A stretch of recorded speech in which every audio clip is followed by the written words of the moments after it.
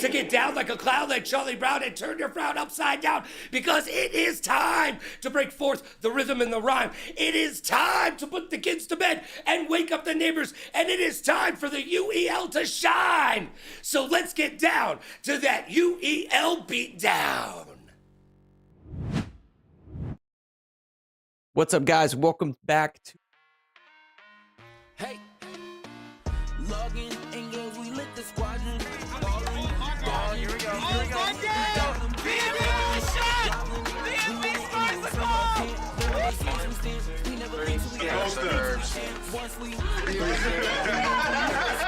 There's so many games out this period that a lot of people never really experience, so they get stuck in their college view. But another person that's defined as a person that pushes past just beating the game and instead completes the game. As you guys know, Did you miss it? All right. So they went ahead and did a timeout. I got lockdown on my team, man. What do you want me to do, bro? I need help. Mike needed Scotty. Carolina Reapers go back to back on the strength of Shekel. Traded, journeyman, disrespect. as like pros.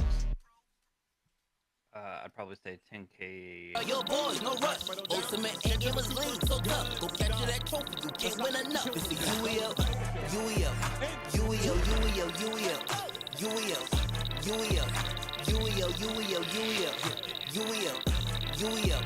This is the ultimate and gamers league. The Grand Rapids and out overseas. You don't got a clue, come and get up to speed. Hello, everyone, and welcome back to the Ultimate in Gamers League, where gamers go pro. We got a super exciting matchup for you today. This is a Week 13 matchup.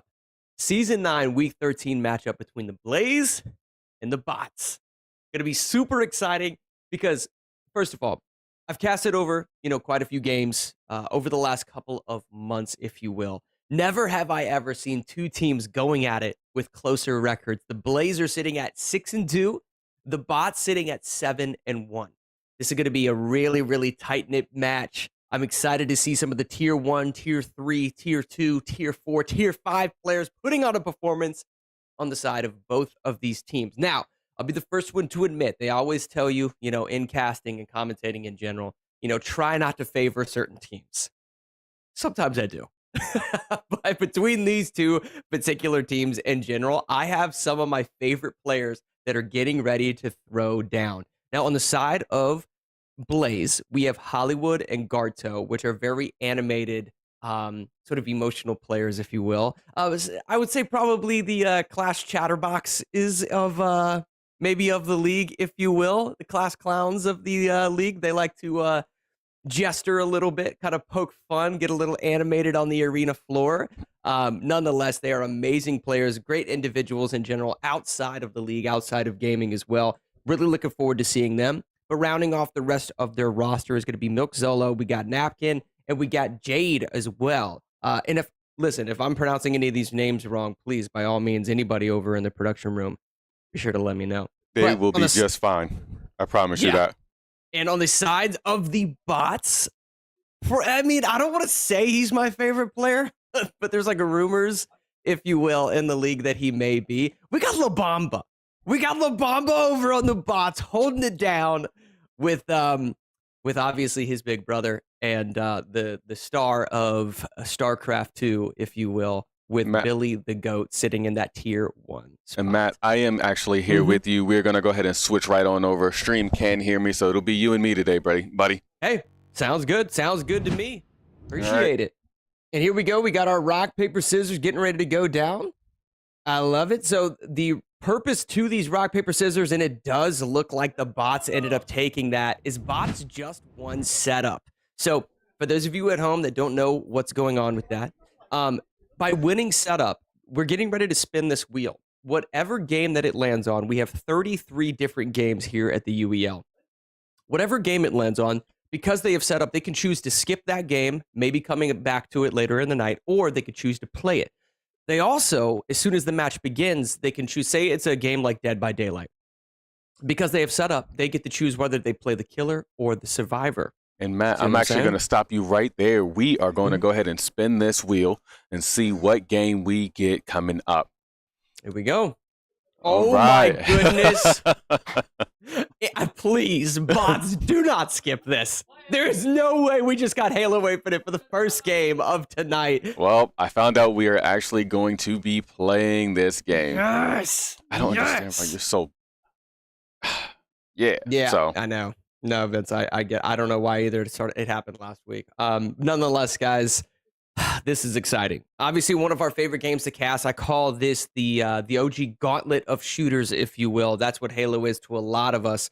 And couldn't pick a better game to kick off a hype matchup. 7-1 team against 6-2. This is going to be good. I definitely agree with you there. I do want to see like who's actually going to go in for this. I feel like we're going to see a lot of La Bamba. I think La Bamba's going to go in this, and then for I would say probably La Bamba and maybe Mordecai. Okay. And then potentially like Hollywood and Milk, maybe. Okay.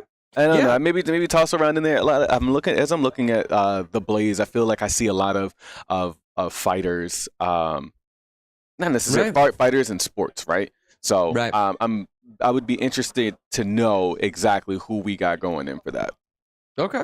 Well, listen, I mean, you guys heard me talk about the Blaze roster. I did mention La Bamba and Billy the Goat on the side of the bots. They're actually two brothers that have great synergy. Obviously, a ton of fun watching them play, but we also have Dictator Chicken holding down that tier 2 spot. We have Mordecai in that tier 4, and a player that I'm relatively new to, I believe that's Lachi there in the tier 5 spot. Is there anything you can kind of tell us a little bit about him, Vince? Nope. I have no idea who this guy is. All right.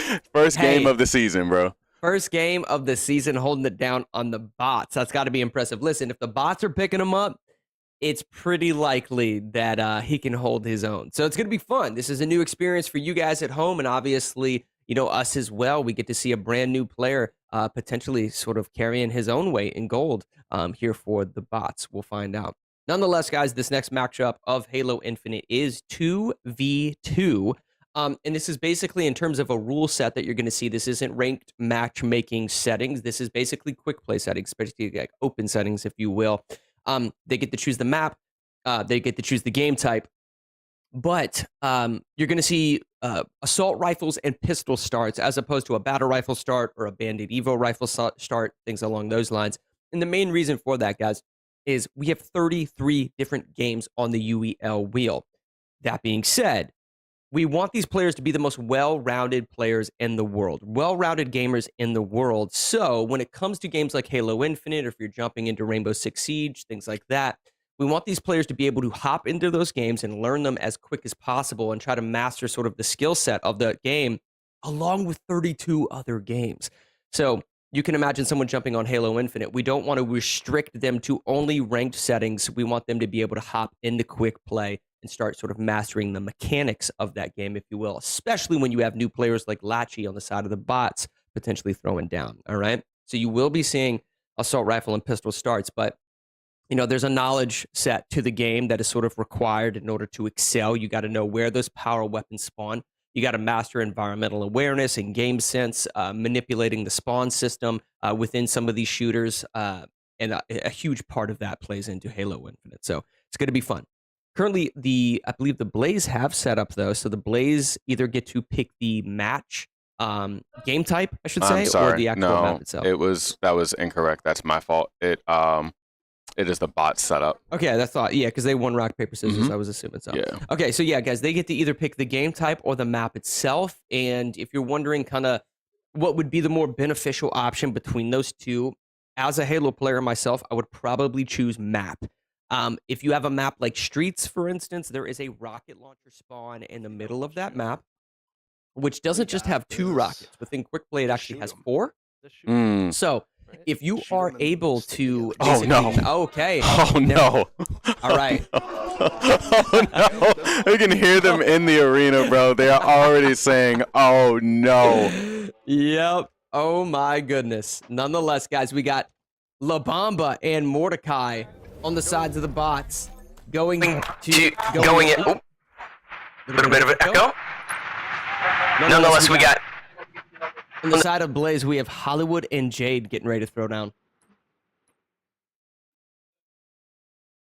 Oh, maybe they have to restart some things? Timeout bot. So when the game starts, I'm kind of going to mute myself just because it's coming through on the soundboard as well.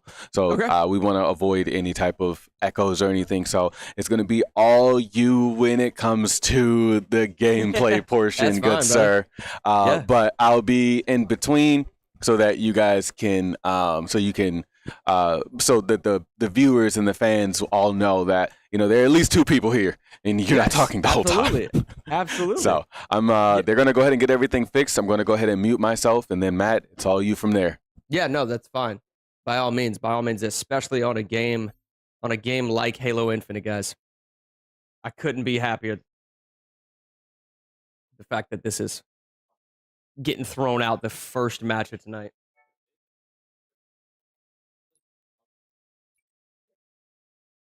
Holy moly. And if we do have any sort of technical issues throughout the night, guys, we will get those fixed as fast as possible and then get back to you.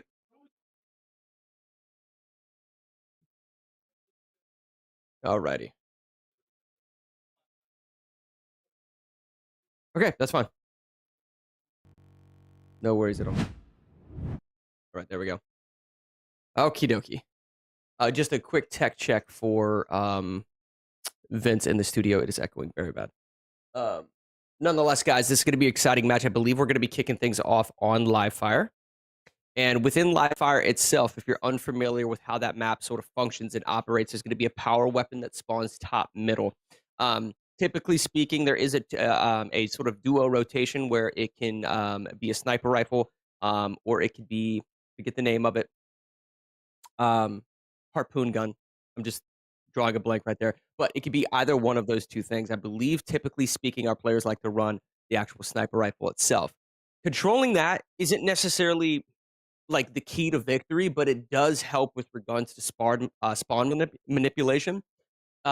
Typically, like within a 2v2 sort of game set, you're always going to be very aware as to where your teammate is. And as soon as you pick up a kill or a double kill, you'll be able to sort of look at your minimap and gain a pretty good understanding as to where your opponent is potentially spawning. And you can imagine if you do have a sniper rifle in that case, you basically can just ADS and wait to pick up a headshot or at least drop their shield with a single shot and then pull off sort of that 2-piece action of landing a sniper shot, switching to your secondary weapon, and then sort of cleaning it up. So the sniper rifle in general is going to enable that, I think, a little bit more than any of the other weapons on the map. But I also will say that if you are controlling the top of tower within Livefire, There should be a battle rifle and or a Bandit Evo rifle that spawns up there, as well as one within garage of I forget the name of the side that the scoreboard is on, but a lot of people can just call it garage. There's also a battle rifle that, and we're getting ready to switch over to the gameplay right now. But basically, just managing those long range toolkit of this Halo Infinite sandbox is going to be sort of the key to victory. Now, there's also either going to be an overshield or camouflage that spawns in the middle of Dummies Field, and if they're able to sort of control that, that's going to be super beneficial as well. Now you're seeing them fight for top middle. It does look like this is actually going to be camouflage that is spawning over in Dummies Field. And that's going to be super important to sort of just lock down and hold. But, you know, not the most important thing. There's also shotgun that's in bottom middle, and we're going to get some frags getting thrown out into window here behind scoreboard. They're pushing into the back of the house spawn in general. La Bamba looking to pick up a quick kill on the player. Oh, but La Bamba gets taken out. La Bamba maybe a little overzealous with applying pressure there with the likes of Mordecai. And now Hollywood is going to grab camouflage, and he has sniper rifle. This is looking good for the side of the Blaze. Gotta love this. And you can see how he's sort of ADSing that spawn. He has to be careful of sandbags, though, to his left. If an opponent decides to run up the sandbags, just like you saw right there, couldn't have called it better in real time. They're going to put a lot of pressure on him because they can backboard grenades off of the wall behind him. Nonetheless, he's moved over to Catwalk, trying to get a quick shot on sandbags. He lands one. He wants to finish up the kill. I just don't know if he's going to be capable of doing it. Oh, wow. He's using that translocator to swap positions. I think he probably shouldn't have done that. Nonetheless, he did it, I think, to sort of like, I would assume sort of throw off the bots, if you will. The problem is when he used that translocator, it put him at a very disadvantageous position. Nonetheless, we got eyes on Mordecai here. Potentially picking up this Disruptor pistol. Fun fact about the Disruptor pistol, it does multiple AoE damage to multiple targets if the targets are close enough to one another when you're actually shooting them. It's just something fun to know about the Disruptor pistol. Now, camouflage is getting ready to spawn back up, guys. Oh, but Mordecai getting caught with way too many grenades. This is one of those situations. Oh, I think I see a Bandit Evo rifle on the field. Oh, brother. This may be over as of right now. If the side of Blaze, if Hollywood or Jade doesn't pick up a long-range rifle, this is going to spell trouble for them in a huge way. In a huge way.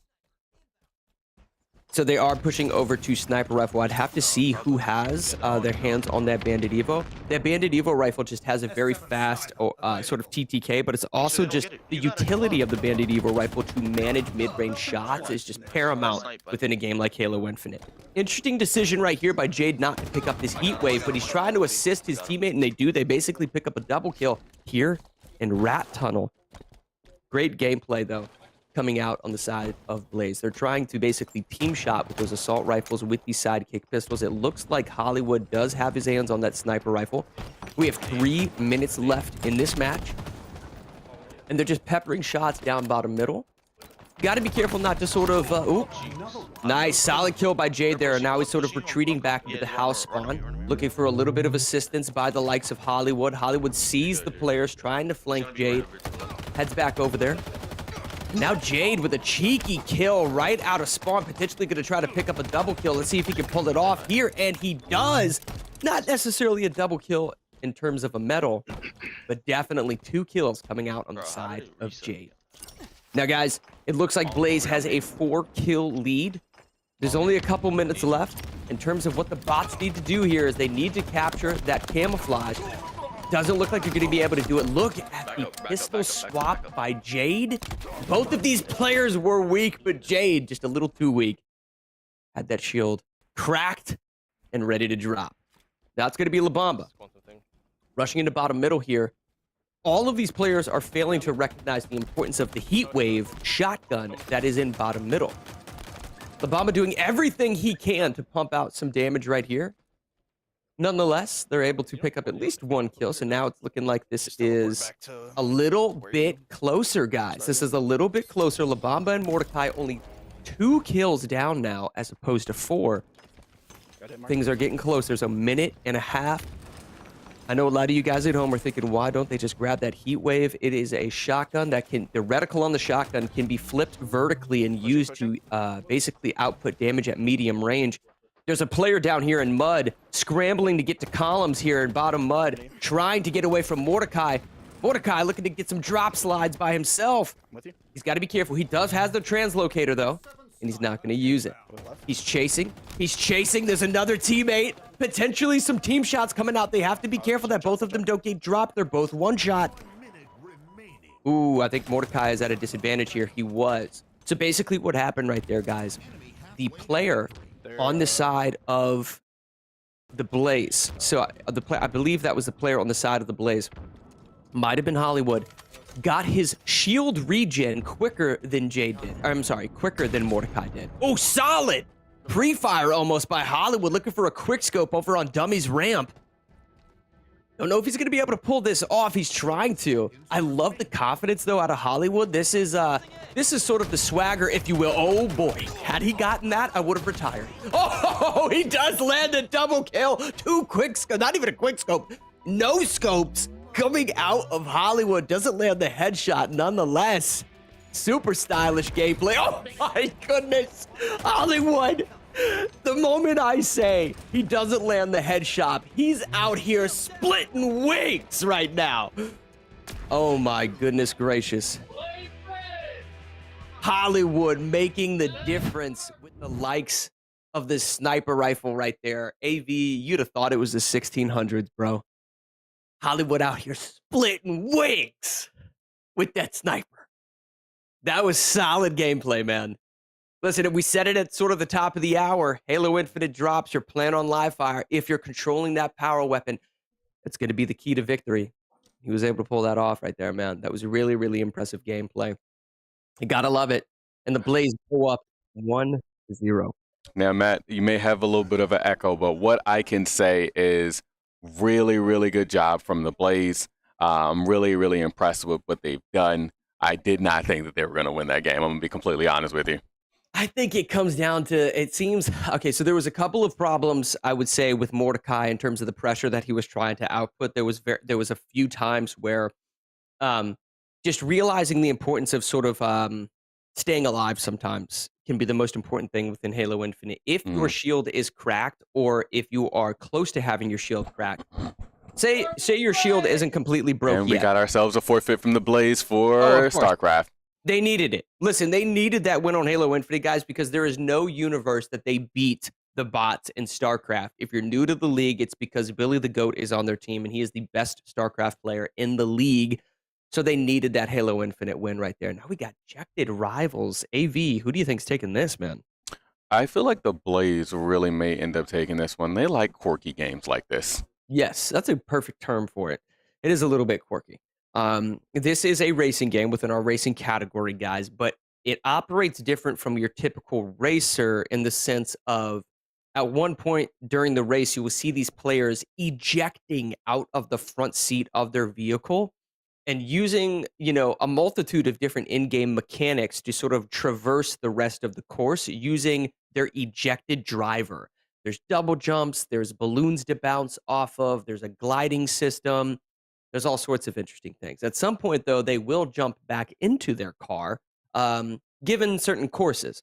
But that is a sort of a mechanic, if you will, that sort of separates it or differentiates it from other racers in the category. These players are going to be ejecting the drivers out of the front seat in order to continue the race at some point. Super interesting game, man, and I love it. Yeah, I mean, what I can say about this game is that there's only one person I know who can perfect this game, and that's the man himself, Jekyll, which we call Jekyll Rivals. Yeah, Jekyll Rivals. Oh my gosh! Don't say his name another 2 times; he'll appear behind us. I hope not. That man is tall. All right, I do not want that man behind me at all. But he is. Yeah. I mean, it's so funny. And I think we'll actually get the opportunity to see Lachi in action himself. I didn't get the opportunity to meet him prior to that, prior to the game today. But these guys are really, really excited about this, which I am as well. So as soon as they have the opportunity to get in there, we will do this. You bring up a really good point, right? So for those of you at home, this is Lachi's first time. This is his first game of the season. This is our first time actually seeing his gameplay, which we're really excited about. But the reason I wanted to sort of mention him and bring him back up is if you guys at home, head over to uelesports.com. If you guys want to sign up, if you want to be a free agent, if you want to get drafted in season 10 of the UEL next season, be sure to head over there and gain a little bit more information. Go ahead. But getting to see Latch's gameplay is going to be really, really fun here, specifically because if you're a new player, if you're in that tier 5 spot, a great way to sort of like showcase your skills or sort of stand out amongst the rest of the competition is by basically mastering the sort of wonky, sort of off-the-cuff games like Ejected Rivals that maybe some of the other players haven't necessarily heard of, or they're just not really used to, right? If you can come in and you can stand out amongst the best UEL players in these games that just operate or function a little bit differently or in a unique manner compared to the other games that we have on that 33-game wheel, it's a fast way. It is a fast-tracked way for you to stand out as a player and potentially, as the season moves on, show up in that tier 4, tier 3, tier 2, or tier 1 position. Because don't forget, guys, the higher tier these players are on the bottom of your screen when we are in the idle overlay, when you see these players in a higher tier position, they're making more money every time they show up to play. A lot of these guys are playing for their own individual brand as well as clearly trying to be a team player. Now, there's the ejection of the driver. This is the gliding system that you guys see here. This is Latchy in the bottom right-hand corner of your screen, getting to see him with that Diva pink headset, the patented true headset of the bots. You know their colors, guys. The favorite headset of both La Bamba and, of course, Billy the Goat. Nonetheless, clearly, Latchy has a great understanding of the sort of the functionality of Ejected Rivals. Ooh, just barely misses that gate. But he's doing a great job of not just handling sort of the physics of the actual gliding system itself, but also had a clear understanding of when to actually eject from his car. I would say more often than not, guys, a lot of players are just driving on the track like you're going to see coming up here, and then they simply just drop. They basically crash into some of the barriers. Now look at Latchy right now, not even swapping back into his vehicle form. We got Milk Solo over here holding it down in the Mini Coupe. You'd have thought he was on the big screen for the Italian job. Right now, Milk Zolo in the 3rd place position. Not the most confident right now. Not the most confident, but I have to imagine Garto is in a little bit better position. It looks like Garto is potentially in 2nd. Now, Dictator Chicken is a player I know personally that has put in some hours here on Ejected Rivals. And in the top right-hand corner of your screen, guys, you'll see that Dictator Chicken took home the dub, feeling as comfortable as ours. That's a 2 minutes and 56-second finish. Got it less than just a few minutes. Dictator Chicken definitely has his practice in AV. There we go. There you have it. Guys, the bots go up 2-1. Man, it seems like just seconds ago they were getting their craniums taken off in Halo Infinite, but now they're up 2-1. But props to Hollywood, man. Props to Hollywood for at least getting that first win on their board, and now they're looking to tie it up in Lethal League Blaze. Lethal League Blaze, guys, this is going to be amongst our sports category, but it sort of operates and functions similar to a platform fighter. Now, if you're not familiar with that terminology, platform fighter can best be exemplified through the game known as Super Smash Brothers. Now,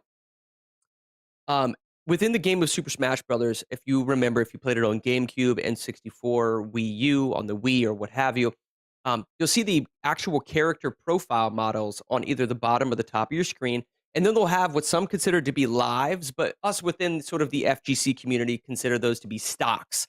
Those stocks are basically your economy of lives, if you will, and that's going to be at the top of your screen when we jump into this platform fighter. Now, the reason it's within our sports category, though, is these players aren't going to be throwing hands, fists, heads, and kicks at each other. There's going to be a volleyball that actually drops onto the screen, and both teams are going to be hitting that volleyball back and forth to one another. Well, what's so dangerous about that, right? Well, the more that ball actually gets struck, the faster it will go. And if you miss a hit on that volleyball and it happens to smack your character, you're going to be losing a little bit of health. The faster the ball goes, the more damage it does. So the goal between both of these teams is going to be to hit that ball back and forth with one another, trying to hit their opponent, take away some health, take away some stocks, and eventually win. But there are characters within the game that have special abilities. Specifically, my favorite character is a crocodile called Latch. The unique ability about Latch is he could actually swallow that volleyball and then spit it out in any direction of the player's choosing. So there's a little bit of those sort of unique mechanics within, different character sets and what have you. But for the most part, these guys are going to be trying to basically knock that ball back and forth.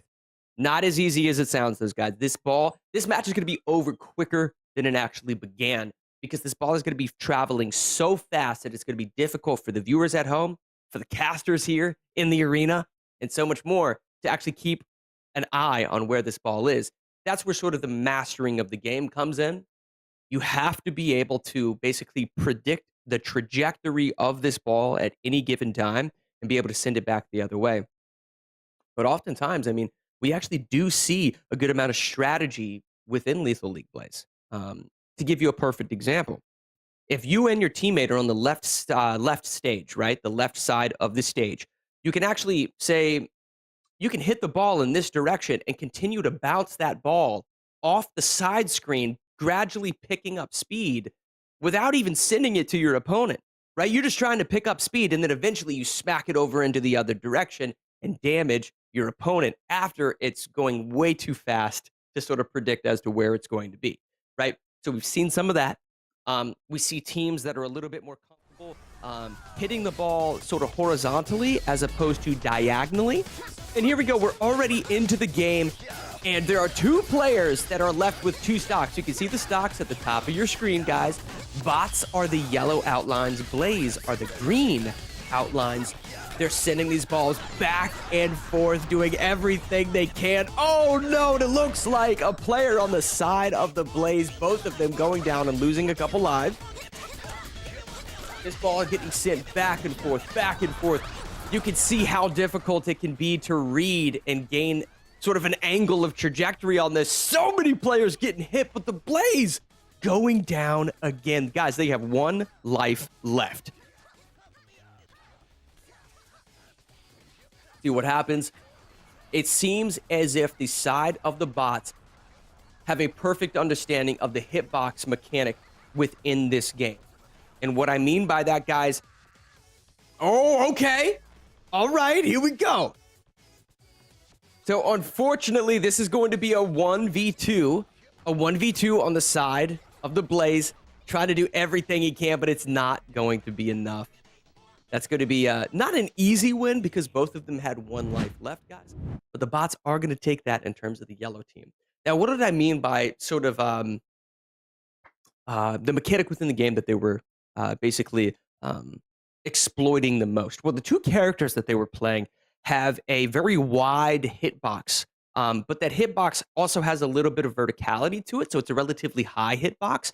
So what they were doing was they were double jumping and then basically swinging down with a massive hitbox that more often than not was actually catching that ball and sending it back towards their opponent. So it basically was just they had one simple mechanic within the game, which was the hitbox of that character that they were taking advantage of. But too often players are trying to run left and right. Basically, both of those bot players were holding down front and center stage, just jumping up, coming down with that hitbox, jumping up, coming down with that hitbox. And because it has 360 degrees of sort of direction, whether the ball is on the right or the ball is on the left side of them, they were able to hit that ball back and forth and cause a lot of damage. So great understanding of the game there from the bots. I don't necessarily think that was a situation where the Blaze weren't comfortable. I think that was just a matter of the bots just having a really useful tool at their disposal, which is a giant hitbox, right? We see that a lot in anime fighters, for instance. I know you guys, a lot of you guys at home are huge fans of anime fighters. Typically speaking, one of the things that sort of sets anime fighters apart from some of the other titles within the FGC is not just only does it have very fast-paced action, but the weapons, the swords, the blades, the axes, the staff blades, and so forth that you see within those games have very, very wide, long-range hitboxes, which can make it very difficult to gauge footsie's distance and so much more. So they were basically just managing that, doing a good job at it. Nonetheless, guys, we're getting ready to jump into Roller Champions. Now, this is another sports game. Another sports game here on the UEL wheel. This is a 3v3 action. How do I best describe this, guys? Well, Roller Champions is basically roller derby with a little bit of basketball involved, right? Roller derby in the sense that you are on rollerblades. So these players are going to have to master sort of the physics of momentum-based movement. They're on roller skates. So because you're rolling on those, sometimes it's a little different to sort of pick up and pivot your character, moving left and right, trying to go up and down the ramps, managing your speed, if you will, on those rollerblades. In this game, your main goal is to do a full lap around the roller rink itself. If you're able to go a full lap around the roller rink, gradually going through 4 different gates, and it looks like we have a timeout on the side of the bots. They might have set up, potentially they're just trying to make sure everything is set up correctly. We'll get into talking about why timeouts are important here in a second. Nonetheless, within Roller Champions, these players have to grab a ball that is on the actual roller rink itself, and whichever team holds that ball then has to take a full lap around the roller rink in order to create an eligible point to score. So if you complete a lap while holding the ball, you have 1 point, but you don't own that point. You have to shoot that ball through a basket in order to score the point, okay? Here's the catch. If your opponent is able to steal that ball from you before you score it through the hoop, it then cancels out the point, and you then have to take another lap around the roller rink. So controlling the ball is going to be as important as anything within the game of Roller Champion. Absolutely. And now, we just mentioned timeouts in general. Why are timeouts so important? Well, I'm sure AV is smiling over in their production studio because there's been a little bit of a plague, if you will, that has cursed some of the teams within the UEL. And that is using too many of their timeouts before halftime. Why is that important? Well, if you... what you guys don't know is I'm being fed information right now, and AV is, should we say, venting a little bit? Nonetheless, listen, guys, the reasons they're so important. If you have setup, you have to set up the game correctly. Imagine a racing game, for instance, and you accidentally put too many laps on the racing game. Well, if you set up the game incorrectly, you're forced to use a timeout to then set the game up correctly. However, if you don't have any timeouts and you set the game up incorrectly, you are then forced to forfeit the game, and you give a free win to your opponent. There's only 5 timeouts at the start of the night. Once halftime occurs, it doesn't matter how many timeouts you've used, you're then limited to 2 timeouts. What we've seen a lot of recently, guys, is teams that are running out of their timeouts way too quickly. And what's interesting is the bots only have 3 timeouts left. We're not even 30 minutes into the night, and the bots only have 3 timeouts left. That's kind of wild. Now, the Blaze have already used a timeout as well, so that's something to worry about, guys. We'll see, though, both of these teams are very high-level players. And so, maybe they just sort of have to find their vibe, if you will, before they get a little bit more comfortable setting games up. But nonetheless, look at Hollywood right here with a great understanding of the functionality, the physics, the momentum, speed at which he is going up the glass on the side of this stage.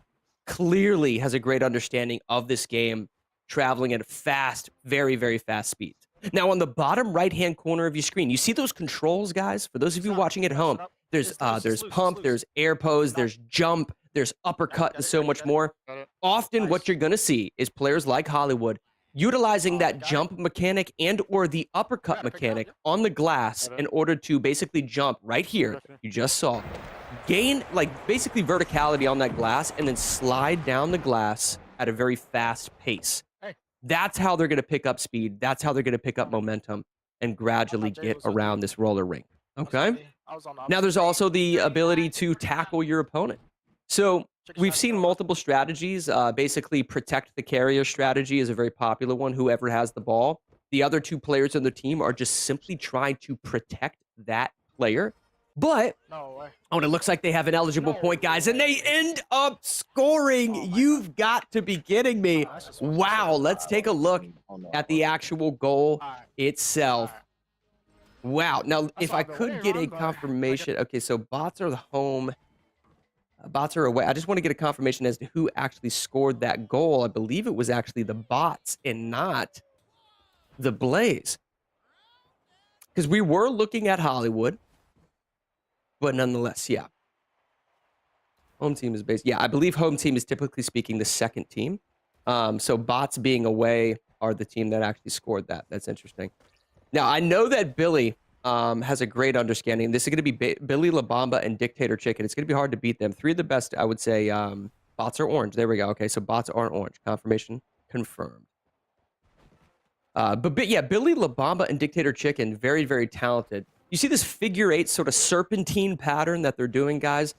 If you're not necessarily doing that jump mechanic, sort of surfing the wall, if you will, and getting to a high sort of pinnacle, sort of like a peak point on that wall in order to gain maximum speed, very, very often you'll see the players in a serpentine pattern where they're basically going in like figure 8s, like up and down the left and right side of the actual roller ring itself, as opposed to spending a lot of time trying to basically gain a lot of height like you're seeing Billy do right here.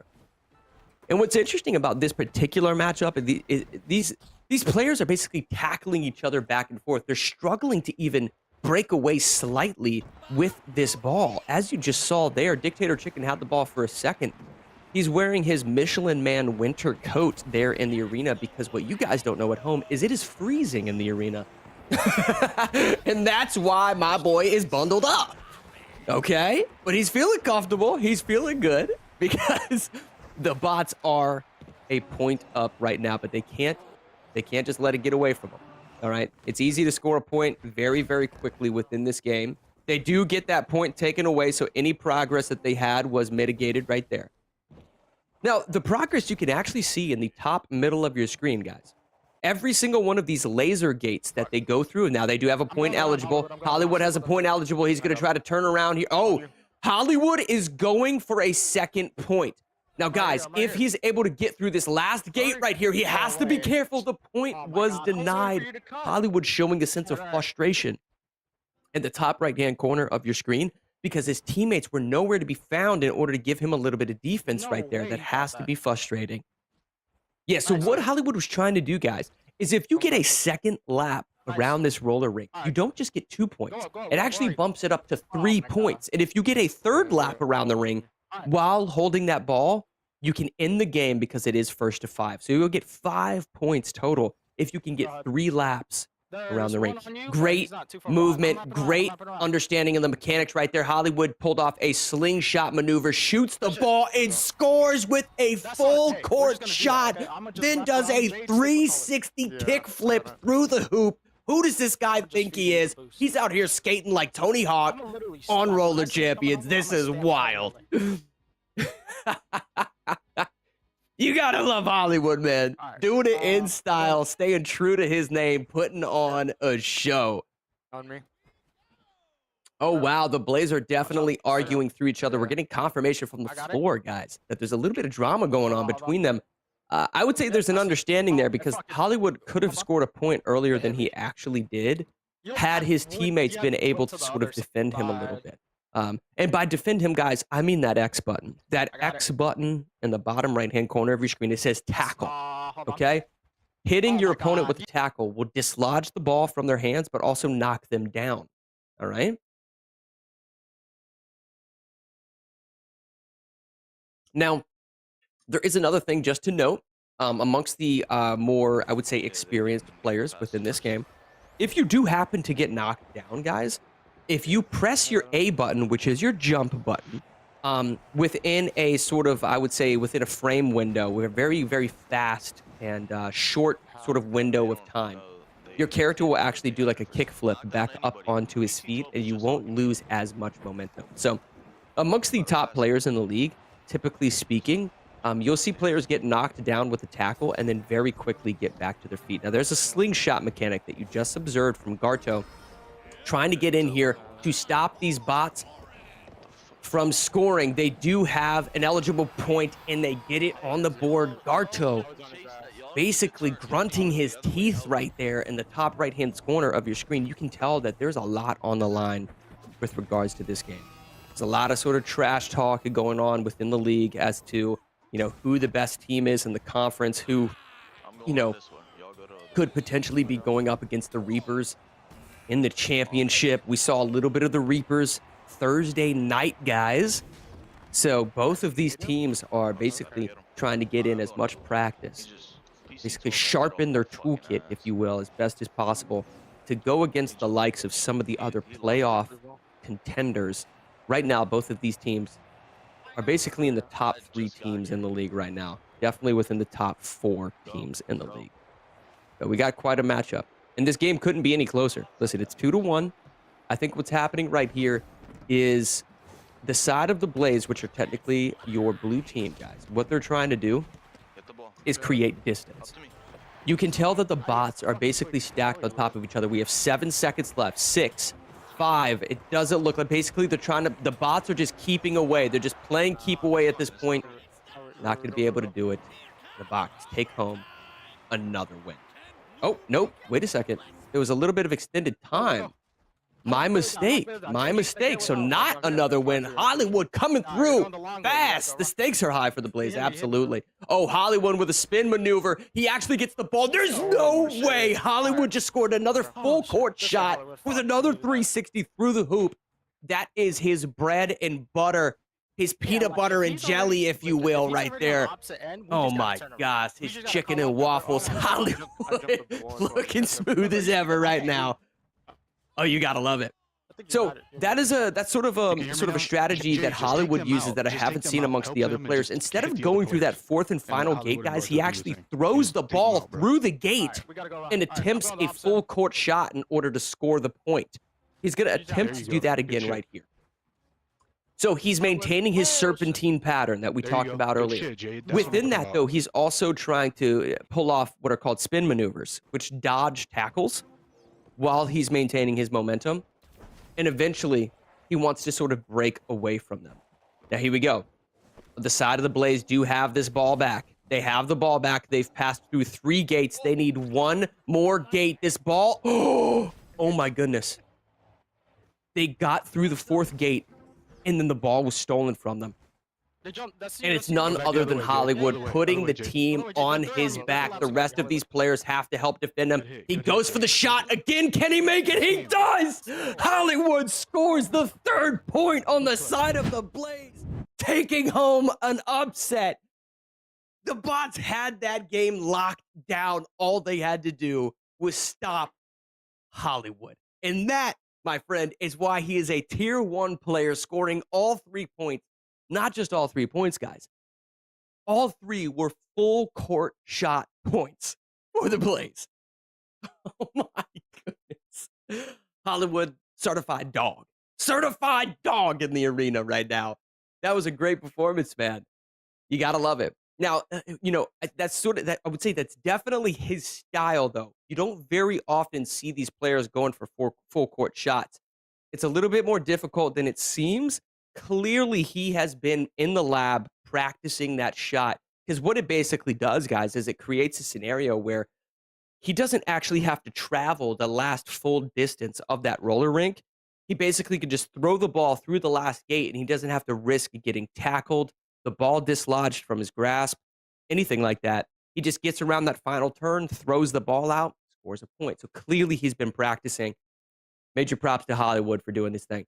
I will say this, though. Not only was he sort of manipulating the mechanics of the game, if you will, sort of creating that distance, avoiding getting tackled and what have you, his team were definitely throwing out some shoulder checks, if you will, and sort of protecting him. So give a little bit of credit to, Garto and so forth for basically protecting Hollywood. But listen, he definitely scored all 3 points. So MVP of that particular game of Roller Champions. Great job, man. Great job. Now, guys, we're getting ready to jump into Rainbow Six Siege. This, again, within our shooter genre of the wheel. Rainbow Six Siege, I like to say it's categorized as a tactical shooter, but I like to call it a strategy shooter. And the reason why I say that is because good strategy will beat out solid gunplay every day of the week within this game. And what I mean by that is you can have a player on the team that is basically cracked within just the shooting mechanics of Rainbow Six Siege. But if you don't have good strategy around how to set up a particular objective, how to push an objective, if you're not sort of playing, not necessarily meta characters, but if you're not formulating a solid composition within your teammates and sort of playing in tandem with them, you're going to get beat out no matter how good at shooting these rifles and so forth that you are. Both of these teams, I wouldn't say are the best Rainbow Six Siege players. Both of them have a lot to learn in terms of sort of meta compositions and the best strategies for given maps. But clearly, they're very talented team. 7-1, 6-2. I would say they have a sort of more than an introductory level of understanding. They have sort of a foundational set or knowledge set of how Rainbow Six Siege operates. And I think they've sort of have picked and chosen maybe 2 to 3 maps within Rainbow Six Siege that they're trying to sort of master. Because if you do have game setup, you can pick a particular map.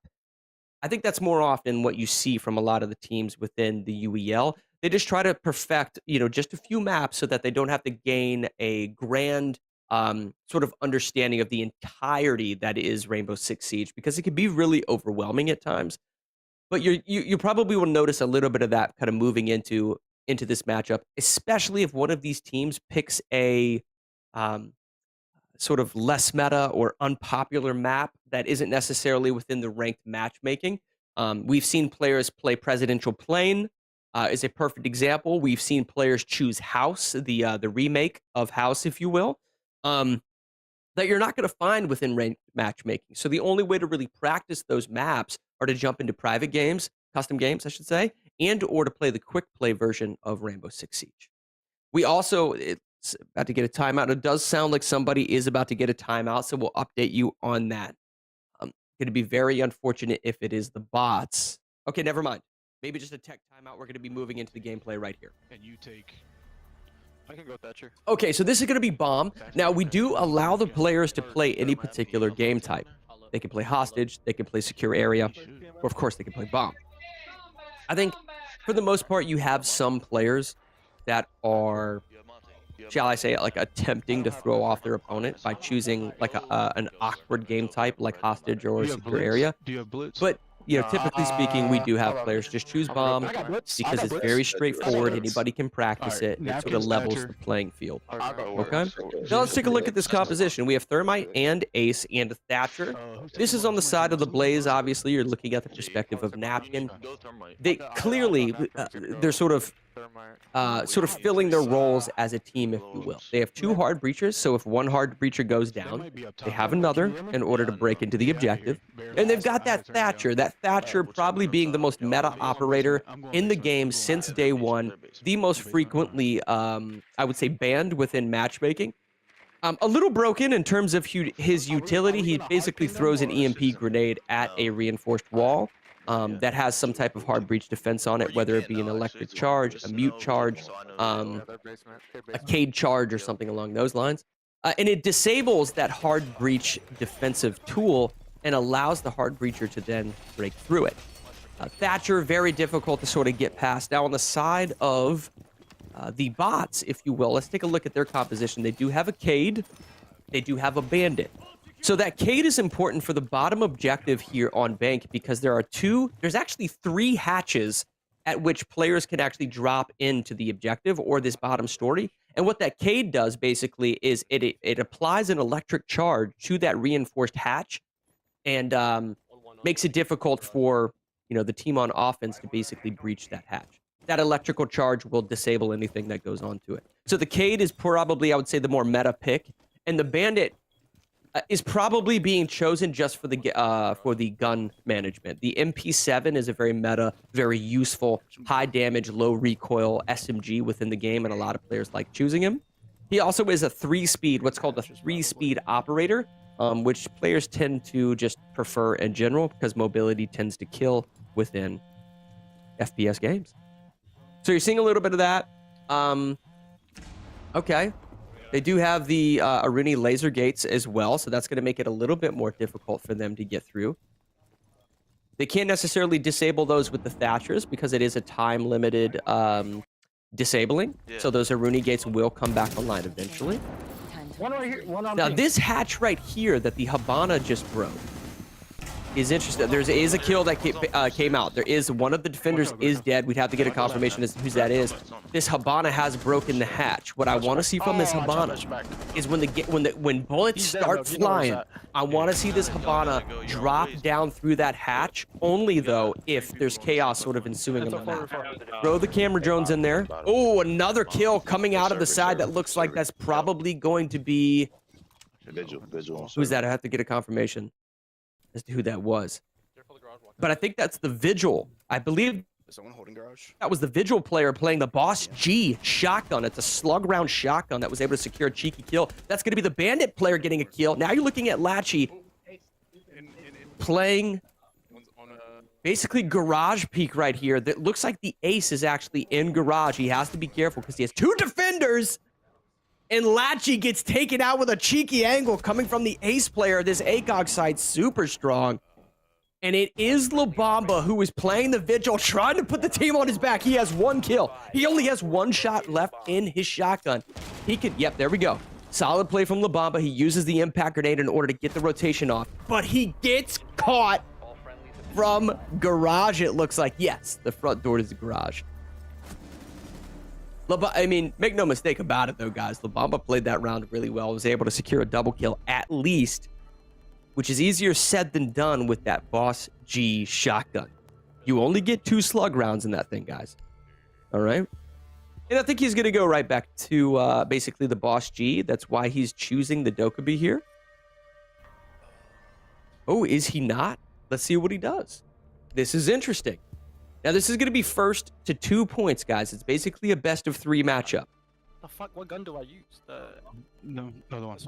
You saw the bots on defense there. Now the bots are going to be on offense. Hollywood and the rest of Blaze holding it down here on defense now. You said just I'm everywhere. You need footholds. I got the shotgun. Oh, my stairs. Now, what would be a little bit more effective way to push right there during that last round? And it does look like, again, we're getting a bottom sort of vault defense. Yep, and they are. The CCTV and vault defense here.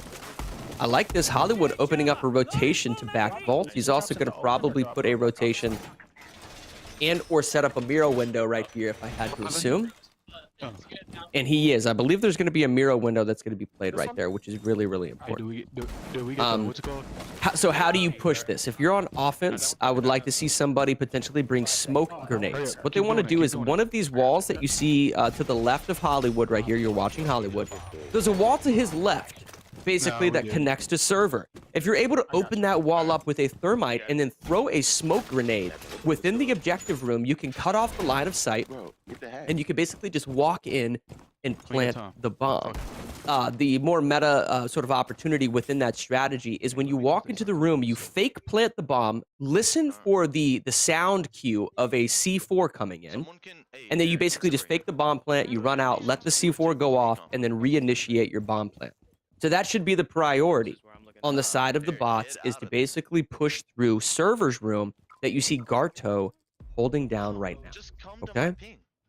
It looks like Garto was caught lacking. They've been able to identify the fact that he is trying to hold this down. And he's playing Legion.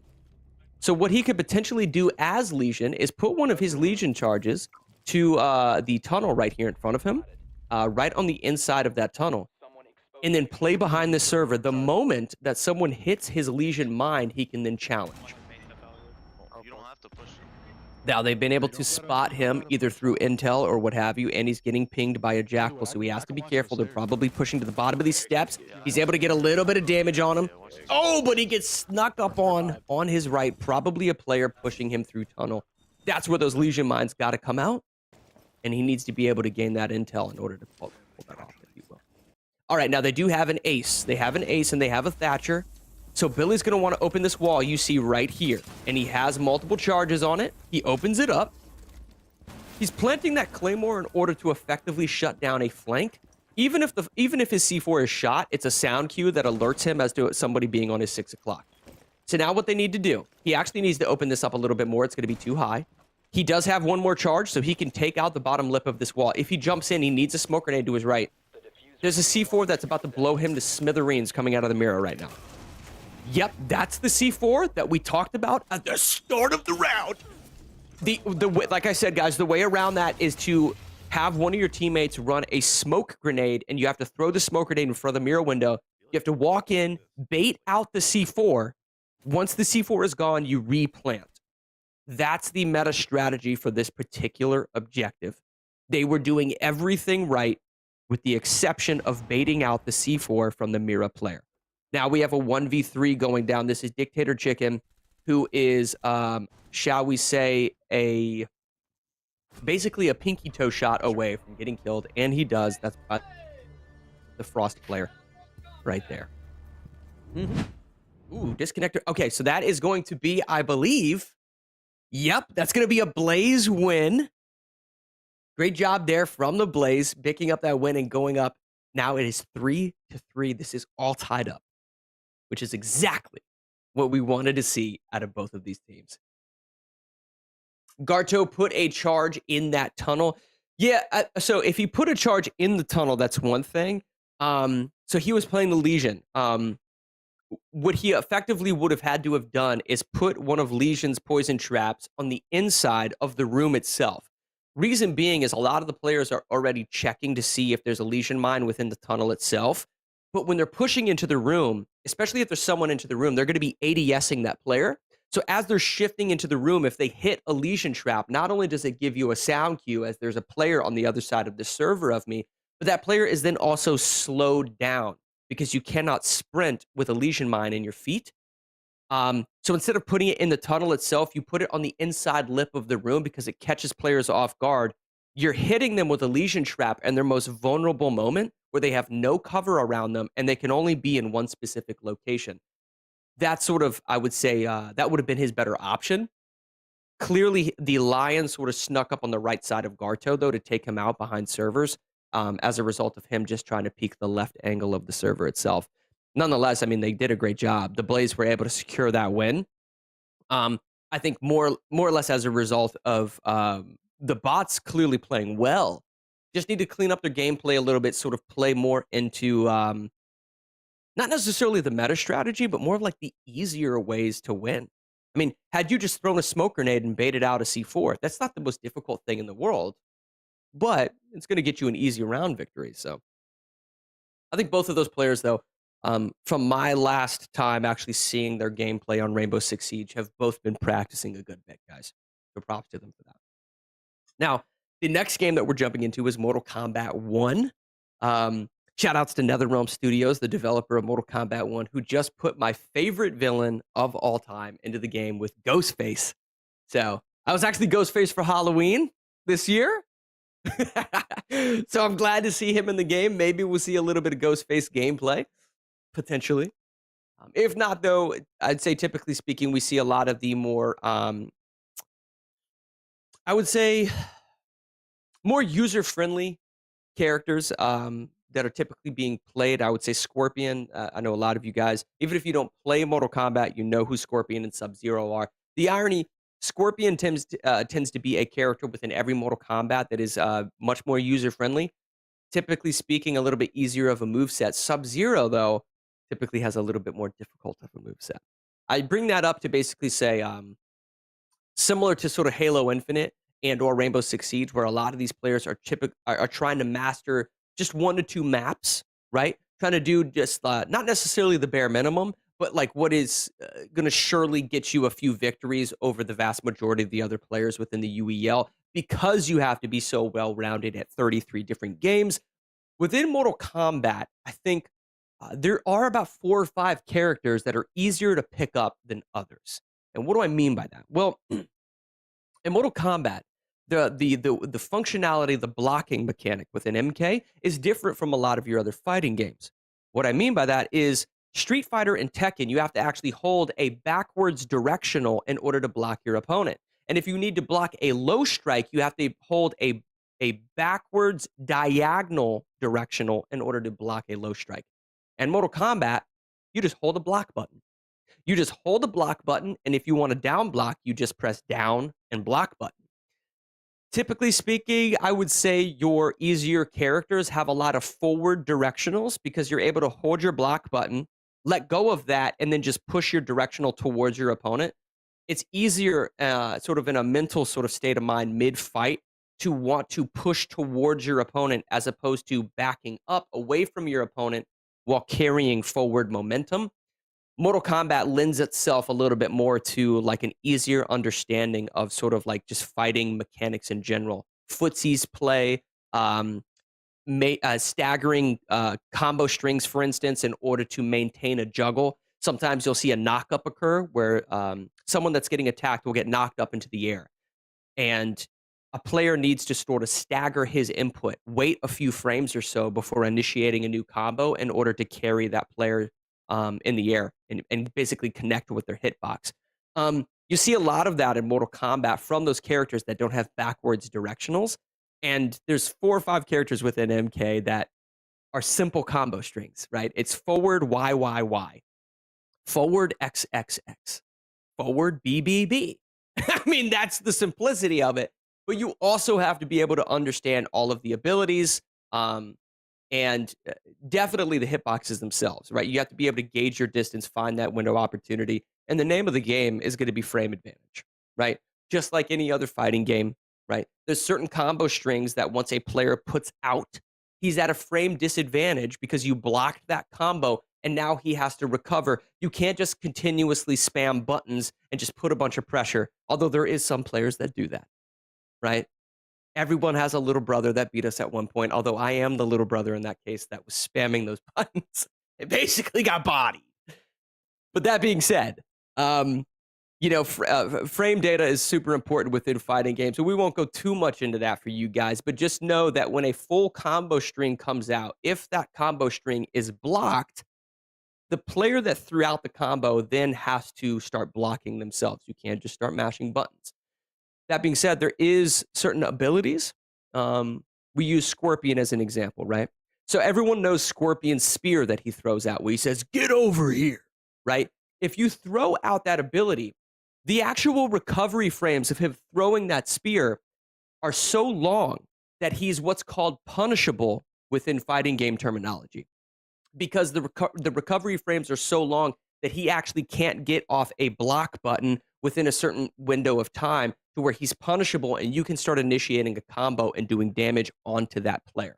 Okay? So be on the lookout for that. Blocked combo strings, punishable abilities. Look out for the footsies range, right? The players sort of gauging distance between one another. And then I would say probably something really important for these players to focus on is damage output. Optimizing your damage output. Don't just finish a combo string with 4 or 5 hits. Create a juggle with applying an ability at the end of that combo string. Do those 3 or 4 hits, create a pop-up with your ability, and then re-engage with a new combo string. Optimizing your damage output is going to be really, really important. We'll be going in soon. We were looking for Billy's controller. That's interesting. At what point does it become a situation where it's his own fault? If he doesn't know where his controller is, shouldn't that be his own fault? Come on, Billy. Billy the goat. Billy the needs to find his controller, if you will. All right, maybe it wasn't them trying to find Billy's controller. We had a situation earlier on in the season where he couldn't find his controller. Nonetheless, I think that was technically just a tech issue. We're just trolling a little bit here at the UEL. All right, so it looks like we got Raiko versus Liu Kang. Okay, maybe not. Maybe not. We're not getting Shao Kahn. I would be, oh boy, I would have been hyped to see some Shao Kahn. I'm not gonna lie. It did look like though player 2 would be the Blaze. It looked like the Blaze are potentially playing Liu Kang, and I'll sort of break that down for you as to why that's important here in a sec. If we're able to get a confirmation on Liu Kang being chosen as a character. And they're just figuring out, trying to make a decision as to who to play.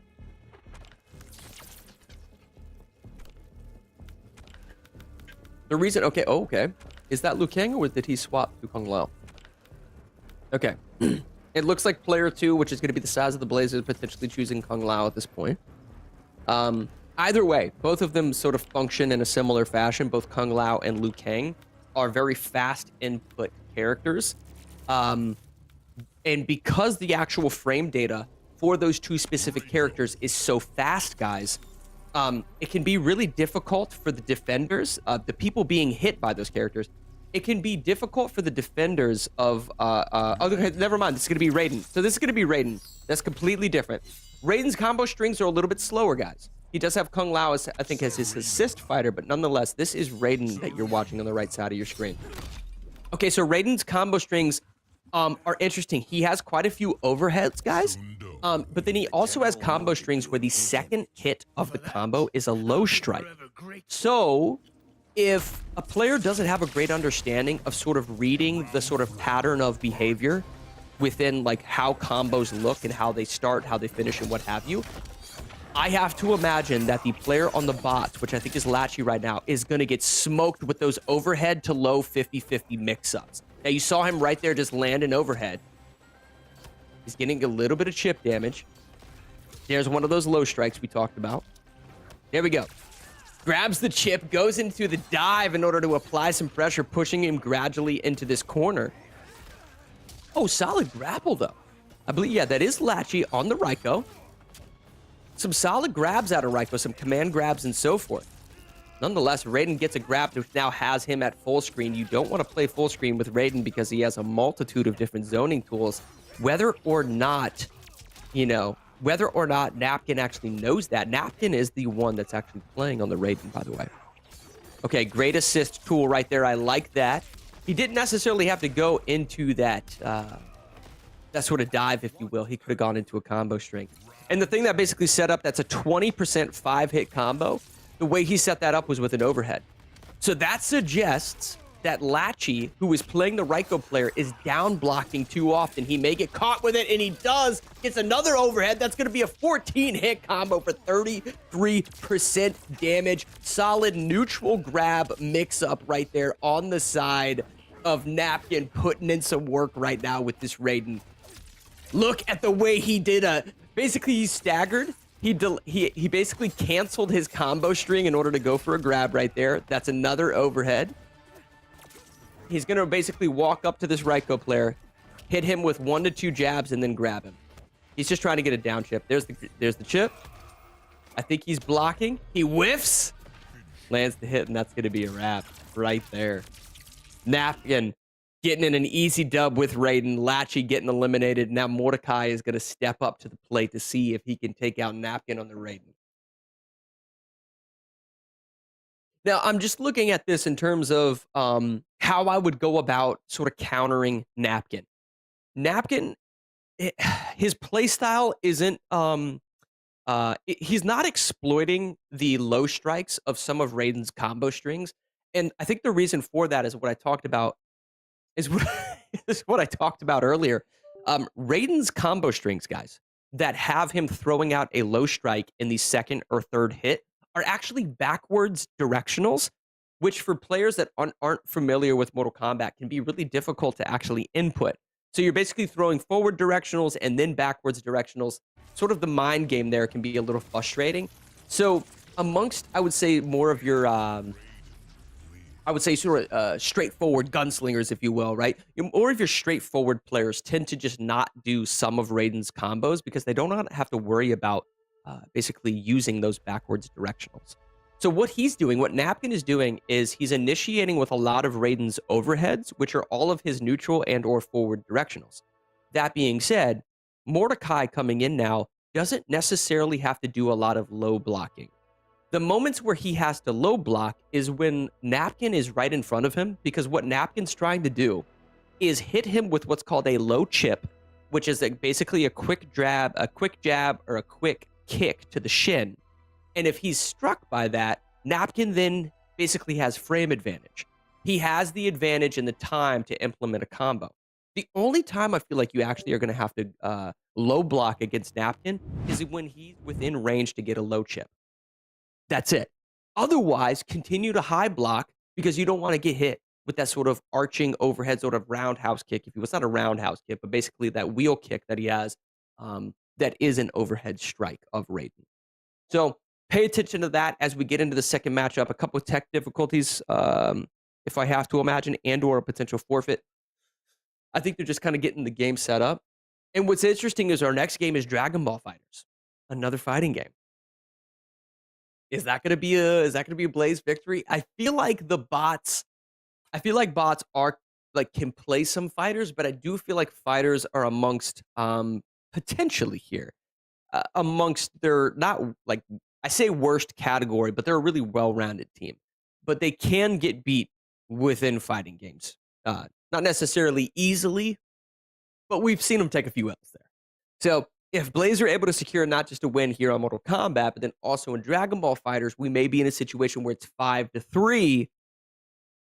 Can we see an upset tonight with the Blaze? Is Hollywood and Garto and Milk Solo and Napkin and Jade? Are they competitors to the Reapers? Potentially going to grand finals? Who knows, man? Who knows? But put some respect on Billy the Goat, on Dictator Chicken, on La Bamba, on Mordecai, and our newest player today, Latchy, who's definitely holding it down, man. Let us know over in the Twitch chat, whether you're watching on Twitch, YouTube, Instagram, Twitter, and we're now live on TikTok as well. Hit us up over there, guys. Give us a follow and show some love for some of these players, man. This has been a really interesting matchup.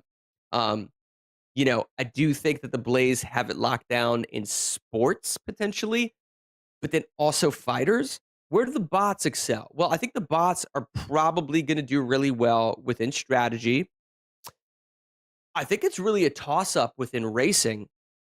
And then when it comes to shooters, I think both teams are capable, but we saw how Halo Infinite went. I don't know, man. Fighting, I would say fighters and shooters, I think tend to lend themselves more towards Blaze. So bots might be in trouble here, man. But I want them to upset me. I want them to sort of surprise me a little bit in some of these shooters. There's some weird ones out there for sure, right? Like Valorant. I think if we jumped into a game like the Finals, which is sort of a sandbox arena shooter, sandbox in the truest sense of how Battlefield operates, but then the actual mobility of the Finals tends to be a little bit more like arena shooter-esque, if you will. I think even in a more straightforward shooter like the Finals, I still would say that the Blaze might be actually taking that. So I never really thought about this up until now, man. I think in terms of the genres, I think the Blaze tend to perform really well in 3 out of the 5 genres, whereas the bots, I would say, are probably going to take 2 out of the 5 genres. So hold on to your seats, man. We might have a pretty close matchup depending on the destiny of the wheel. Like I said, this is 33 different games on the wheel, guys, bridging the gap between 5 different categories, between sports, shooters, strategy, racing, and fighters. These are the best players in the world. This is where gamers go pro, the ultimate in Gamers League. And here in a second, we're going to jump back into Mortal Kombat. All right. And now, if there's a specific game that you guys want to see put on the wheel, be sure to let us know on social media. Be sure to let us know, even in our community Discord of UEL as well, man. We're always interested in getting some new games. We actually have sponsored games as well. We have a developer at Lumina Rush, which is an indie sort of speedrunning platformer game. That developer works one-on-one with us. They actually created a versus mode that we play here within the UEL. So shout outs to them and so much more, man. We got an exciting matchup tonight. Now, there's a few players on both sides that I'm not noticing, and I would say a couple of players that I'm not noticing a ton from. Mordecai, I haven't seen a lot of. I would say Milk, Zolo, and Jade on the side of the Blaze, I want to see more of, right? Milk Zolo specifically, I only saw him for a brief moment. So maybe he has sort of his sort of shining, sort of showcase later on tonight. And we see that often, especially amongst some of the lower tier players. Typically speaking, your tier 4 and tier 5, I would say tend to excel within like specialized categories. Take strategy, for instance, right? There's a couple of our strategy games, guys, like I would say Checkmate Showdown, which is a little bit of a fighting game as well. Games like that are a little bit more awkward. that aren't the most popular games amongst the players. If you have a tier 5 player or a tier 4 player that really shuts those games down, they play so well that their opponents don't even want to face them within that game. That's something super important amongst those tier 4 or 5 players, that you might not be the most well-rounded on the team, but as long as you kind of hold your own within a specialty category, you can definitely kind of hold your own weight. Now again, we got Napkin in here in the player 1 slot now. Napkin's going to be on the left side of your screen playing the Raiden. Mordecai on the right playing a Raiko. So both Latchy and Mordecai playing Raiko, which is interesting. Okay, so that was an overhead. Okay, wow, he goes for the command grab. Okay, Mordecai definitely knows what he's doing. Both of these particular characters have great zoning tools. There we go. Oh, look at the actual input read coming out of Mordecai. You saw him block Raiden's overhead wheel kick. Okay, this is a moment for Mordecai. Yeah, that's what Latchy wasn't recognizing, was the overhead itself. I said that right before this match started. Napkin is not doing any of Raiden's actual combo inputs that are backwards directionals that implement a low strike. Again, another overhead. I believe that was his back 2 overhead. Another command grab coming out of Mordecai. Oh, uppercut acts as a simple anti-air. Hits him with a DDT in the middle of the steel cage. Madison Square Garden WrestleMania. Mordecai with all the grapples right now. Oh my goodness. Okay, there we go. There's some of those low strikes. He wants to reinitiate with some of those, gain frame advantage, and then apply that pressure. This is getting blocked. Oh, no way. Excuse me? The second hit of that ended up landing? All right. This creates a situation for those of you watching at home. If Napkin is able to get a hit confirm right here, he can do enough damage, but oh my gosh, he gets command grabbed for a simple 80 damage. Got to be careful. If one of these zoning tools actually hits, that's going to be it. Oh my gosh, he's so close. I don't know what he's doing. Oh. Listen, Napkin played well enough, right? But Raiden has decent zoning. He could have not only just thrown out his lightning strikes right there, but Mordecai doesn't know how to punish his full screen dive that he does, right? Raiden's basically his dive mechanic. Mordecai was incapable of punishing that because it is very punishable. That may have been a little bit of a tell here for Milk Zolo, who is in on the Raiden. I like these staggered inputs. Oh, there we go. That's what we're talking about. The lightning wheel of death. More overheads coming in. I like the mix-up from Mordecai. So he's getting a little bit of chip damage with some overheads and then going for low strikes in order to gain frame advantage. So he's just kind of playing a bit of a mind game with Milk Zolo, if you will. Ooh, you have to... Wow. That grab comes through. This is going to be about 30-35% damage, guys. He's going to both of these players, though, make no mistake about it, are about one hit confirm away from death. Okay? Here we go. He's going to back up and go for a zoning. He's going for the zoning, and that's going to do it. Playing perfectly is Mordecai on that Raiko pick. Again, throws out. Look, that's 8% damage when that lands, guys. Those zoning tools are huge. Look at this. Staggered input. Those are both mids. Then he can go for a low poke, go for the overhead. He's not getting big damage, but he's doing everything he can in order to create that mind game matchup, right? Oh, look at that.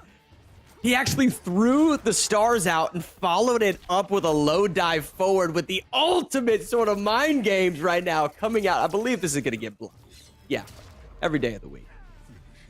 Mordecai holding it down, getting a win for the bots in a popular fighting game like Mortal Kombat 1. I spoke too soon. Listen, I spoke too soon. I thought the Blaze were going to take that fighting game. They didn't. Napkin didn't do enough. Milk Zolo didn't do enough. But, I mean, honestly, the only way to really, I would say, to improve that gameplay, because I liked what Mordecai was doing, he wasn't necessarily creating like a 50-50 mix-up, but he has single hits that are overheads, and he had single hits that are low strikes. all he basically was doing was creating like a chip damage scenario where he was applying pressure with those two moves. And as soon as one of them would hit, he was just trying to basically smother them with as much pressure as possible. But he was just playing a good mind game, man.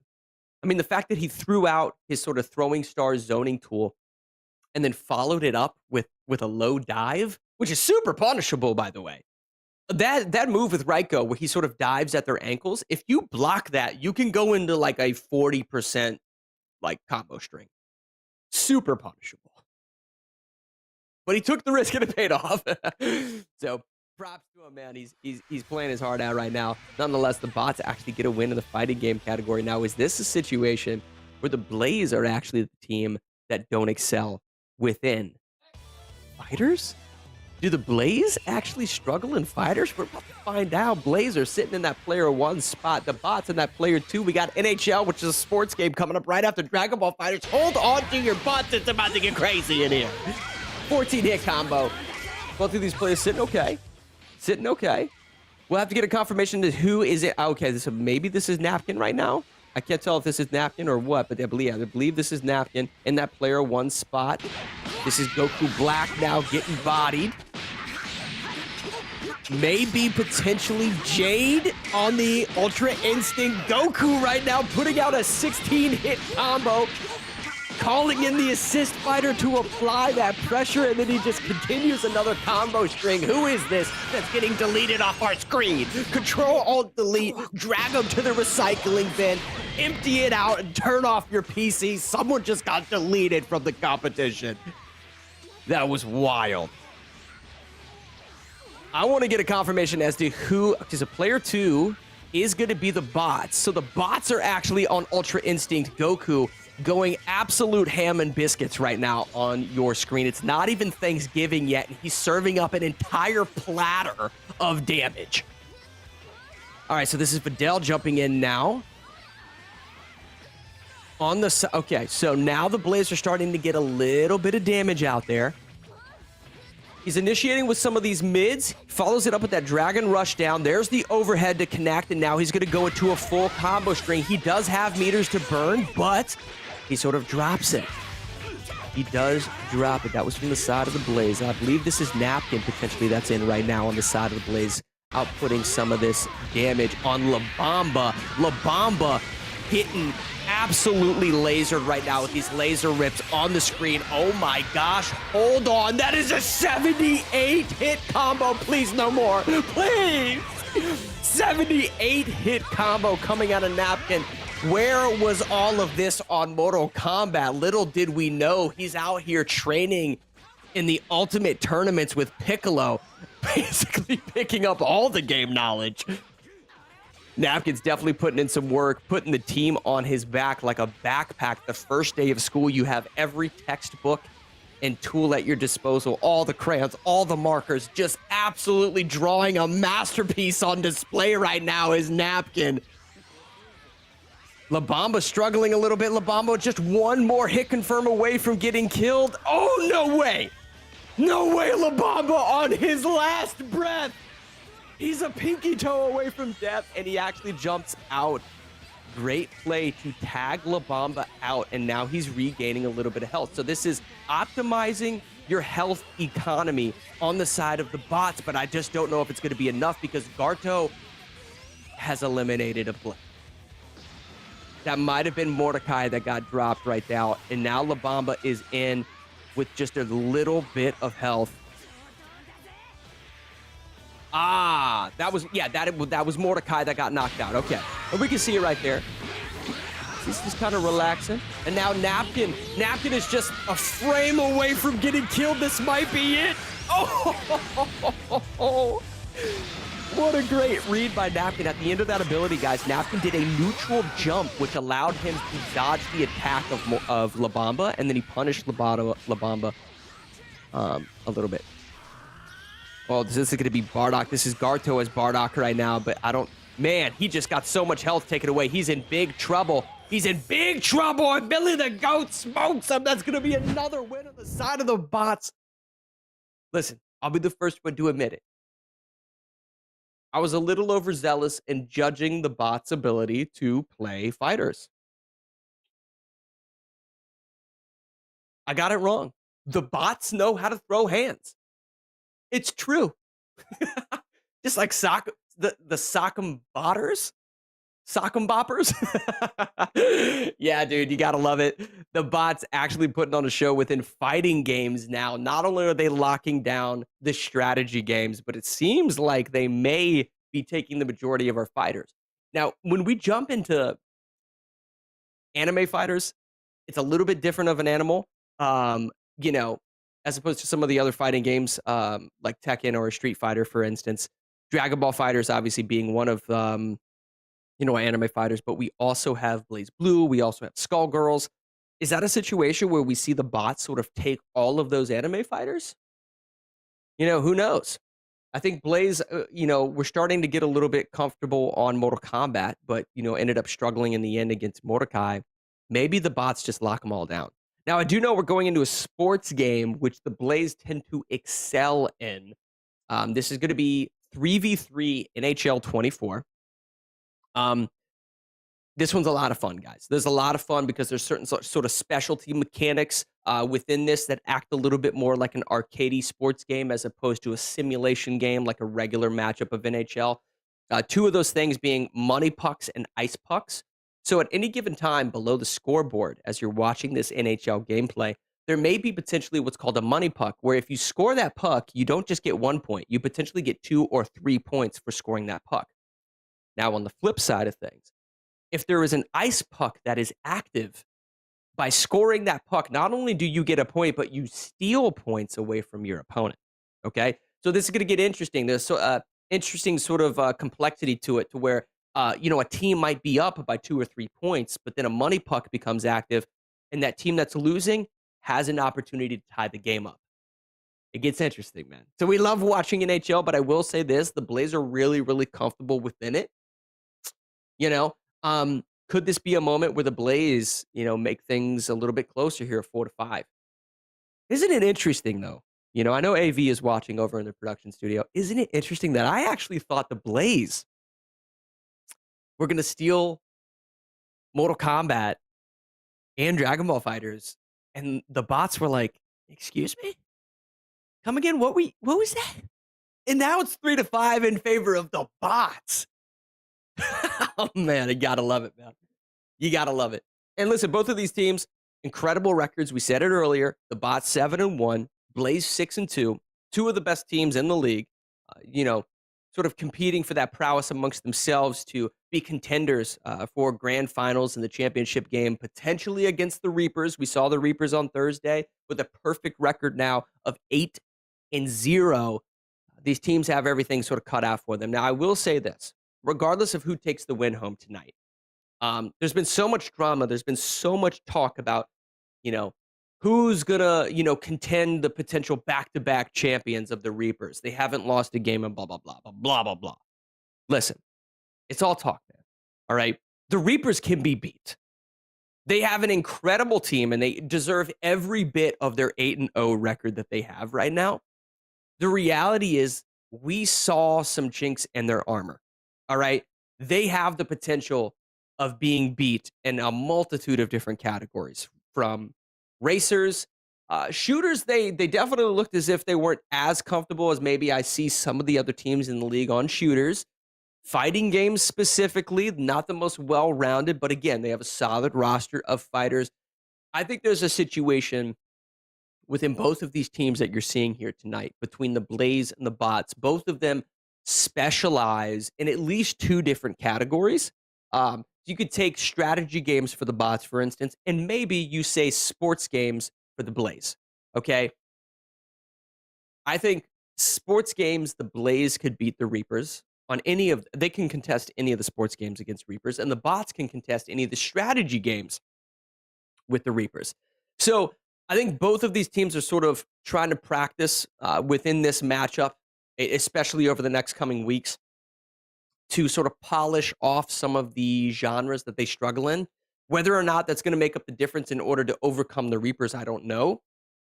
But today's a perfect opportunity to sort of get that practice in. I say it all the time, man. There's no other better time to learn than when you're actually on the court for game day, and you're seeing some of that on display with these most recent fighting games. I didn't know the bots had it like that, man. I didn't know they had hands like that. I'm gonna be honest. But they do. Now, whether or not they're able to pull off some of the shooters later on, who knows? I know there are shooters. I would say Valorant. I've seen La Bamba, Dictator Chicken, and Mordecai. I've seen all three of those players pull off double and triple kills within Valorant.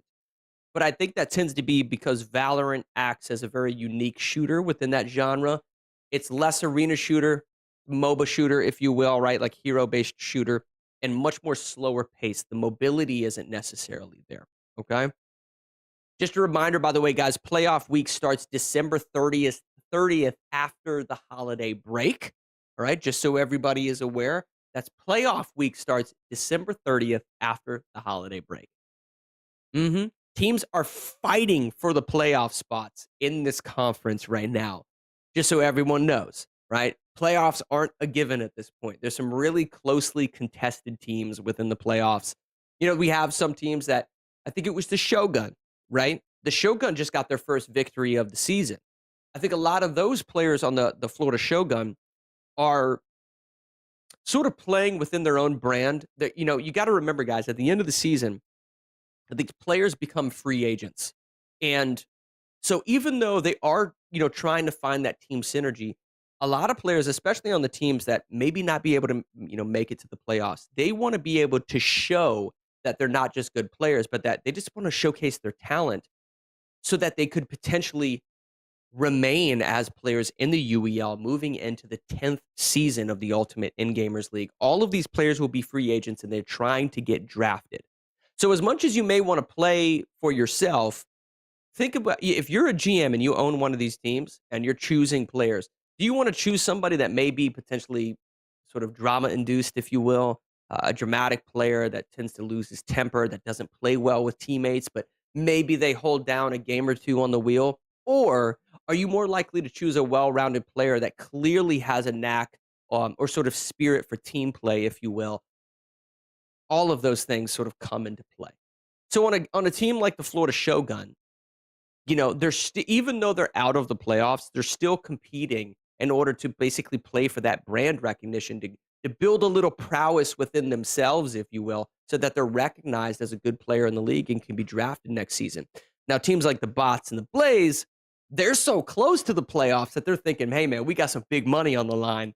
We got to show up and show out. And I think that's most often that you see a lot of that, sort of those animated personalities, like the likes of which from Hollywood and Garto and so much more.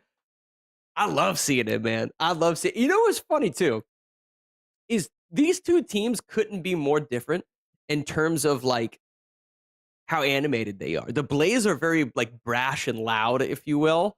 And the Bots between Billy, La Bamba, and Dictator Chicken, they're so softly spoken. But behind closed doors, they're talking so much trash, bro. They're talking so much trash. We gotta love to see it, man. I love it. So very two different teams in terms of how they sort of function, and how they sort of come across on the arena floor, but both of which are just as skilled as one another, and that's why this is such a fascinating matchup to cast for you guys, and I'm sure to watch for those of you at home. Oh, by the way, season finals, the actual championship game, guys, is going to be on January 18th. Okay, so update, we're actually fixing the gauntlet. Okay, sounds good. Well, listen, regardless, guys, there is one company that keeps this whole show on the road for us here at the Ultimate In-Gamers League. The PC that powers everything you're seeing on your screen. These 5 players on both teams, there are 10 different PCs on the arena floor operating at the exact same time. The most powerful gaming PCs in the game right now. Check them out. This is SurfThing Computers.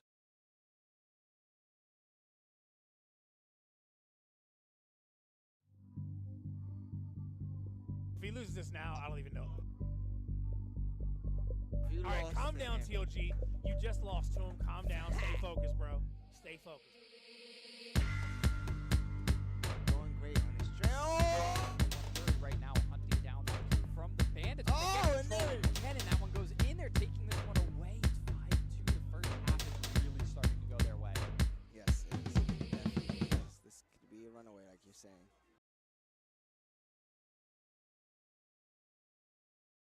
There you have it, guys. SurfThing PCs holding it down here at the UEL. I'd say the game that you basically get to see how amazing these PCs are, the most, I would say, the game that you get to see how powerful they are is when we play StarCraft 2. Now, StarCraft 2 was already forfeited because nobody wants to smoke with Billy the Goat. However, when we do play StarCraft, guys, each player can have hundreds, if not thousands, of units on the screen at any given time, which creates an interesting scenario where within the match of StarCraft 2, there are multiple thousands of units on the field functioning in real time, killing each other, particle effects flying all on the screen, everything. And yet these SurfThing PCs are capable of handling it all in an optimized frame rate fashion. You got to love them, man. So SurfThing PCs, be sure to check them out. Now, we are jumping into this 3v3 action. Right? If you're unfamiliar with NHL in general, or just unfamiliar potentially with how 3v3 functions, and you're wondering what's something to take note of, I would probably say positioning is going to be key. Just positioning in general is super, super important. More often than not, there's a lot of players that get sort of caught out of position trying to advance up the ice in an unnecessary fashion, and it leaves their team vulnerable. Oh, here we go, like you just saw right there, and now we've created a one-on-one scenario. Not able to sort of get that going. We'll get more information. This is both teams are playing the Tampa Lightning, so we'll get information as to who is blue jerseys and who is white jerseys here in a second, okay, guys? But, something just to note, this is a money puck. So the top left-hand corner of your screen, you can see that orange puck with the number 2 on it. That's an indication that there is a money puck active on the ice right now. So whoever scores isn't just getting 1 point, guys. They're getting 2 points on the board. And what's interesting is right after this money puck, guys, we have an ice puck. So this is going to be good. All right, hold on to your seats. All right, we have not necessarily a 1v1. Now, okay, so this is something interesting to note too, guys. So shots on goal is going to be really important. Even if you're missing a lot of these shots, you see the way that the blue jerseys are putting a lot of pressure on the white jersey goalie here. The more pressure you put on that goalie, the more his stamina meter will be drained.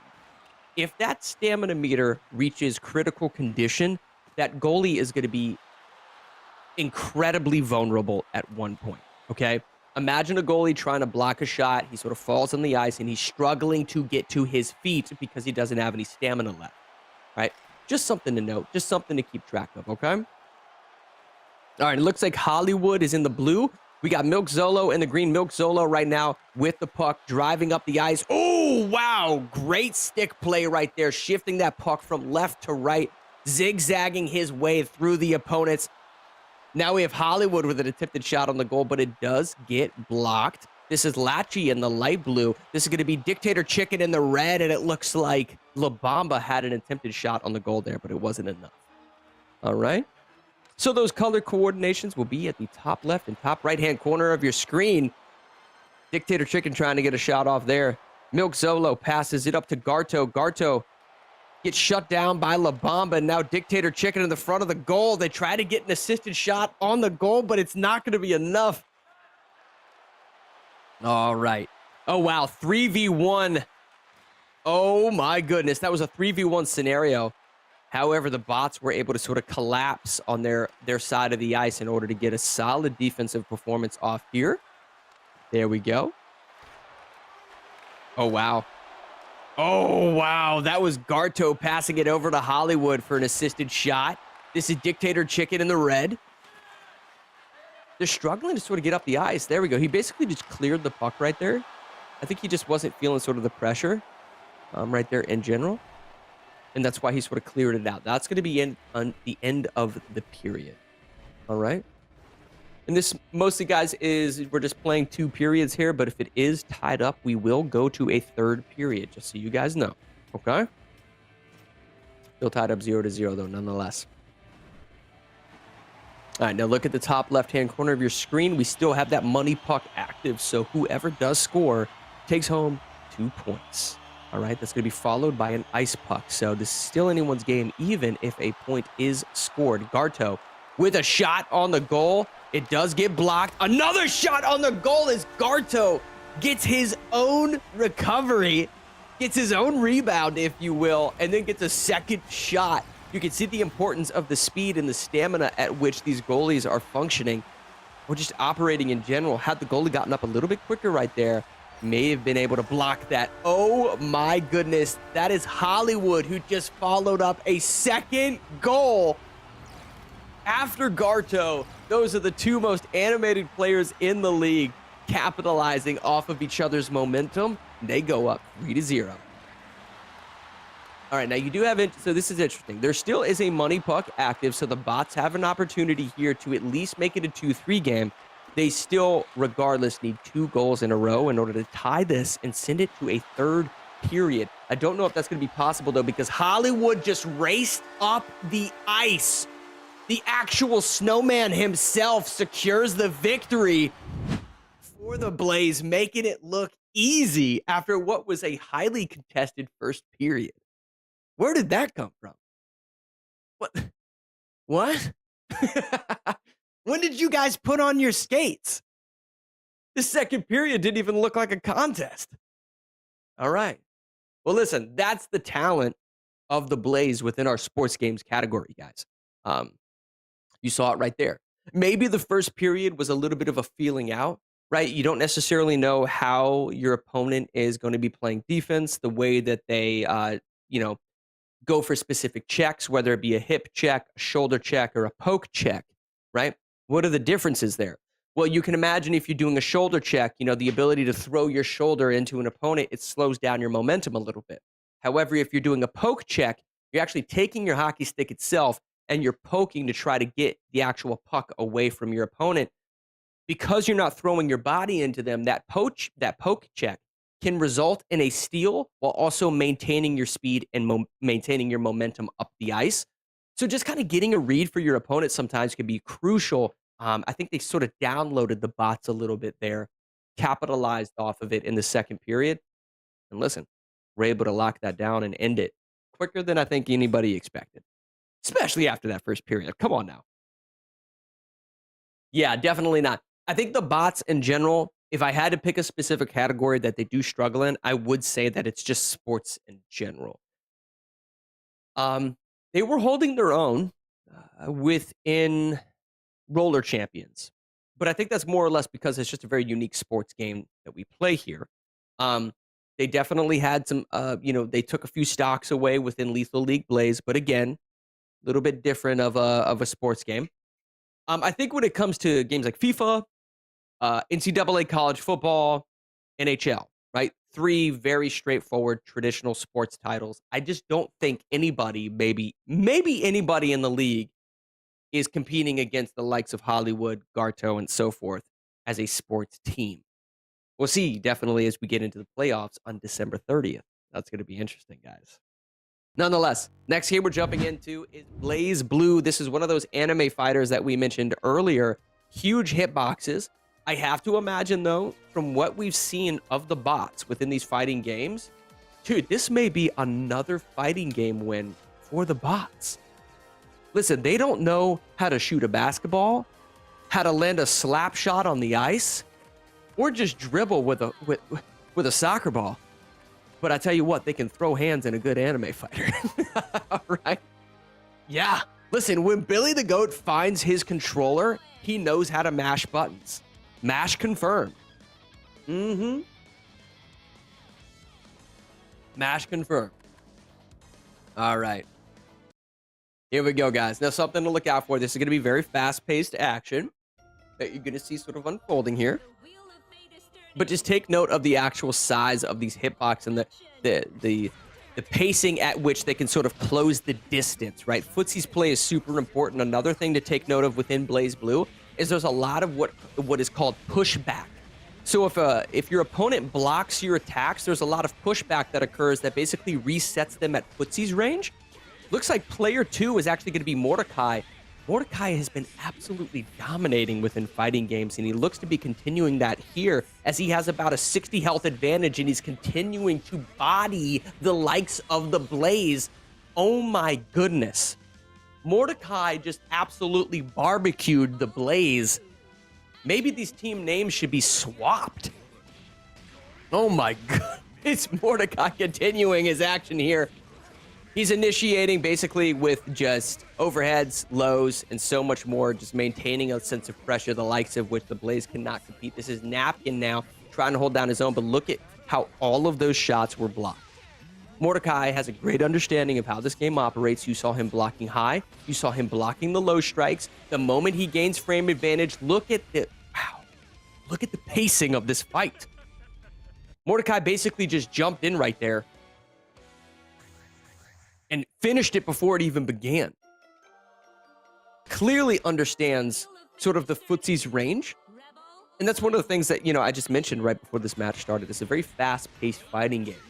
But the speed at which they can sort of, I guess maybe close the distance and initiate with sort of a mid-poke is exceptionally fast. And I think a lot of people, it becomes overwhelming to a lot of people. Now, Napkin got a few hits off here. What I'd like to see Napkin potentially do is to cancel some of his combo strings and go into a grab because he's playing very predictably. You see how he's finishing out all of his combo strings?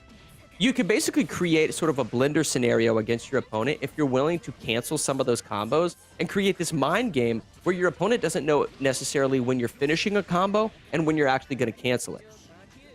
If you do cancel a combo, you can sort of catch your opponent lacking sometime by striking them in the midst of trying to basically punish you. Doesn't make much of a difference. Mordecai seems to have Napkin downloaded at this point. Yep, like some old sketchy files on LimeWire or Napster back in the day. AV knows what I'm talking about. AV, don't be downloading any songs over there, brother. That's funny. Nonetheless, man, both of these players know fighting games in general. I just don't think that I don't think Napkin is able to sort of shut down the pressure of Mordecai at this point.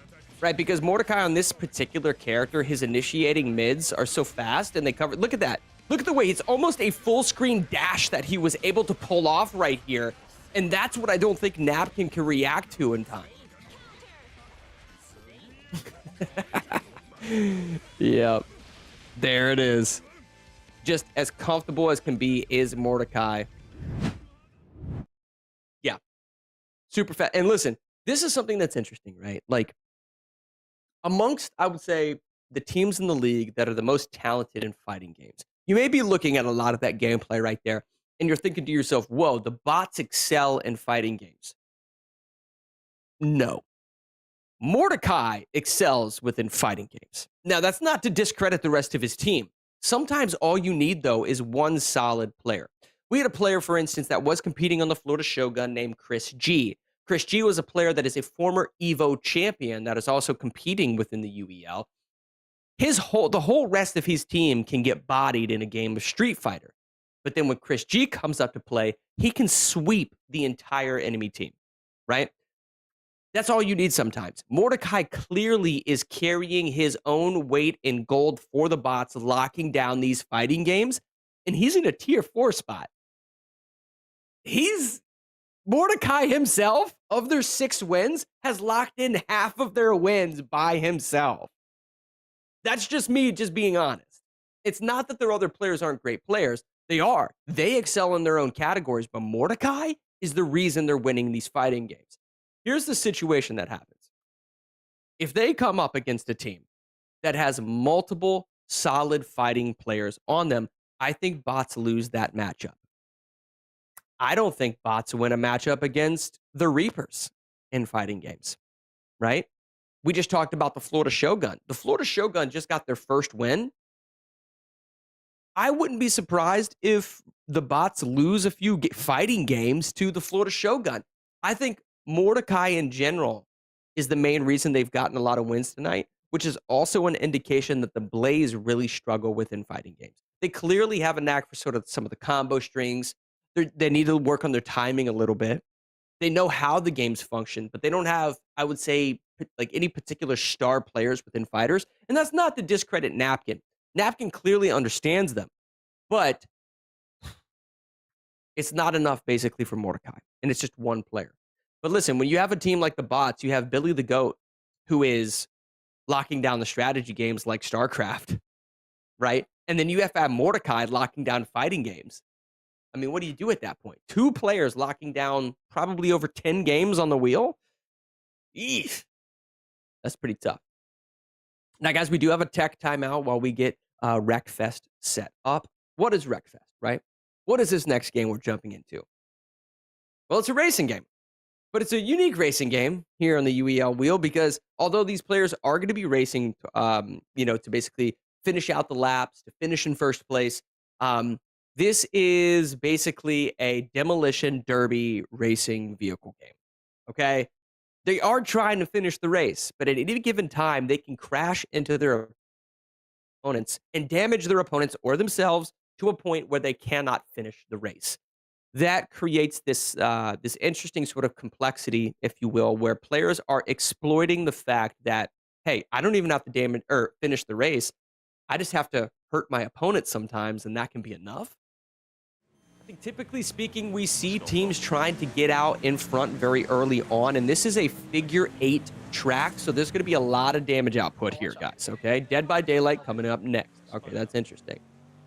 So this is a figure 8 track with a straightaway in the middle of it. What this does, guys, is some teams will just try to finish in a top position. And then other teams, if they're struggling, will go into the oncoming traffic like you're seeing Napkin do right now. Napkin is going to attempt to hit. Oh, okay, maybe not. I thought Napkin was going to attempt to hit one of his opponents in a head-on collision and take them out. Hollywood seems to be in first place, right? So if Hollywood isn't getting contested in first place, what do? Well, you communicate amongst yourselves. You get one of your players to go into that oncoming traffic and attempt to hit Hollywood. And it looks like that may have... Okay, so no, Hollywood and Billy the Goat are battling each other in first place right now while Napkin sort of brings up the rear. Here's Billy the Goat. You can see Hollywood in front of him, but Billy gets hit pretty hard into the side rails. He now is sitting with about 30%, 39% health. Not too much damage, though, to his vehicle. Not too much damage. A little pink on the sort of edges. Not in critical condition, though. Mordecai, also a little damage. He's sitting at 58% health. He may try to go into some oncoming traffic and throw off the likes of which of his opponent. He does do that here, and he ends up getting a head-on collision. We'd have to see who that is. The smile coming out of Napkin makes me think that that potentially could have actually been Napkin on the side of the blaze that he just hit right there. Gotta love it. Mordecai probably gonna do it again. Oh, he tries to hit Hollywood. He misses Hollywood and smashes straight into, I think, his teammate. He might have just ruined everything. So he may be able to throw hands, but I can promise you this, he definitely doesn't know how to throw vehicles. Yes. Yes. I'm sure AV's laughing in the studio right now. All right, here we go. We got Hollywood on the screen. 56 health. But he's not doing too bad. He's in fourth. Now, the points at the top of your screen are completely tied. That point differential on the top of your screen is based off of the position of each one of these racers after basically they finish a lap. So every lap that they finish, depending on what position they're in, there'll be a set amount of points that are allocated towards the team as a result of that. So Milk Zolo is in first place right now. They're trying to hit Milk Zolo. Latchy gets crashed because his teammate again hits him. Billy's crashed. I think Mordecai took out his own team. He's self-sabotaging right now. He's throwing the game. Dictator Chicken, though, is currently in first. He may be their last glance of hope. Dictator Chicken trying to finish strong, but he's got Milk Zolo behind him in second place. I don't know where he contacted Vin Diesel right now, but he is flying at a speed the likes of which I haven't seen since Fast and the Furious 27. He is flying up this track right now. Milk Zolo might be able to finish this thing. He is on lap 7 right now. He has one more lap to finish, but here's the thing. The team is actually losing. His team, I believe, yeah, Dictator's Chicken, their team is actually losing by double-digit points. So even if he finishes right here, I don't know if it'll...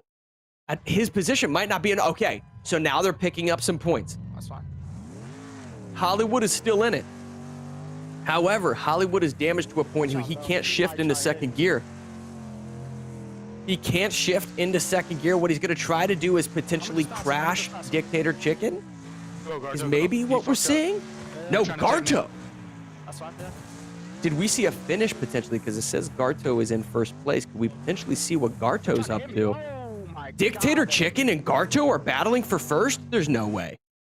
Is that what I'm seeing? Garto potentially gets crashed. He has 2 health left. He is 1 breath away from being eliminated from this competition. They're on lap 7. The Blaze are currently in the lead, and he gets wrecked somehow. You can see the surprise on his face. There must have been a hedgehog that jumped up on the track and crashed Garto. I have no clue why that last little bit of health was actually taken away from him. There must have been an invisible fairy that flew onto the track and sliced his tires in real time. You just saw it here live. There are invisible fairies on the track. Garto getting eliminated right at the end. Now, can we get a confirmation? I actually think Milk Zolo did enough in order to clutch that game for the Blaze. Did the Blaze actually win that right there?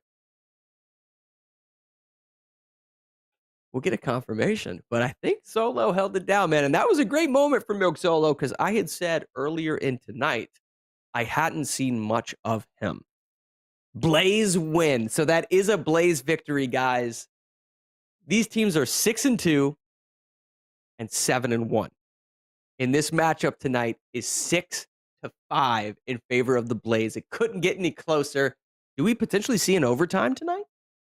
Listen, I know AV is trying to get out of here early. I know 300, the Game Master, is on the floor right now. Maybe they're thinking we could get an early night. You guys might be putting in some overtime, okay? We might be getting out of here at midnight. Cancel your plans, all right? Get cozy. Put some coffee on. Make some cocoa, guys. Grab some snacky poos because it's going down. Both of these teams almost tied up. Gotta love it, man. Gotta love it. All right, so that was a great moment, I would say, for Milk Solo. Garto, Hollywood, holding it down a little bit. We didn't get to see a lot from Napkin. Napkin a little bit earlier on in the track. Jade. All right, so if there's someone, Stream Tech in the studio, I want to see a little bit more action from Jade. So moving into this next match, this is going to be Die by the Blade. Well, never mind, because we're going to get to see each one of these players. This is going to be a one-on-one, but it's going to be a 5v5. So we're going to get to see every single player throughout this next match. I would say Die by the Blade is amongst my top 5 favorite games on this 33-game wheel, guys, at the Ultimate In Gamers League. This is a fighting game, but it functions different from our other fighters because it's a one-hit kill. The best way I can explain this to you is if you imagine 2 samurais that are arch rivals bumping into each other one day at the dojo, what happens? Right? They're going to draw blades, and the first person to get struck will die. Hence why it's called Die by the Blade. Okay? So there's going to be a feeling out process. Some players are a little bit more aggressive. Some players have more defensive karate style where they're trying to read their opponent and then counter-react, right? Regardless, it operates and functions similar to Ubisoft's For Honor. So if you've ever played For Honor, you basically attack with your weapon in a specific direction, whether it be sideways, overhead, underhook, and so forth. And your opponent can throw combo strings at you, but in real time, he can counter those specific directions. Yeah, go ahead. Oh, it's not Die by the Blade. This is Dead by Daylight. Oh my goodness gracious. Hey, we'll get into Die by the Blade probably later anyway, so you just got an explanation of it. Yeah, so this is going to be Dead by Daylight, guys. Clearly, one of our strategy games here on the wheel. Now, who has setup for this, AV? Is it Blaze? We'll have to get confirmation. I think the Blaze have setup. Okay, so it is Blaze. The reason that's super important, guys, is setup creates a scenario where you get to choose whether you play the killer or you play the survivor. And if you don't necessarily care who is killer or survivor, if you don't want to choose that, you can actually choose the map. We saw an interesting scenario last week where I think it was the Reapers. The Reapers actually chose, I think they chose the map specifically, and they ended up losing a game because of it. I don't know why necessarily that was, but typically speaking, if you have set up, you're going to choose killer, and you have one player on your team that excels within Dead by Daylight that's able to sort of carry that victory. You saw Mordecai basically carry all the fighting game modes. Well, you can lock down Dead by Daylight in this game if you have one particular person that just knows how to play killer very well. And it does look like Blaze have chosen killer, and they're playing potentially the Trapper, which is the default cover art killer of the game. He has basically bear traps that he puts down on the ground that he can trap players within. It also indicates the position of those players on his user interface when those players hit that trap, okay? And let's see. So we got Petrified Oak, which is the perk that's going to be put on display here, guys. That Petrified Oak basically lengthens the distance between all of the meat hooks on the map. What that does for survivors is it makes it easier to sort of help out your teammates and get them off the hooks, because at any given time, the killer has to travel across the map to get to individual hooks. So just creating more distance in between them makes it easier to sort of aid your teammates at any given time. Now, this is going to be Jade. The irony here is so sweet. We wanted to see more of Jade, and he apparently is their Dead by Daylight character. Very straightforward map. It is difficult. I like this map in particular because it's very tall grass. It's at nighttime, so the lighting is a little bit more difficult. Sort of the field of view, if you will, the distance, the view distance becomes a little bit more difficult to see enemy movement, especially if they're crouched going through these grasses. We'll see how Jade is able to hold it down, man.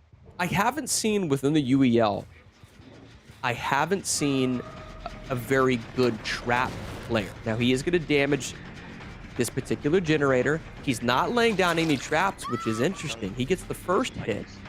Now, with this meat cleaver that he has, typically speaking, guys, all of these players are going to be 2 hits. He is able to down one of his players here. So Jade already going to get a meat hook very early on. I don't know who that is, but I also know, I would assume that whichever player that he just downed, either one, didn't realize that he was as close as he was. Maybe didn't get the sound cues. The 2, they might not be super experienced in Dead by Daylight. They should have reacted to his presence a lot quicker, but they didn't. So he damages this. Now, the red scratches, these reddish-orange scratch marks that you'll see on your screen at any given time, are actually the residue or trail that the survivors leave behind them as they're running away. So the killer will actually try to use that trail to track their opponent. Jade doing the right thing there by damaging the generator. Now he's going to break that pallet so that they can't sort of loop him around it later on in the match. I love the fact that also that Jade isn't getting stuck on one particular survivor. If he thinks that another survivor is easier to kill or that they might be making a little bit of progress, I love the fact that he's willing to just not commit to one particular player. He does end up getting a little bit of damage there. I have to imagine that's Billy, because Billy looked a little bit distraught in the bottom right-hand corner of our screen. He does break this pallet, but I don't know if it's going to be enough for him to get away. All right. He's going to try to loop him around this rock, but eventually speed is going to kill. It looks like Jade has his Nikes on right now, and they're completely laced up. There we go. He's going to pick up a potential second meat hook. And there is a player, the first player that he downed. I don't know who it was, because this is, I believe, no, it's Latchy. Latchy right now is on his shoulder, and he's going to take Latchy into the basement. Guys, he just put someone on the meat hook in the basement and then set a trap. Okay, Jade plays a little bit of Dead by Daylight. All right. Dude, he's laying multiple traps. He's actually trolling. He's actually trolling right now. This is a fantasy novel, and there is a live troll on the server. Holy moly. All right, I like the gameplay out of Jade. He's got to be careful, though. They do have 2 generators already online. You can see that in the bottom left-hand corner of your screen. They've made a lot of progress, guys. It might be worth it, though, the time he spent putting that player in the basement, because he might have created a scenario when in reality, guys, this is a 3v1 as opposed to a 4v1 now. That's how useful those traps and that meat hook in the basement is, okay? Just take note of that. He's trying to sort of download, if you will, gain some sense of knowledge. Okay, so they did attempt to save that player, but they hit his meat hook, and then they completely abandoned the rescue mission. So now, this may be a situation where it really becomes a 2v1. Really, really solid gameplay there out of Jade. He's got to be careful, though, not to spend too much time here, guys. He is committing to this chase, and whoever this is has got some solid gameplay and some solid experience on these survivors here. Okay? I think another player might have actually gotten caught. Oh, interesting. Okay, that's Mordecai that he just downed. So that's Mordecai he just downed. Oh, wow. I believe they actually... Did they get him? They did. They actually got Latchy off of the hook in the basement, and then he hit one of Jade's traps. That's what I was saying, guys. That is how useful this is. He just got 2 players down as a result of that trap that he laid in the basement. Here we go. Or did he? The other player actually had a perk. This player might have actually had a perk, potentially, that got them up. I might have missed what it said on the user interface there, but nonetheless, I mean, Jade is playing the downstairs of this basement almost perfectly. There we go. Gets another hookup. He's going to reset these traps. Now, he has to be careful, though, because 3 generators have been put online. Okay, so there's 2 other generators that he's trying to protect. He resets all of these traps. I've never seen this strategy before, guys. This is super, super high level Dead by Daylight play. I mean, we might as well be playing Die by the Blade right now with his level of talent with this blade, this meat cleaver that he has in his hand right now. All right, so he's going to damage a little bit of progress on this. I like that. I like that because he does have to be careful. Make no mistake about it, guys. This currently is sort of a, a 1v2. We may be seeing a little bit here of okay, never mind. So I would say Dictator Chicken is in big trouble on that meat hook. So, oh boy. Yep. Did Dictator Chicken get off? So Dictator Chicken actually, I think, just got off the meat hook. That's why Jade right now is rushing back to the basement. He sees both of them. All players are still up on the map, guys. So Jade does have to be careful. As good as he's been playing, he has to be careful. There's only 2 more generators that he needs. I think he's going to keep this player. Yeah, he's going to put this player on this meat hook right here because now he's a little worried about the generator progress, okay? He's worried about that because, well, he's in a 1v3 now, right? But they only need 2 generators. His use of the traps has been the most useful that I've currently seen, and Dictator Chicken has now been permanently killed. Latchy is 1 strike away from getting down. Picks up a little progress here. He has some generator progress happening across the field, and they finished the progress. They are 1 generator away from getting out. So no matter how well I think Jade has been playing, he has spent too much time laying down too many traps to basement. And credit to the bots themselves working as a team to save the player in basement over and over and over again, to the point where it's created a scenario where one of these players, at least, has been working on generators almost constantly the entire match. Whoever this is right here, it's either Mordecai or Billy the Goat. Oh, never mind. This is actually Latchy that is looping Jade around. He actually did that intentionally, guys, knowing that he was going to be downed. Jade got a quick hook, but he has to be careful. He knew he was going to be down right there, but his main goal was to burn time. He just wanted to distract him long enough for them to get progress on a couple of these generators, okay? It sounds like he got a sound cue. He did. So we actually got a sound cue from the ravens that are on the map. You can see those crows or ravens, whatever you want to call them. those crows actually alerted him that there was a player near this generator, and now he's rushing after him in real time. I believe this is Billy the Goat.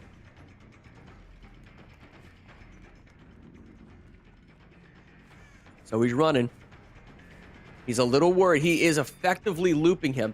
The reason why this loop in particular, guys, is so useful is because there's actually a jump over ledge. So it's not a pallet that can be destroyed. He's jumping like over top of a ledge. Knowing how dangerous that loop is in regards to how much time he's wasting, he abandoned the chase on Billy, and now he's over here trying to get Mordecai down. Yeah, solid coaching, it sounds like, coming out of Hollywood. So Hollywood not currently in the game, right? But you can also coach your fellow players.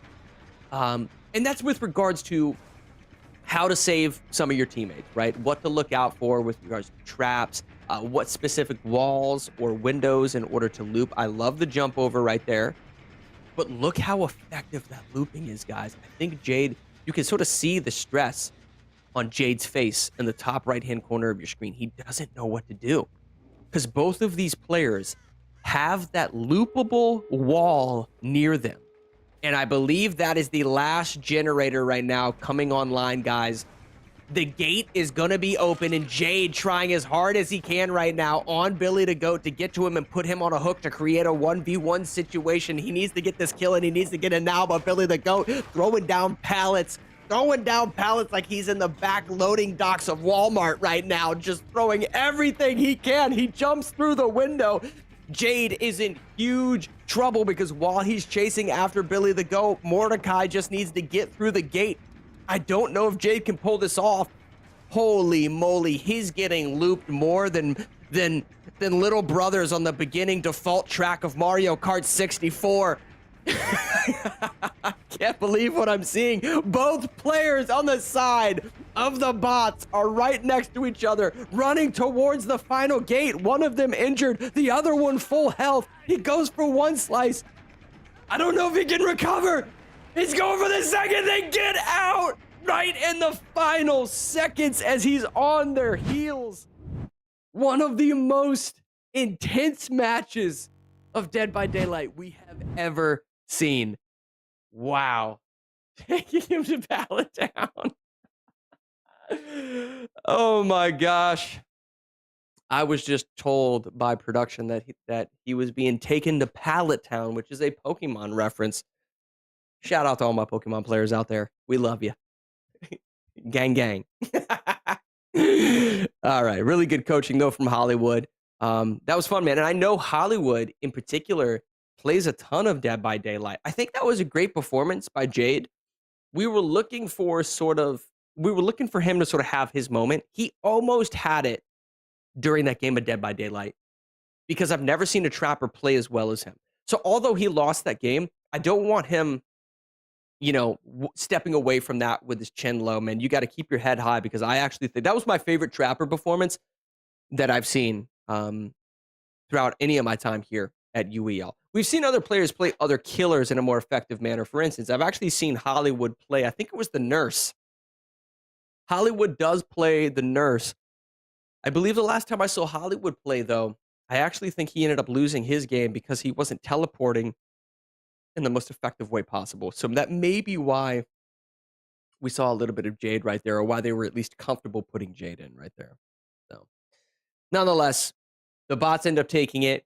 And what I assumed was going to happen, because that is a strategy game, guys. The bots are very good at strategy games. But isn't it interesting where, there's fighting games, right? That both of these teams have been sort of closely contested on. And then we jump into a strategy game and the Blaze actually almost, end up taking that for strategy, which is supposed to be the bots category. Hey, man, that's pretty impressive.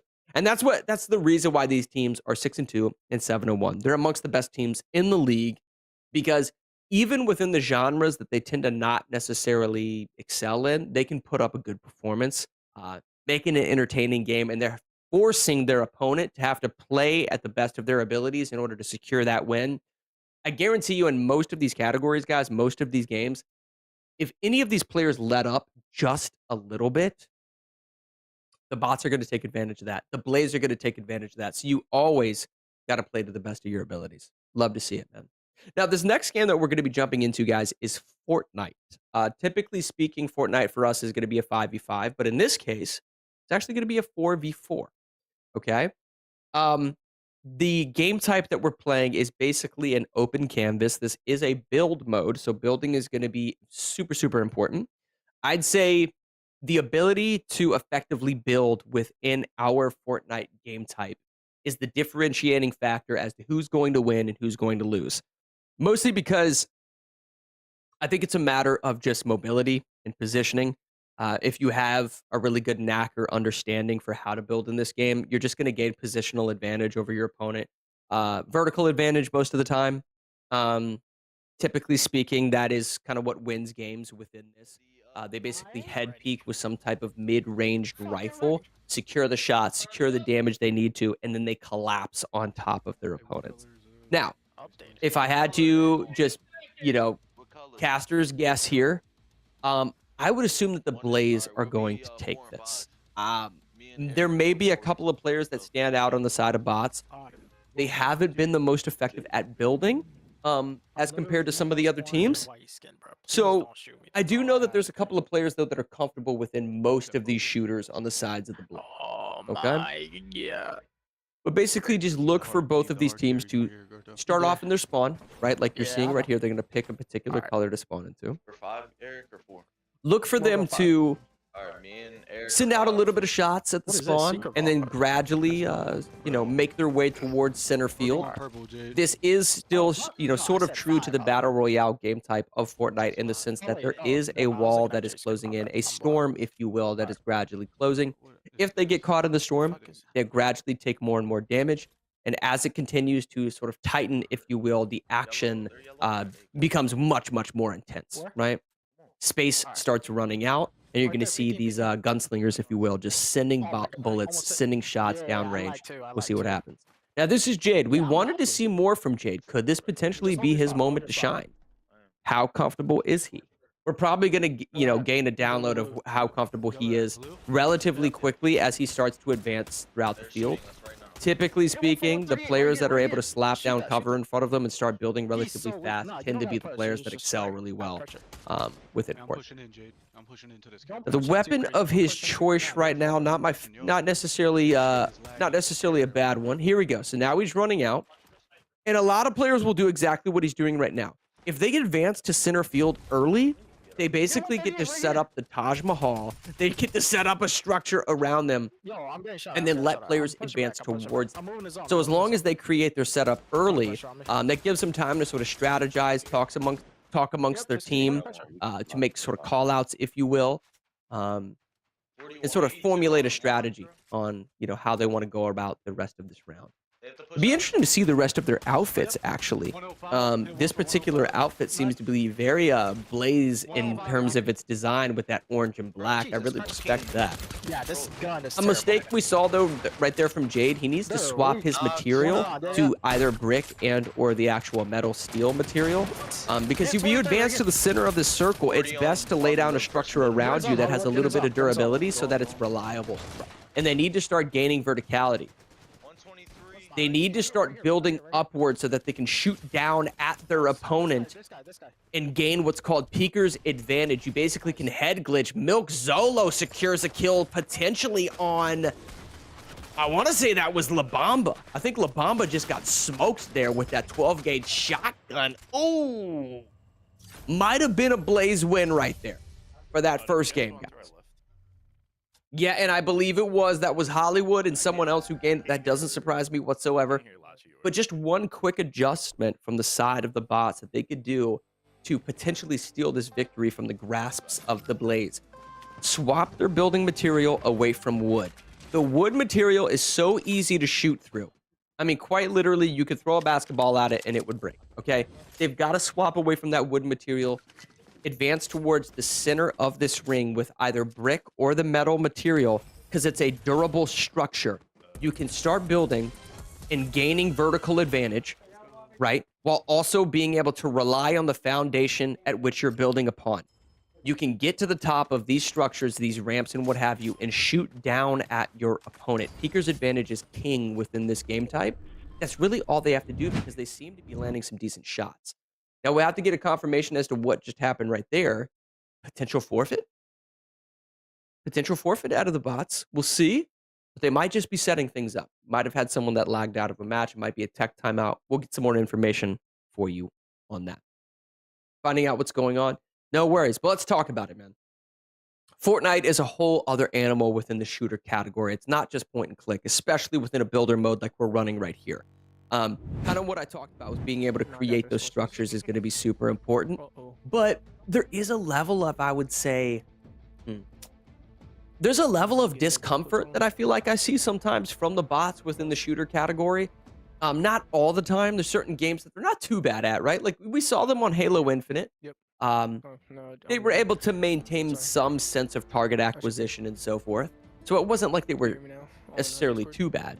But you do notice a level of discomfort when it comes to a game like Fortnite, and I think that's mostly because of the building that's within it, right? But they have to be careful because there is other games that sort of utilize like certain mechanics in order to sort of gain an advantage. The Finals is another game that we have here on the wheel that if you're not familiar with the different abilities on light, medium, and heavy characters, if you're not able to drop that bubble shield, hit a jump pad in order to get on top of the building and start sending shots to the objective, if you're not capable of making those reads in real time, managing that game sense, I mean, they may find themselves struggling in more than just Fortnite.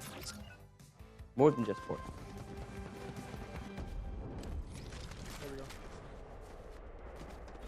All right, so Labamba's sort of choosing his weapons here. Okay, potentially picking up the AUG. That's interesting. It goes for the crossbow. Huh. So he does grab the crossbow. Not my favorite weapon in the game. It's interesting because I do feel as if Labamba isn't as comfortable here on Fortnite. So grabbing the like crossbow is kind of interesting. This is Latchy going over to the attachment bench, putting on specific attachments that he likes, which includes this sort of HCOG or hollow sight, that first-person hollow sight added a few seasons ago here in Fortnite.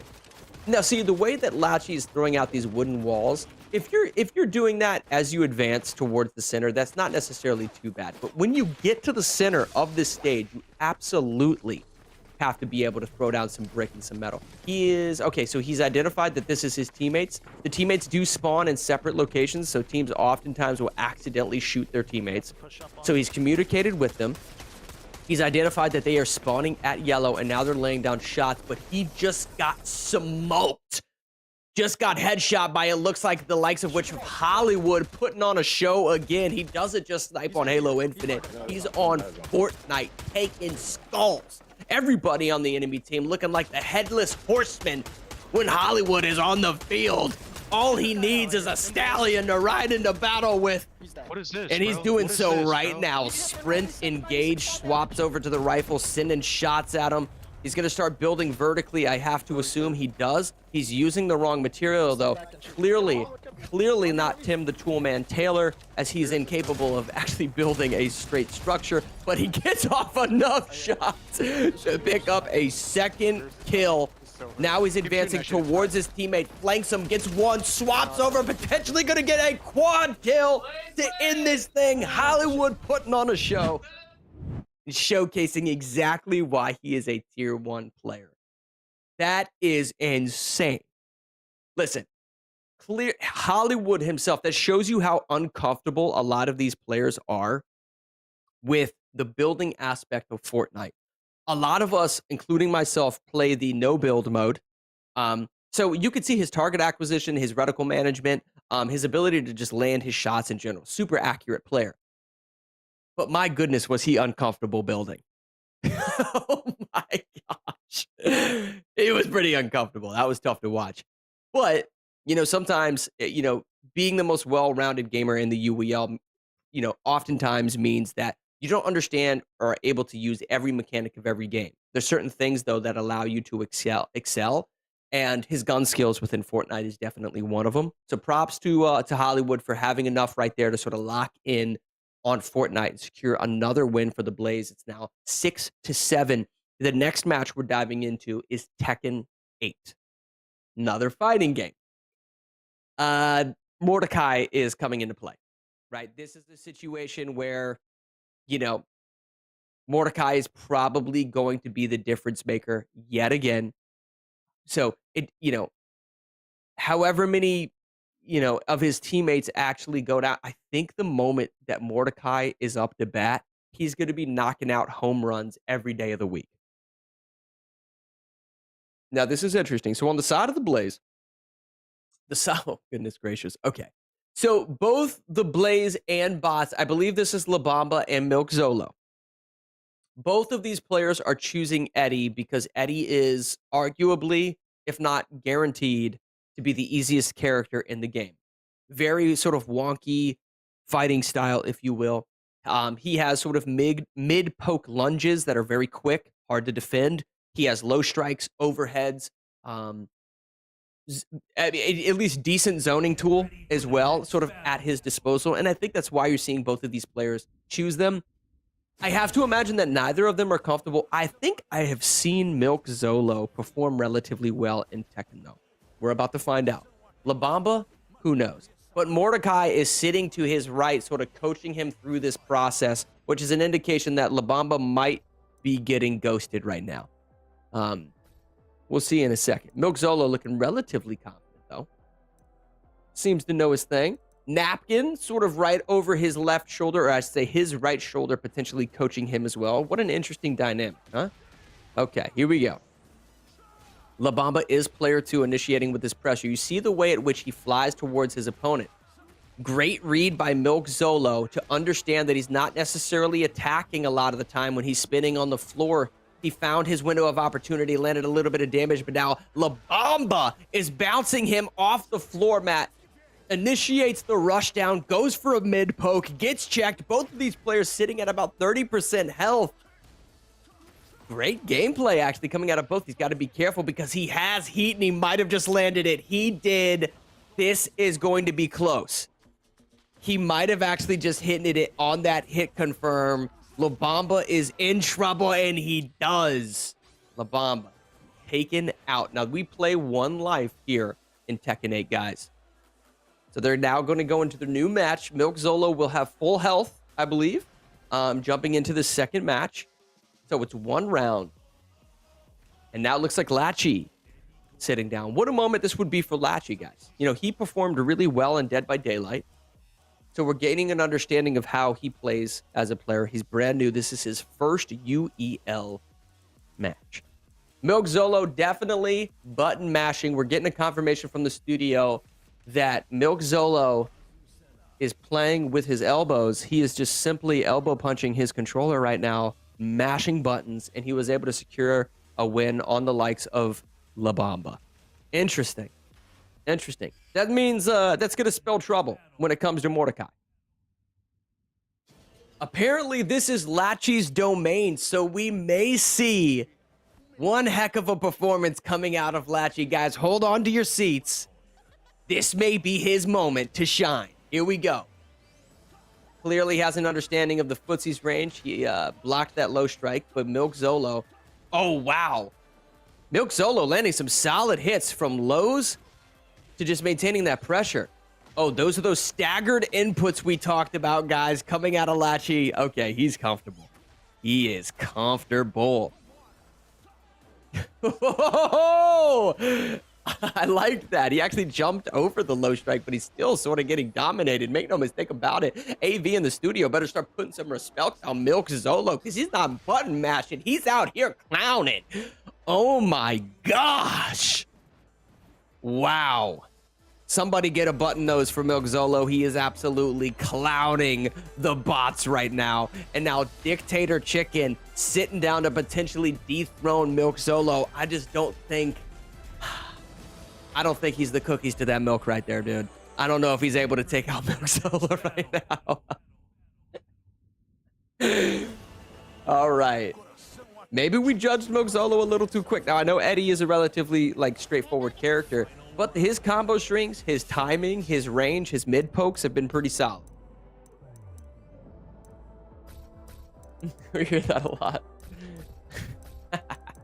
All right, so Lachi Latchley definitely knows how to play Tekken. I just don't think it was, you know, clearly it wasn't enough. Look at that. Just low poke. Low poke, low poke. Dictator Chicken he's not moving a whole lot. This is gonna be over. Everyone close your eyes. You don't need to see this. Just close your eyes. Because Zolo's about to, look at this. Just shin poke after shin poke. He's probably gonna do some type of mix up where he basically just initiates and then goes for a neutral grab of some sort. I'm surprised that Dictator Chicken has gotten the amount of damage that he has. And oh my goodness, if Dictator Chicken ends up winning this round, this would be the greatest upset that I've seen in Tekken. It's going to be one hit confirm away. I think he should have pressured. He should have pressured. He second guessed himself. Will it be enough? Oh my gosh. Milk Solo just won with shin kicks. Oh, that was rough. That was tough to watch. Yeah, his 3-3-3 is solid as well. That's what I've heard. Yep, that's exactly what I've heard. I believe if you're playing on an Xbox, guys, that 3-3-3 would be, I believe, your A button. So AAA. So he has simple combo strings that do like a decent amount of damage. But right there, I mean, that just goes to show how uncomfortable Dictator Chicken is with holding the diagonal back block button. So in order to block a low strike, you have to hold diagonally backwards. And I think it catches a lot of people off guard because it's difficult to sort of hold while also like thinking about what combo you want to initiate with.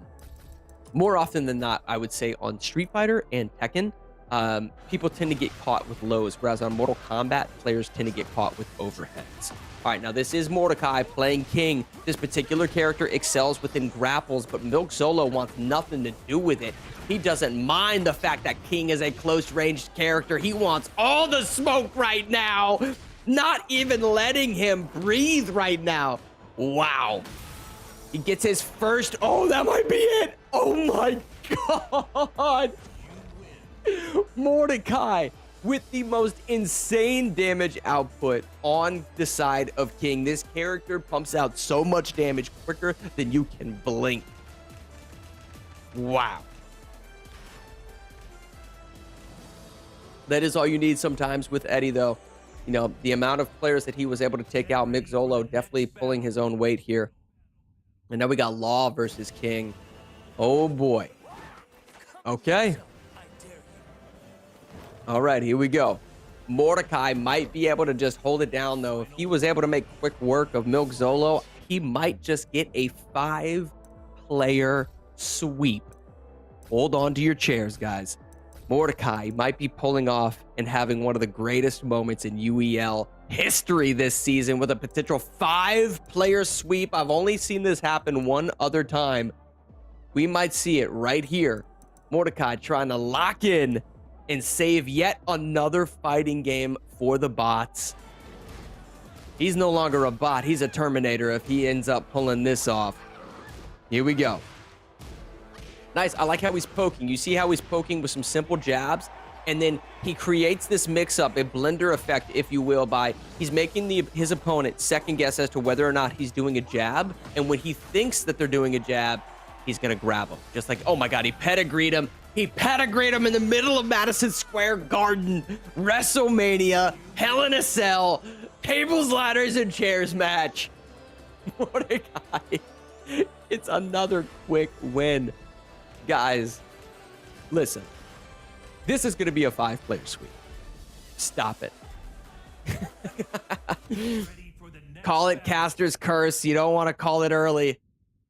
Jade going to try to bring Panda out here, looking as cuddly as ever. Is it going to be enough for King? Oh my goodness, he would be in the Bumblebee outfit. Oh goodness. All right. Yeah, I think, you know, just his hitbox in general is so massive as well. You know, you would think that Mordecai is going to have a great understanding. Those low jabs. He's going to send another jab or two in right here as he stands up. He's not even going for a grab. He's doing the 3-hit combo strings. There we go. But he was able to tech the grab, gets the knockdown, some solid floor damage. Now he's going to go for 1 or 2 jabs and then go into a grapple in order to sort of end this thing out. There it is right there. Boom. Wow. Wow. You gotta love it. Now that's another player down. Garto trying to sort of find a rhythm for the Blaze. This is an interesting situation, right? Because Billy the GOAT has still not played. So even if they get through Mordecai, they got to get through Billy. I think Billy has played Tekken. I think he has a sort of like, he understands the foundational knowledge of Tekken. It really is just Mordecai though at this point. Mordecai just needs to get through Garto and Hollywood. I think both of them have started practicing a lot more Tekken as the season has gone on. Their last few performances on this game, they've made improvements. I just don't know if it's going to be enough for the reads of King. All right, so they get a little bit of damage. But look at that. You see the way that Mordecai is going for 2 to 3 hit combos and then following it up with a grab. They're just not able to sort of read that, if you will. What they need to start doing is after he whiffs or after they block a specific combo, they got to go into full punishment. They can't be second guessing themselves. Oh, here we go. Okay, this is interesting. Mordecai actually gets taken out by Garto. We are not going to see a 5-player sweep. That might have been the upset of the night. And really, Garto was capable of pulling that off for the specific reason we just talked about. He stopped second guessing himself. The minute that Mordecai whiffed a 2 to 3 hit combo, he was going into full punish. Do not let Mordecai breathe because he will suffocate you. Mordecai gets dropped, incapable of pulling off the 5-player sweep. Garto and Hollywood now in a 2v1 against Billy the GOAT. Can Billy pull off what Mordecai couldn't? Oh no, and he's got the blicky stick on the hip, that hot pocket on the hip. Oh no. Garto's got to be careful of that special beam cannon. He's facing Piccolo right now. If he's Goku, if he's Raditz, he doesn't have Goku helping him. Shout out to all my OG Dragon Ball fans out there. All right, Billy got a lot of tools at his disposal. From huge combos, special beam cannons, he's got gratatas and so much more. Garto with some really basic fundamental game knowledge. I don't know if it's going to be enough. Wow, he's got that 6-shooter on him. Or should I say a 6-shooter, because it's looking nasty in here out of Billy the GOAT. Ooh, cancel teleport. Okay, he's gonna hit him with a rush down. Garto seems to be second guessing himself. Where's all of the confidence from last round?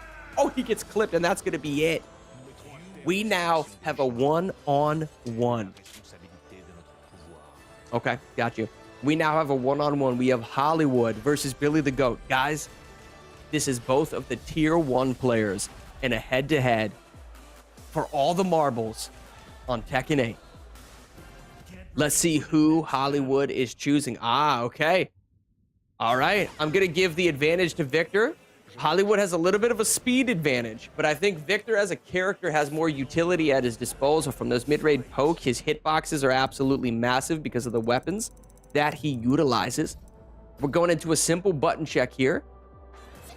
Get a confirmation on the floor, and now we're going into the action. Billy, mid-range poke, punishable. Hollywood capitalizing off of it, gets a little bit of chip damage. Oh, Billy was super punishable there. Hollywood pushing that pressure, but gets caught lacking. Now he's got some poke range coming out, cancels the teleport, but is incapable of landing the grab.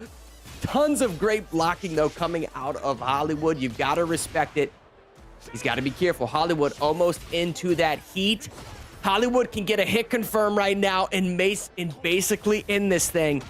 He's got to be careful. That's going to do it. Billy the GOAT showing why he is the tier 1 to fear on Tekken 8. So much more action coming up for you guys, man. The bots end up taking Tekken. Our next match after halftime is going to be Midnight Ghost Hunt, which is basically the most extreme game of prop hunt you have ever seen. So stay tuned. It is currently 8-6. It's going to get even closer than that, I guarantee you. The bots 7-1, the Blaze 6-2. We got a ton of action coming up for you guys. Tune in right after halftime for this 15-minute break. If he loses this now, I don't even know.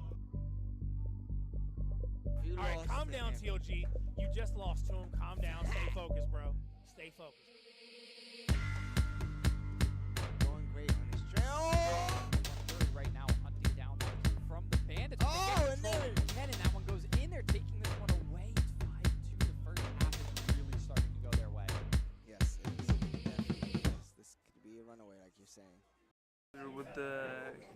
With the game that they're playing, what exactly is happening, but there's a complaint that players from the other team are pausing, and they assume that somehow messing up their flow of the game. So we're gonna investigate after this match. If there's gonna be an issue where the other team is not allowing ours to perform as best as we can, the admin has to have a sanction against the other team, or we'll have to replay the game. But I doubt that that's going to be the case, so I assume there's going to be a sanction in case we actually suffer from this. There were complaints, and we complained twice, so we'll see what the overrule is going to be by the end, and that's it. We'll see. Because I seen him. And he's like, it's not in the rules. I seen him go invisible, like a pause, but it's not pause. It's when you turn to the side or go backwards. So like when he spun out, then it pauses. Because I said, look, it's all fucked up. It's not on expert rules. I know. Just go to it. If it's on expert rules, I'm wrong. Yeah, it should be 9-1. I said if it's on expert rules, hey bro, then I'm wrong. But he's sitting there. And they already closed it all out. Yeah. So I was like, it's too late. So that's a forfeit. That's a forfeit. Thank you. Thank you. Thank you. Where does it say it in the rules? Thank you. Thank you. Where does it say it in the rules? Once you well, we already checked with the game master beforehand, so it's a forfeit. I mean, if it's not in the rules, should that be something announced to everybody? It should be announced. Like, the game master information about it. And we was told nothing about it. It's not in the rules. It's not in the rules. Hey, just like the fuel's not in the rules, right? The what? The fuel and Forza. That was unlimited, right? Y'all also had the Forza. That was messed up too. But we'll take this one. Don't worry about it. Look, Zach, look. In the rules it says if a player does not finish the DNF race, their race will not be finished in 60 seconds. But we never finished the race. But if you're resetting the whole thing before him, you're restarting the whole thing to get a faster time. That's what we're saying. But we have 60 seconds to do that. Yep. It acts like a DNF when you reset. It was never. That was never a thing. People have been resetting all season. That's how it is. What is the call? The DNF for the clip. That's insane. Because it's restarting the time over. It's restarting the time from the beginning. And that's not a GM. Well, it's integrated. That's one. Okay, that needs to be in the rules. Yeah. That needs to be in the rules. Wait, if it's not in the rules, how are we supposed to know? It's not the rules. People have been doing it all season. Yeah, literally all season. I don't agree with you guys, but he's the GM on site. But he don't need to be. Hey, get him out of here. That's messed up. That's how you know they salty, bro. They salty. Hey, go ahead. What? So wait, Reapers win! Not really. Handicap. It's okay. So far we're doing pretty good. In the beginning it wasn't in our favor, but we bounced back and we're winning almost every single game. So it's looking good in our favor, but we're definitely got to tighten up a little bit more. Everyone's nervous. I'm nervous. The other team is nervous. Our players are nervous, but me and Cutters, like as leaders on the team, it's our job to be the vocal ones, and we can't show them. We have to make them think we're the best. They have no chance at winning. They shouldn't even show up today. So when we win a game, we got to scream. When we lose a game, we got to tell them they're biased anyway. It doesn't matter. We have to talk trash the whole time and keep our confidence up the whole time. And then with our team, too, we have to try and raise their energy up and try and get them to get hyped and things like that. At the end of the day, like, we have to play through. So even though we lost timeouts, even though we lose in games we don't think we should lose, we just have to keep playing the game. If we get caught up and just give up because, oh, we lost a timeout or we lost Forza, that's how you lose. You lose when you let the game go. You cannot let things like that determine the game.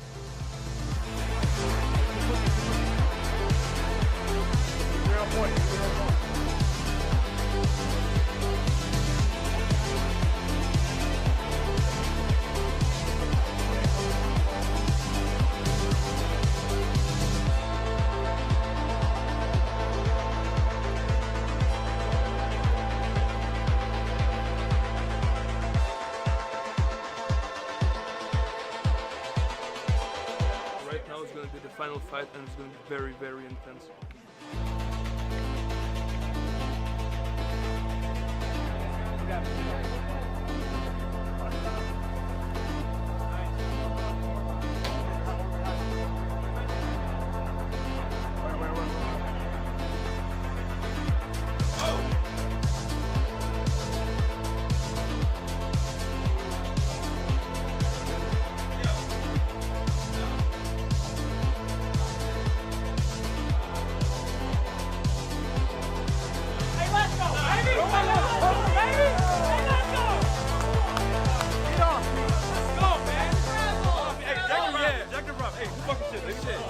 Hey, let's go, bro. Hey, yeah.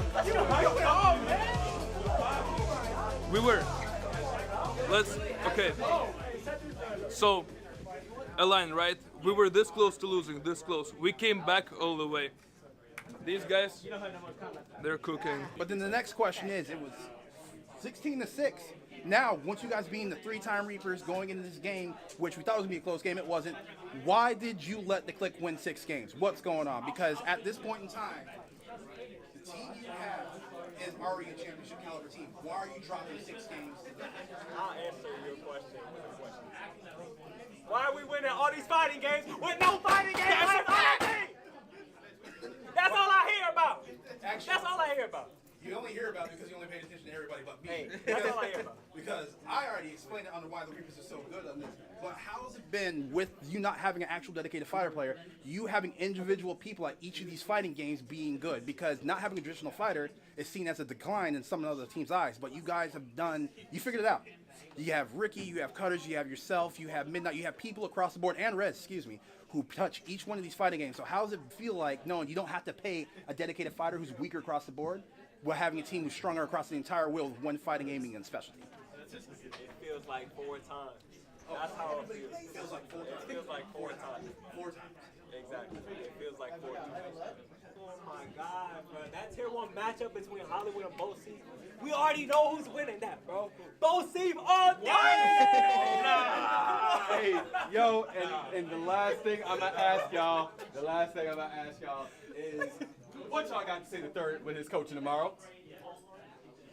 Look, you're going against one of the GOATs. One of the greatest of all time in the UEL. But he's got one of the GOATs. He's got Bo Seef. Come on, bro. Blaze winning tomorrow, getting their first win. Can't wait to see it. Can't wait to see y'all tomorrow at 3 p.m.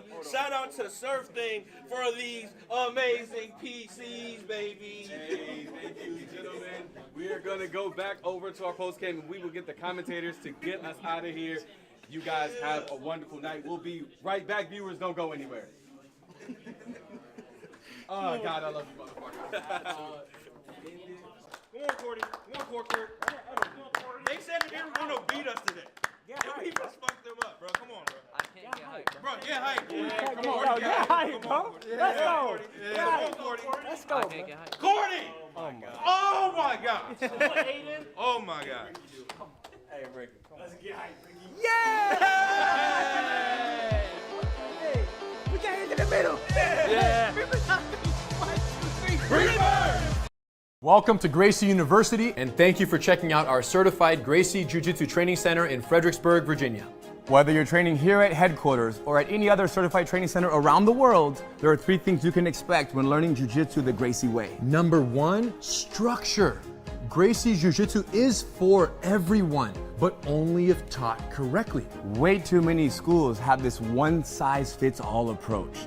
The problem with this is that people with all different needs being taught Jiu-Jitsu the same way. So what we've done is spent a ridiculous amount of time creating specific programs for each and every demographic. And the benefit of this is that each person is going to get from Jiu-Jitsu what they need from Jiu-Jitsu. Gracie Bully-Proof, non-violent self-defense, confidence, and character development for kids ages 5 to 12. Women empowered.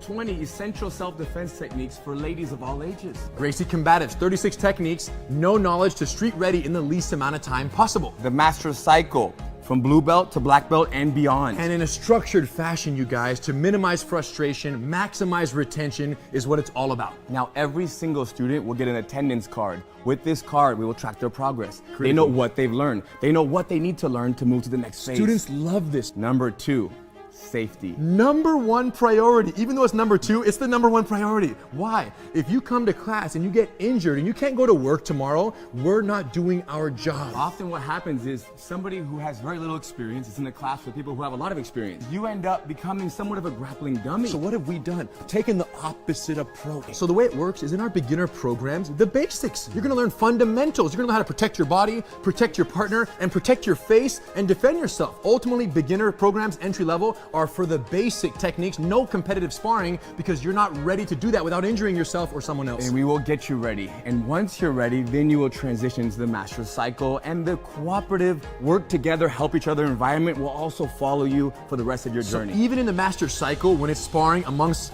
training partners who are trying to defeat one another, the collaboration energy is very strong. You're working with each other, not against each other. Of course. Number 3, street readiness.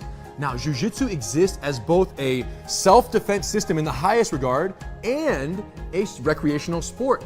And unfortunately, most schools dedicate all their training time to the sportive aspect of the art. What does that mean? That means that somebody could be training for 2, 3, 4 years. More, 10. Forever, and never talk about what might happen in a real fight. And this is very unfortunate, you guys, because Jiu-Jitsu is an amazing self-defense system. So what we've realized is the first thing you learn is the hardest to forget. Yes. So all of our entry-level programs are 100% committed to the techniques you're gonna need out in the parking lot tonight, tomorrow morning. Whatever goes down, you're gonna be ready, but that's because the emphasis is 100% self-defense. And once you own this self-defense mindset and this way of survival, then you can take that mindset with you and apply it to the master cycle. Where you might be rolling more sportively, Jiu-Jitsu versus Jiu-Jitsu. But it's still a self-defense mindset being applied in a sportive practice of Jiu-Jitsu. Or to any other area of your life. Too deep, you guys. Now, there are 2 other benefits that only exist at certified training centers. Number 1, online access to your curriculum of study for free with your membership. And number 2, free satellite training privileges at any CTC around the world. Why would you want online training? It's so you can watch a lesson. When you go home, you forgot a detail, you can't fall asleep at night, you can go on, you can watch the lesson and then sleep easy. Or you want to come to class the next day, but you don't know the lesson, you haven't learned it yet. Or you want to prepare, right? You show up already speaking the language because you watched the lesson. And we found that students who watch their online lessons during the week, in addition to coming to class, grow at twice the rate of progress than students who just come to class. It's all about time and energy. There you go. So online access and satellite training privileges, which means you can schedule the rest of your life's vacations or business trips around certified training centers, because nothing worse than going on a vacation and not being able to keep up on your jiu-jitsu. Nothing worse than that. And when you do a class, wherever you're vacationing, when you do a class there, what do? You do class number 7, you remember, you take note, and you bring that back and you put it on your card, your attendance card at your school. So any classes done remotely count on your attendance card back home, because the curriculum is identical for all the beginner programs at CTCs around the world. The bottom line is this. You guys need to go to a CTC, tell them we sent you. They're gonna do 10-day free trial. What's the benefit of that? Well, if it's not everything that you've ever wanted when it comes to jiu-jitsu, then you say, you know what? It's not for me. But if it is everything you've ever dreamt of and more, enjoy. We'll see you on the mat.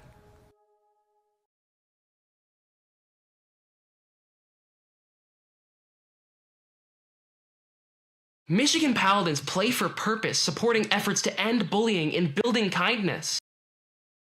Get ready to join the Michigan Paladins on December 3rd for an exciting online gaming fundraiser that's all about making a difference. We are rallying together to support the Be a Friend Project, an incredible nonprofit that empowers kids to help other kids and promotes kindness to stop bullying.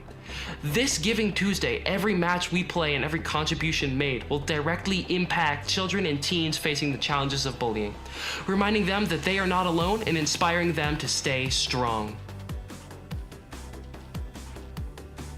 For the Paladins, character and sportsmanship are as important as gaming skills. It's not just about how we play, but how we treat each other while playing. And we choose kindness. We believe that fostering a culture of respect and positivity elevates not just our gameplay, but the entire gaming experience. By uplifting one another and leading by example, we aim to create a community where everyone feels valued and inspired to be their best, both in and out of the game. The Paladin players focus on long-term impact through respect rather than just short-term victory. It's important for our team to promote camaraderie, which extends to players on the opposing team. We strive to build connections that transcend competition, showing that true champions uplift everyone around them. By prioritizing mutual respect and empathy, we set the standard for what it means to compete with integrity and leave a lasting legacy on the gaming world.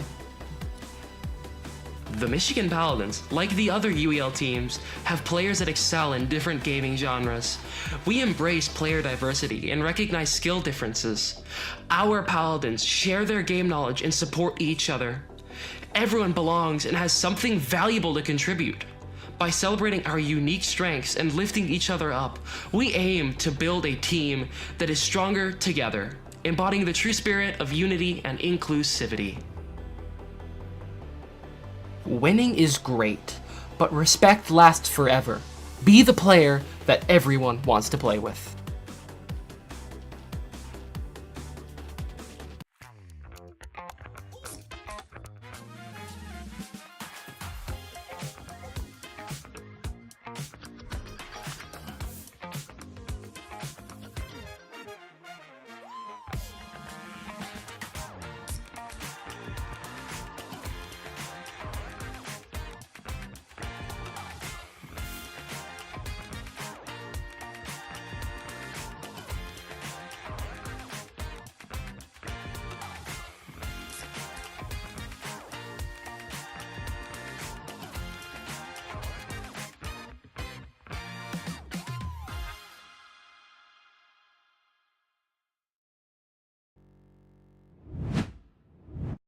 Welcome back, guys, to our Week 13 matchup between the Bots and the Blaze. Man, we had what a match prior to going into halftime. Bots ended up pulling it out on a game of Tekken 8. Billy the Goat anchoring the team, but make no mistake about it, he is that tier 1 player, and we're getting ready to jump into some Midnight Ghost Hunt, which is basically the most hardcore competitive game of prop hunt that you've ever seen. So if you've ever played Call of Duty prop hunt, where you basically jump into one of the objects of the map and you try to blend into your environment, that's what you're going to be seeing unfold right here, man. But hey, dude, before we get into that, I do want to just give a shout out to one of the ads that you guys saw during halftime, which is the Be a Friend project. That's going to be Tuesday, December 3rd at 8 p.m. Eastern. Please come hang out for that. Guys, we're basically just trying to spread a sense of positivity amongst the youth in order to combat bullying, and what other better sort of conduit or avenue to do that than playing video games, man. Gaming has so many different age groups, cultures, and backgrounds and so forth, like within it. It's just a perfect platform to sort of, I guess, spotlight, you know, some of the troubles or some of the struggles that the youth is going through and try to spread some positivity there, man. So please join us for that. Again, that's Tuesday, December 3rd, and that's being put together by the Michigan Paladins, which is one of the teams here at the UEL.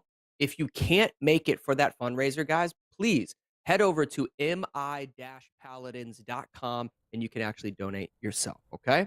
Now we're jumping in here to the gameplay. We've got the spinning of the wheel here on the right side of your screen. Let's see what the next game's going to be, man. It's going to be Overwatch 2.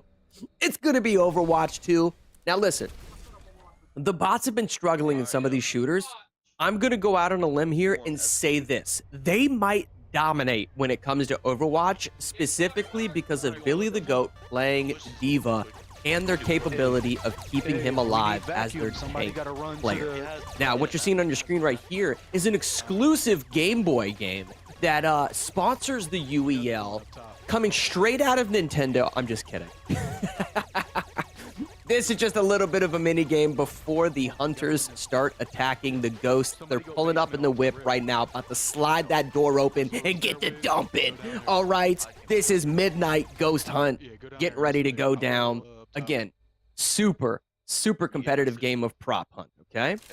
Now, what is going to be the goal of the hunters here? Well, they want to find all of the ghosts on this cemetery map that you see right here, okay? And if they're capable of finding the ghosts, they'll shoot at them. They'll do whatever they can to kill them prior to the clock hitting midnight. If the clock hits midnight, the hunters become the hunted. The ghosts then will have the opportunity to attack the killers and potentially clutch this victory. Okay? So this is going to be the side of the Blaze right now on the Hunters, and the bots are playing the Ghosts. All right? This is Dictator Chicken. Just kind of relaxing on the side here. And, you know, there's a multitude of different strategies within this game, guys, with regards to how, you know, Ghost players can potentially win. I think the most common and what you're kind of seeing here is the ability to sort of blend into the objects at which you are possessing, okay? The reason why this vase, if you will, is shaking is because the longer you stay in one single spot without moving, the game actually wants to force you to move a little bit. And so it'll actually shake your object and sort of give you away to the hunters, okay? But it's like sort of blending into your environment is going to be absolutely crucial within this game. As well as, I would say, probably the most popular strategy, which is opposite of what Mordecai is doing right here, is finding the smallest object in the entire map, possessing that object, and trying to sort of wedge yourself within some nooks and crannies of the map. Now, Mordecai is doing a great job because of the beige, sort of like brownish beige color tone of this particular object. I think the players on the sides of the Blaze are simply just not seeing him as a potential piece of the environment. Now, this is Latchy trying to get away from the hunters. He jumps into a very difficult object, being that bench, obviously not small enough to make its way through specific doorways, hallways, and what have you. He was pretty much dead the moment that he jumped in. All right. Now here you're taking a look at La Bamba, who appears to be, La Bamba's in a relatively small sort of crate. And I think this is the place that the Blaze are sort of struggling in is they're struggling to identify possessable objects. Some of these crates and stuff just simply look like a structure within the level frame itself. Oh, La Bamba going for a cheeky res right now. He may get a revive off. Oh my goodness. I think La Bamba got a revive off. That is so interesting. La Bamba kind of clutching, and he's hiding on the other side of this wall. You know, I think this plays towards the advantage of the bots. I think the Blaze are really, really struggling. It'd be interesting to know who got set up.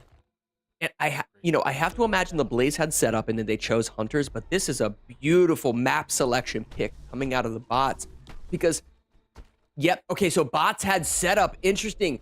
Okay, so if bots had set up, I have to imagine they actually chose this particular map. Reason being is this is what I would call within the sort of aesthetics of video games. This is a very monotone map. The aesthetics of this are sort of like tone neutral, if you will. Everything is sort of grayish, beige, and brown. There's not a lot of complexity in terms of how this particular map looks. A comparable map that would sort of contrast this would be the shopping mall. The Christmas shopping mall has so many bright colors and objects within it that stand out as possessable objects, whereas in this, everything sort of blends into the environment. And okay, so the bots actually wanted ghosts. Wow, so the bots chose this. The map selection might have been the Blaze, and if that's the case, what a huge mistake, because the bots are playing very well. Dictator Chicken has been sitting in this vase the entire time, and now the clock has struck midnight. He has a heavy metal object that he is getting ready to fling at these hunters. Guys, it has hit midnight.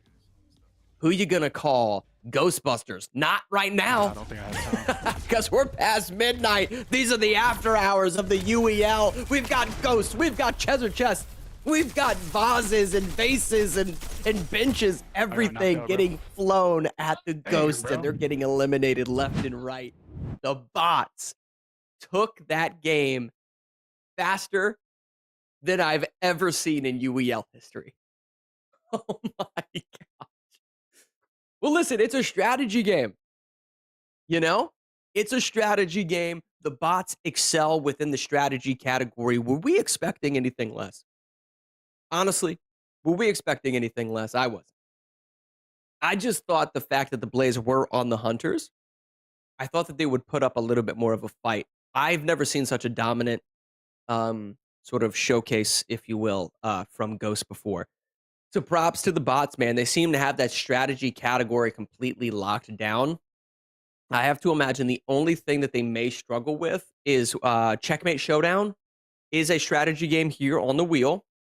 but it's also very much a fighting game. The only reason I think that they might sort of lose within that is because Mordecai can't carry the whole team. Now, I know that Billy the Goat played relatively well there in Tekken, but I also know that Milk Zolo plays a decent Rook and so forth over on Checkmate Showdown. Nonetheless, we're getting ready to jump into Overwatch. This is a shooter.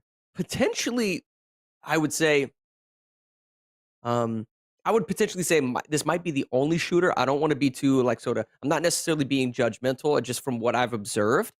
This might be the only shooter that I think the bots lock down. Right? We saw some, we saw some Fortnite earlier. We've seen Rainbow Six Siege. We saw Hollywood dominate with that sniper rifle in Halo Infinite. Billy the Goat's diva gameplay as a tank within Overwatch, his team's ability, whether it be through Mordecai, Latch, La Bamba, or Dictator Chicken, whichever one of them is playing healer, I do not remember. Whichever one of them is playing healer, their ability to keep Billy the Goat alive as the diva player is arguably the best composition that I've seen for Overwatch in the UEL. Okay? So just be on the lookout for that because I guarantee it's coming out. What I've also seen, though, from Billy is an ability to, how do I say this? His ability to sort of, sort of change or mold with how the game is going. He has swapped off of Diva at times if a team push didn't work within the first 1 to 2 attempts. So I love the team sort of composition, if you will, or just understanding of how the game operates, working in tandem with one another, to sort of just change up in the middle of a game if need be, especially given what specific game type. I think they tend to excel on payload levels, specifically payload levels, because that complements the dive comp that they have with that diva gameplay. So we'll see kind of what happens right here. Nonetheless, we got about another minute or so. Oh, never mind. It looks like we're actually jumping into it. So very, very quick setup. And something to note here, think about how quick that setup was, guys. Okay? Both of these teams have 2 timeouts each. They both have the maximum amount of timeouts needed for halftime. And they were able to actually set up Overwatch with a minute to spare. Got to love it, man. Gotta love it. Billy the Goat hasn't chosen his operator. We're playing a game of push. There you go. Billy the Goat chooses the diva. We knew that was coming. We knew that was coming. And they're all going to be... Okay, so the Mercy. I like the Mercy, but I think the Ana was doing enough. I think this is Dictator Chicken playing the Ana. The Ana has that long-range sort of sniper heals, also has that sort of grenade throw as well. Dictator Chicken, his ability, I'm assuming... Yeah, his ability to heal Billy the Goat is exceptional. Here's the other thing, though, that they're running. If I could get a confirmation as to who is playing Lucio. Lucio, in particular, complements this dive comp really well because of his ability to swap between a speed buff and a healing buff. Typically speaking, they'll hit that heal buff, dive the back line, and then use the healing boost. He'll swap back over to heals and then actually hit his ability to keep the diva up. But he doesn't do it until the diva matrix has been burned. All right, so just take note of that. Both of these players getting really, really good heals off of each other. Look at the angle at which Dictator Chicken is healing the diva. He's now going to pivot a little bit to his left. He's getting solid damage out. He's not even worrying about damage. He's not even worrying about healing Billy the Goat. He's outputting damage because Billy the Goat is getting healed so well from the Lucio, but also basically absorbing a lot of that damage through the actual damage matrix of Diva's toolkit. Pretty exceptional gameplay. Now you're watching Latchy, so this is good. So I don't remember what particular player dropped out in order for Latchy to actually come into that tier 5 spot, but clearly they were the Lucio player. His ability, Latchy's ability to sort of not just jump in for his first game in UEL, his first game he's played this season, but his ability to pick up where his former teammate left off in that Lucio spot is pretty exceptional. So props to him. Young player kind of holding it down. La Bamba diving in with the gratatas on both hips with his absolute chain gun on his left, on his right, picking up multiple kills. That's now a double kill coming out of La Bamba. Billy the GOAT getting the kill on the Orisa. This is a team wipe. Billy getting the double kill himself. And a stagger pick on Milk Zolo. Terrible play coming out of Milk Zolo on that Soldier 76. He cannot get picked early like that. Now his team is receiving a ton of chip damage while Milk Zolo is nowhere to be found. By the time he actually gets back to the field of play, he's going to get smoked like a beef brisket in the South during summertime. They are absolutely dominating them into the spawn right now. Another trickle pick on Milk Zolo. Wow, he can't even plant his feet on the map. That is going to be game, set, match. I told you that the bots were going to dominate that game, and they did exactly that. And listen, that was a game of push, so we're not having an offense into defense. Whoever dominates just dominates, and that's going to be game. Guys, the bots pulled it off again. They're now up 10-6. The Blaze have to catch a vibe, and they have to catch a vibe right now, okay? They're going into Lumina Rush. This is a racing game. And although it is a racing game, there's an aspect to this that's a little bit more strategy oriented because this is a speedrunning platformer. Think of some of your favorite platformers throughout history from Mario, Metroid Prime, Mega Man, and so forth. Think about having to traverse the actual course as fast as possible. That's kind of what you're going to be seeing here. Shout out to the developer of Lumina Rush, who actually has been working with us to create this 1v1 game mode that you're about to watch. Awesome developer, one of our sponsored games here at the UEL. These teams are going to be playing against each other in real time. They're all going to be on the course at once. Whichever team finishes the course faster is going to win that specific round, and they're trying to win the majority of the rounds, obviously, in order to take home the W. But there's different strategies involved. There's 3 different difficulty levels, all of which have multiple stages on them. I'd say about 20 to 30 stages at this point because the developer is constantly making new maps. Do you pick a level 1 stage that's simple enough for everybody to finish it, or do you pick a really difficult level so that almost nobody finishes it, but a few of your team does? You see what I'm saying? So there's a little bit of strategy involved. It's easy to download, very quick download. It's easy to practice.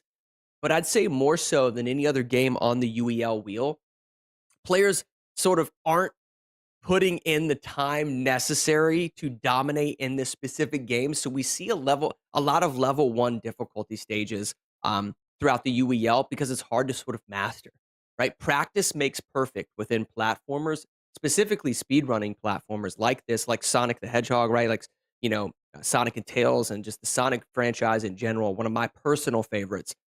To master the mechanics of that game, you've got to just continuously play over and over and over again. The bots tend to be that type of team. The strategy games that they excel in, the reason Billy the GOAT excels in those games is he's willing to put in the time and the repetition of just constantly playing that game over and over again. Like I said, practice makes perfect, and I think they're going to excel here on Lumina Rush. That being said, I have seen the Blaze play Lumina Rush. They know how to play it. I just don't know if they're going to be able to do it at the same sort of talent level of the bots, but I'd like to see them surprise me. And it looks like Need for Speed Hot Pursuit Remastered. Forfeit from the Blaze. Wow. So there's actually a forfeit on the floor from the Blaze. That went exactly how I thought it was going to go. Okay. So that's another win for the bots, and they now are 11-7. There we go. Forfeit Blaze for Lumina Rush. All right. Well, the next game we're jumping into, guys, are going to be Need for Speed. This is Need for Speed Hot Pursuit Remastered, an instant classic that we love, and the specific game type that we play here at the UEL is called Most Wanted. I believe the Blaze have set up, so they get to choose either the racers or the cops. Most of the time the players will actually choose the cops, and then the bots either get to choose. I don't know if the bots get to choose their most wanted player or if they get to choose the map in general. Nonetheless, most wanted game type means that one of the racers is the most wanted racer. All the cops have to do is destroy the vehicle of that single racer and they will win. Well, what does that mean for the rest of the racer's team? The rest of the team of that most wanted racer is trying to protect him or her at all costs. There's 4 different abilities at their disposal. They have EMPs, they have jammers, they can lay down spike strips, and they have a turbocharge in order to boost their speed and kind of get away from the cops on their 6 o'clock. The cops, on the other hand, have roadblocks. Again, they have EMPs, they have spike strips, and so much more. They have the ability to call in a helicopter in order to sort of lay down that roadblock up ahead. So the cops are trying to destroy the racers, but specifically the most wanted one. Most wanted, okay, so the most wanted is actually random. And I believe, though, that the bots are probably going to be able to choose the map. Some maps a little bit more windy and curvy than others. Some of the maps have a little bit more shortcuts, if you will. And if you master a specific course with a lot of shortcuts, you can imagine you're a little bit more capable of getting away from the cops, especially if they don't know those shortcuts. So just think about that. Consider that as we kind of get into the game itself. With regards to the potential vehicles that you're going to see here, sometimes there's different, I would say, categories of vehicles. I don't know who necessarily chooses those, but there's sporty vehicles, there's sort of factory model, more standard model cars and so forth. Typically speaking, though, we see a lot of electric and or sports vehicles here on the UEL floor. Okay? So jumping in here, and it looks like that's exactly what we're going to be seeing here with some Lamborghinis and some Ferraris and so forth. Most wanted is on, what is that, PC1? Let's get some intel on who is the most wanted player tonight. While I crack open this can of Sly Energy. Oh, you guys just heard it right there. Shout out to Sly, the energy drink sponsor of not just gamers, but of the UEL, the Ultimate In-Gamers League, where gamers go pro. Garto has tricked out his entire car to be in the Blaze Cosmetics. This kid is an absolute sweat. Somebody get him some paper towels on the floor. He needs to wipe his brow with his car looking like that, dog. Come on, bro. That is ridiculous. I love it. I love the team spirit coming out of Garto. Yes. Yes. All righty. All right. Garto may be the most wanted. Oh, I love it. So Garto is actually going to be the most wanted in his custom designed sports car here in the actual orange and black Blaze Cosmetics. Look at how well he is controlling his vehicles around the winding turns. Clearly has a knack and understanding for how the drift mechanic within Need for Speed Hot Pursuit works. Obviously, guys, they have 4 abilities at their disposal. This is a thorough through and through arcade racer. The physics of this game are not realistic whatsoever, but I will say this, they are an absolute ton of fun. Drifting in this game is exceptional. You get a lot of high-octane, fast-paced action, and Garto has the cops on his 6 o'clock right now. He sees them, but he's hitting these turns, and he's hitting these drifts really, really well, man. All right, now this is Latchy, going to be one of the cops on his 6 o'clock, struggling to sort of master the mechanics, if you will, of this particular game. He has one racer in front of him. He's hitting some of the traffic on the way there, so he's struggling a little bit, but if he's able to sort of gather himself, he might be able to catch up. And it looks like La Bamba right there sort of overshot Garto, but he's still right behind him, catching up to that rear bumper. The only thing he has, look at the bottom left-hand corner of your screen, guys. He does have the spike strip, so he's trying to get in front of this player and lay down a spike strip. He's looking for him. I think he's getting ready to lay it down. Oh, but Garto doing the wise thing and slowing down, it looks like. Oh, God. It's so fast. Interesting. So I'm trying to see what... Yeah, La Bamba is technically way ahead. He was looking in the rearview mirror and didn't see the end of the cave tavern in front of him. Ends up hitting the wall, taking a little bit of that health away. And now, guys, he's struggling to catch up. He's got 2 players in front of him, not just Garto, but another player themselves.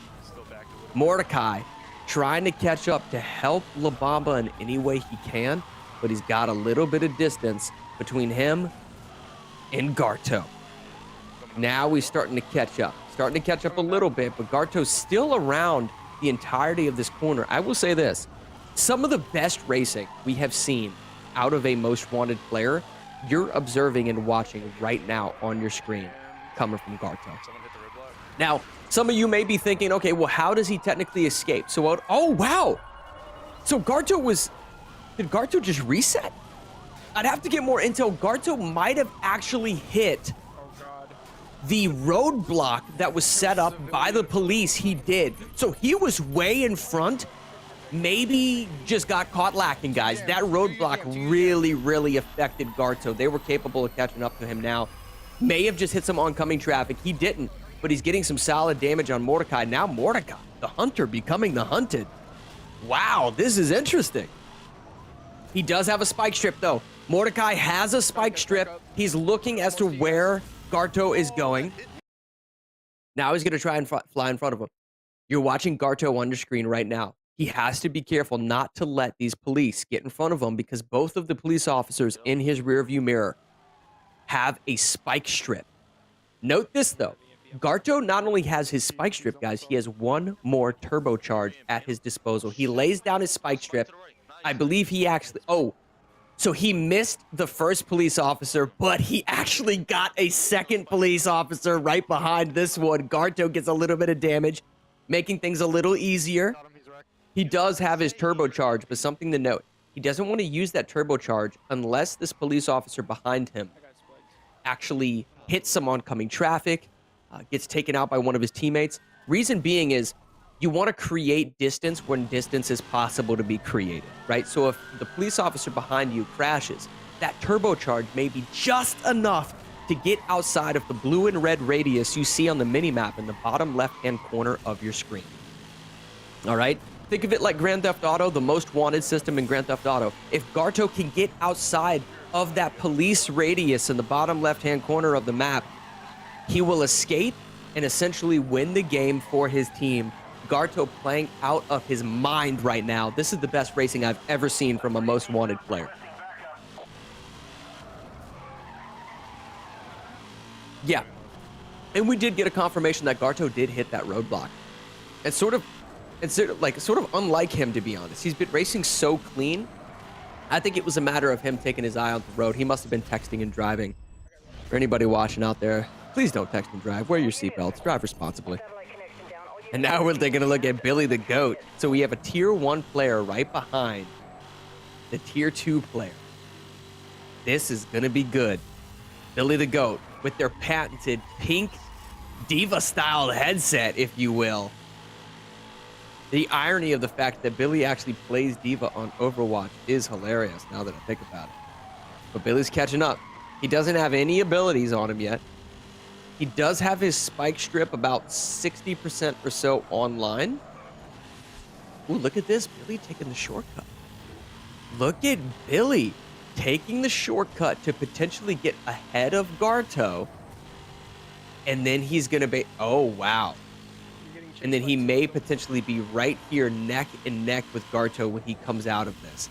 Oh, boy. He came out of the shortcut, but he came out a little too hot. You can see him sort of laughing in the bottom right-hand corner of your screen. The only reason Garto was able to stay ahead right there is because of how clean his driving was. You can see how much Billy sort of struggled right there. And now Billy ends up crashing. Oh, no. There we go. He's back online, but his health super, super low at the moment. I think Billy, I have to imagine Billy is just a little bit of health off. But potentially going out here, guys. He's got to be careful. He's sitting on his last leg. He hits another wall or two, and he's going to be eliminated. I believe Garto was actually outside the radius for a brief second, so Garto was right on the edge of potentially escaping right here, guys. Another thing to note, Garto might actually have a teammate behind him. I believe that this is the only police officer left. No, La Bamba. seeing a D and F though, so this might be, yeah, this is La Bamba spectating Billy the Goat. So Billy the Goat is the only police officer left, and there are 2 racers left on this stage as well from the side of the Blaze. Oh, wow, okay. So Billy the Goat, sitting on his last leg, has to catch up to Garto. He's the only remaining officer. I think that's going to do it right there. He has been completely wrecked. That's going to do it. Garto with the best racing I have seen on Need for Speed Hot Pursuit. Wow. Yep. Billy's last one left. Yep, 100%, guys. That was a great performance. I would say that's sort of Garto's standout moment. We've seen Hollywood have some moments on Halo, and he definitely picked up a quad kill in the likes of Fortnite. Also played really well on Roller Champions. I would say that was the specific moment, though, that sort of proves where Garto is at within that tier 2 spot. Okay. Milk Zolo, I think, picked up a triple so Milk Zolo had his moment earlier that they weren't able to necessarily capitalize on, where he took out 3 of the players in a game of Tekken, I believe it was, from the bots. But then Mordecai and Billy the Goat ended up sort of anchoring that team and ended up clutching the game. But Milk Zolo has definitely done his thing, right? So that tier 1, tier 2, and tier 3 players on the side of the Blaze have had their standout moments. Haven't necessarily seen that from Napkin. And Jade almost had that moment on Dead by Daylight. But unfortunately, you guys saw at the end of the Dead by Daylight game, he was right on their tails as both of them got out the exit right at the end of the game. And they were both relatively weak. Nonetheless, I like sort of what I was seeing from some of Jade today. But I think that tier 5 and tier 4 on the side of the Blaze, if they would have just step it up a little bit, that might be the difference maker throughout the rest of tonight, in order to, sort of keep them sort of in this thing, right? Because they just picked up that win right there on Need for Speed. If they can just make up a little bit on that tier 4, tier 5 spot, it might spell huge trouble for the bots. Yep. Now, jumping into this next game, I believe we actually have FIFA. Yeah, so this next game is going to be FIFA. Again, a sports game. I think the Blaze dominate this one, guys. I think they not only dominate this, I think that we might even see a forfeit from the side of the bots, to be honest with you. I know that they have a couple of players that have been practicing FIFA. I don't know if it's like the Blaze, though. This might be one of those NHL, just give the soccer ball to Hollywood and he will score. Now that I think about it, Hollywood scored all of the points on Roller Champions, and he also scored all of their points on NHL. Dude, if Hollywood scores all of the points in this game, wow. Do we give out MVPs of the week? Maybe we should. Maybe maybe we should. And maybe Hollywood's sitting up there. He's a certified dog. All right?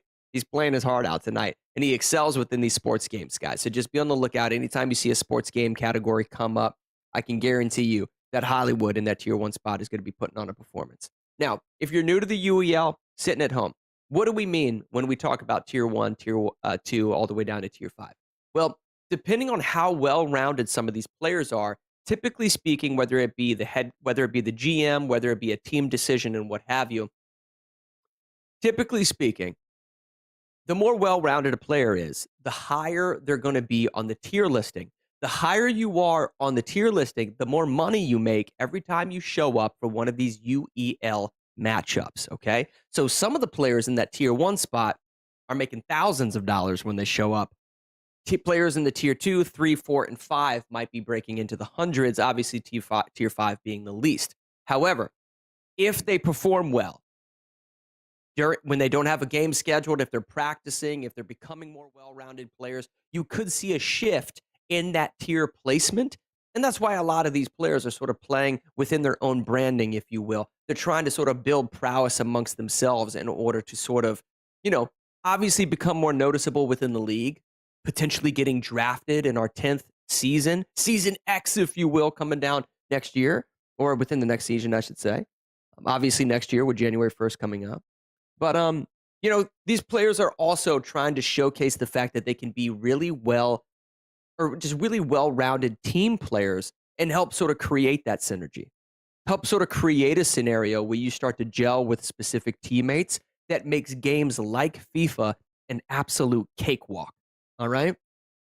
So Hollywood is going to be in. Hollywood is in the yellow. Milk Zolo in the blue. We also got Lachi and Mordecai coming in on the side of the bots. They're going to be in the blue jerseys. Blaze might be in the white jerseys, okay? So don't blink. We got Hollywood himself in playing a sports game. This is going to be good. Now, something to note before we get into here. In this particular setup for FIFA, there's going to be 2 players, but there's going to be 3 actual players on each team, one of which being the goalie. The players have to be super careful, guys, that when they swap, if their goal is getting ready to get scored on, when they swap their player, it'll actually auto swap you to the goalie. And really often players make a mistake of accidentally pulling their goalie out of the net. Okay? I don't expect we're going to see any of that from the side of the Blaze. I honestly don't expect to see any of that from either of these 2 teams because they're both just really, really talented teams. Oh, wow. Okay, so we're playing 3-on-3 with walls. All right? This is good. That means there's no out of bounds, guys.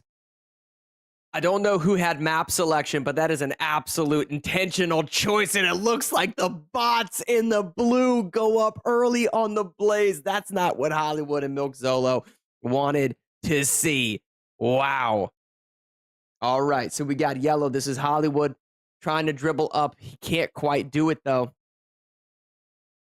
Now, this is Mordecai in the purple, guys. Mordecai in the purple. We got Lachi in the red. We got Hollywood passing it to Milk Zolo. Not able to do enough. This is Hollywood right here in the yellow. Shoots the goal. Whiffs it. Oh, my goodness. How many shots on the goal are they going to get? Hollywood tries to pass it. Ends up being intercepted, if you will. Oh, that could have been a potential breakaway moment right there. It wasn't enough, though. Milk Zolo had to be super careful right there, guys. Wow, they get another goal. We might be seeing a huge upset right now on the side of the bots, going up 2-0 over the Blaze. Milk Zolo trying to find some synergy. Right now, they need a goal. They need to stay in this thing. They're applying pressure, but I gotta say, Lachi, this might be a moment for Lachi because Lachi is staying on that goalie position, guys, and he has now blocked probably 6 shots on the goal. Pass over to Lachi for the assisted shot. Whiffs it. Turns it around. Oh my goodness. Hollywood almost scored on himself. Nonetheless, this is Milk Zolo getting the first goal on the side of the Blaze. Blaze now within 1 score. All they have to do is tie this thing up right now. That should be their only focus. And it looks like Hollywood gets an easy shot, but he whiffs the shot. Oh, no. Oh, it doesn't matter because Milk Zolo comes in and says, listen, you carried us in the other sports games. How about you sit back and let me show you how it's done. Milk Zolo now with 2 goals tonight. Oh, here's Hollywood with the steal. He's got a 1-on-1. They're doing a stitched shot on the goal, but it whiffs. Oh, that was a situation where I actually wanted to see Hollywood be a little selfish, to be honest. I think they would have scored that had Hollywood just kept the ball himself. I'll say this, though. Milk Zolo clearly has some solid dribble skills, guys. Oh, that might be an easy goal. It is. Oh, my goodness. Now, I believe this is 1st to 5 and or the time limit, guys. They're scoring at a pace at which I probably have never seen here on the floor, so I have to imagine they're going to score to 5 points. There's a minute left on the clock. The Blaze trying to tie this thing up. They've got to be careful, though. It goes for a back pass wall bounce. The wall bounce isn't good enough. Hollywood passes it up to Milk Zolo. Milk Zolo with assist over to Hollywood. They're trying to find an open player. He actually sends that soccer ball into next week. Go challenge. Go look at your calendar, if you will. I don't know where that shot was going. Yeah, that one was to the gods. Oh my goodness. Huge opportunity from the bots on the goal. Now Hollywood has his moment, and he takes it. Hollywood has just scored, and now this is a tie game. Here we go. Hold on to your seats. The Blaze looking for an upset. Passes it over to Hollywood. Hollywood grabs the ball. He goes for the shot. as opposed to passing it to his teammate who was wide open in front of the goal. And now the bots have an opportunity to steal this game away. Oh no, there's a one-on-one on the goal right now, and they end up taking it. How much time is left on the clock? I didn't see how much time. Was that at the end? Oh my goodness. How much time is left on the clock? Let me see. The Blaze have 5 seconds to score a goal. 3, 2, 1. The bots end up stealing a game, a sports game, away from the Blaze. I said earlier in the night that it couldn't be done, and yet they just proved me wrong. What a huge upset. You know what was sort of weird about that was Milk Zolo clearly had a better understanding of the mechanics of FIFA. Well, maybe not clearly, if you will, but I just think was playing a lot better than Hollywood. Hollywood had some awkward moments where he was going for goals when he should have actually passed to his teammate. And then there was obviously plays where I don't know if he understood sort of the power of like how the shots actually work within FIFA. We saw him send that soccer ball into next week. You guys saw that. I think he was playing tag with somebody at the top of a skyscraper. Nonetheless, Milk Zolo was trying to do everything he could. Hollywood was complimenting his play style, but the bots practicing FIFA? Okay. Listen, if you're able to take a win in FIFA over the Blaze, you clearly have been practicing. Because Blaze are amongst our best sports players in the entire league. So major kudos to them. All right. They're going to go up now by 5 games. This is a 7-12 matchup. Both of these teams at least have one timeout. I don't think anybody's necessarily nervous about setup. I think both of them are very responsible when it comes to their actual setups. They're very disciplined is the word that I would use, Florida Shogun. Find a little bit of discipline, if you will. But no, both of these teams are very disciplined, so I don't think we're going to see a lot of forced forfeits as a result of, just not having any timeouts left.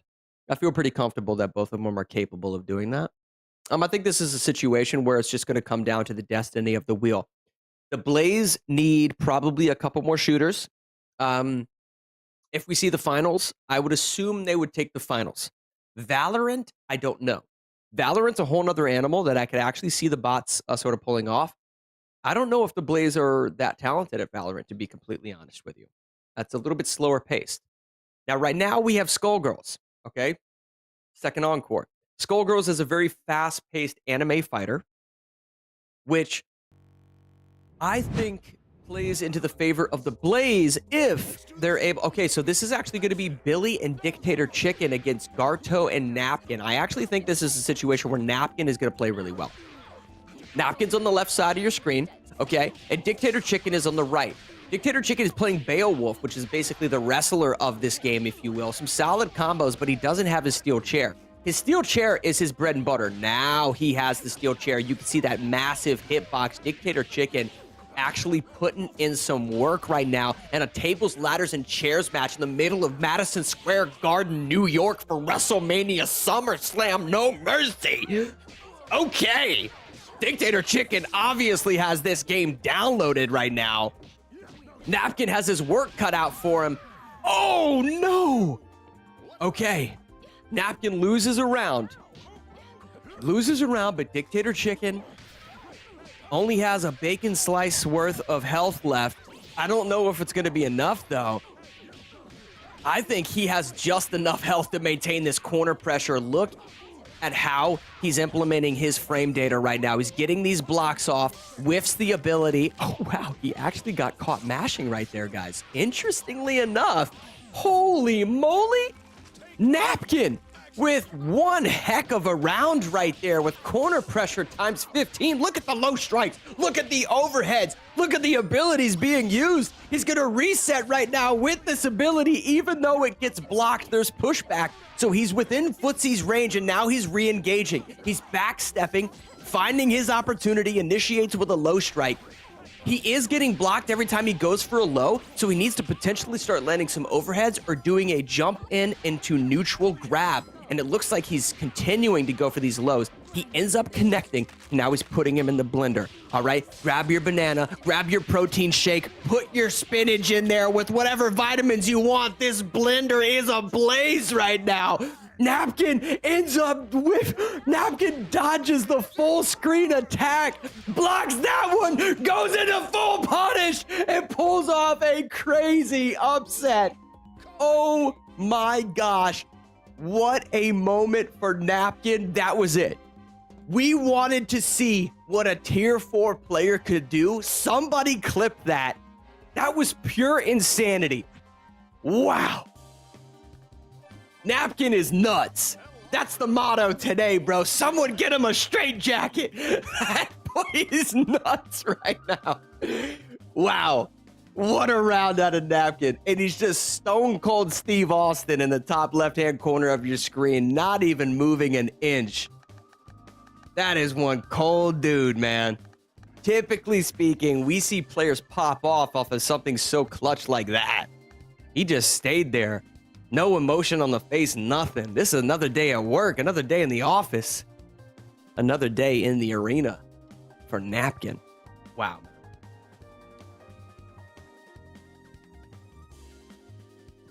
Gotta love it.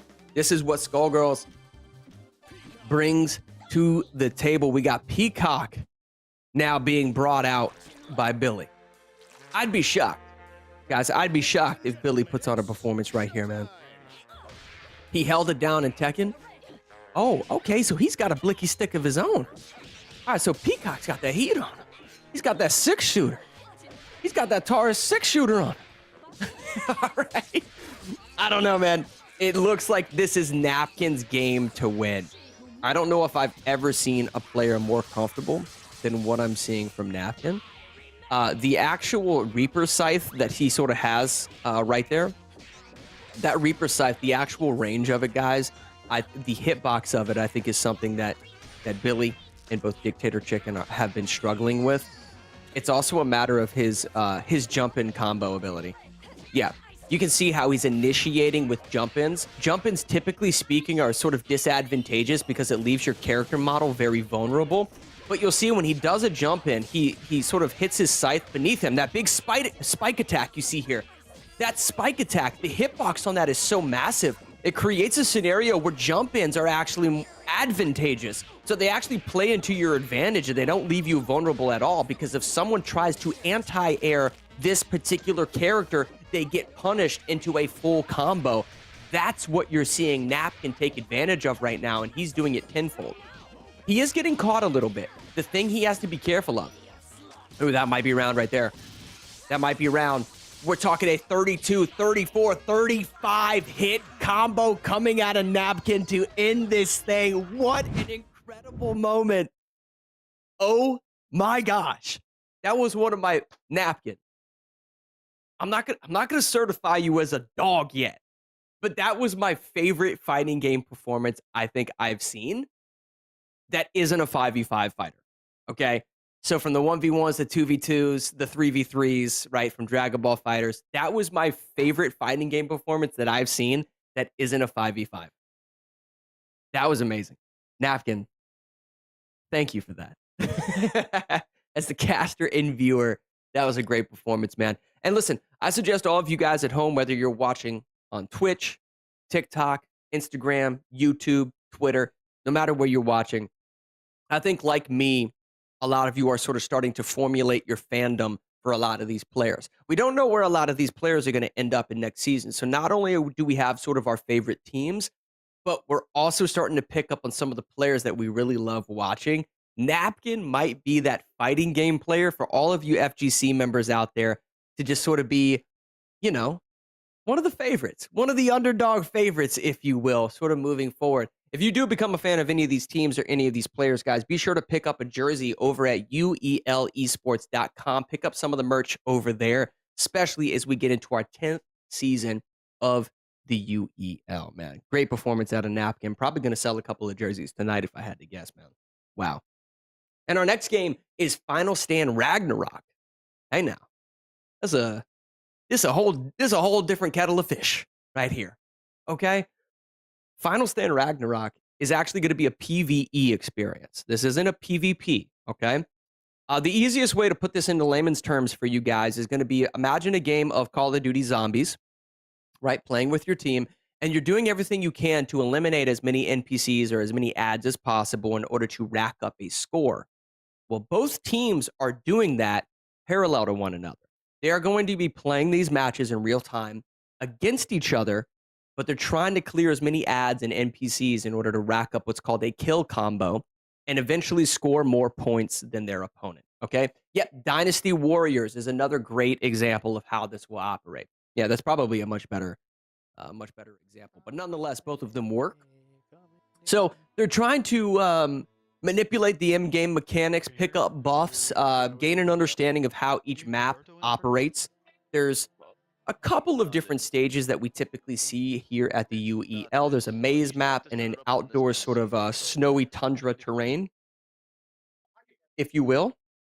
Oh my goodness gracious. Do you guys see how many Ayala characters there are on your screen? 1, 2, 3, 4. There's 6. Okay, this is exciting. That's my favorite character in the game for this particular reason. That is the archer of this game. So long range DPS, all right? Oh, and we're playing on this map. So this is sort of that frozen mountainside, that tundra terrain, if you will, that I was just talking about. Ooh. All right, the snow-capped mountains. This is going to be good, guys. This is going to be really good. So this map, you're going to see waves of ads and NPCs that are pouring out from the forests at the edge of the mountainside. It's going to start off a little slower, but as time goes on, there is going to be hundreds of NPCs on the map at any given time. The reason Ayala is so advantageous for this particular map is because you can pick up kills from basically across the map. So you can send her bow and arrows across the map in order to maintain what's called your kill combo. So what is a kill combo, right? Well, look at the left side of your screen. You see where it says killing spree 12 kills and there's a progression meter below it? I'll wait till this particular player, which is Mordecai, picks up another couple of kills for you so you can see what I'm talking about. But if you're able to pick up a kill and tandem with another one before that progression meter reaches 0, you extend your kill combo, which boosts the score that you get for each additional kill you're able to achieve. Okay, you see the 4, 5, 6 kill combo, the left side of the screen right there, okay? Eventually, this map is going to get so crazy that some of these players will have kill combos into the hundreds. And as of last Thursday, potentially a league record, we saw a player reach a kill combo into the thousands. Okay? Into the thousands, people. Absolute insanity. And listen, how exceptional are these SurfThing computers that we're playing on, capable of managing all thousands of these units on screen at any given time with a frame rate of 200 to 300 frames per second. You see it there in the top right-hand corner. Quit playing with this computer hardware we're using on the arena floor, man. SurfThing computers, go pick up some for yourself, guys. All right. And also, we did get a confirmation that that's the wheel spin prior to this game starting. We're going to get died by the blade after this, which is going to be really interesting. Another one of our fighters that we wanted to see earlier. Yep. So Latchy, oh, interesting. Uh-oh. Latchy ended up backing out. So what, typically speaking, when I see something like that, if a team is struggling, sometimes they'll just forfeit. I don't know who had set up for that, but somebody might actually have set up the game wrong and are going to be forced to forfeit that game. It looks like Blaze just took that win. I think the Blaze just took that win because were they at 7? And then they just now got to 8? Game crash. Oh, okay. All right, so they actually got their 8th win in that last game because of Napkin. Okay, now I remember. So a simple game crash was all, guys.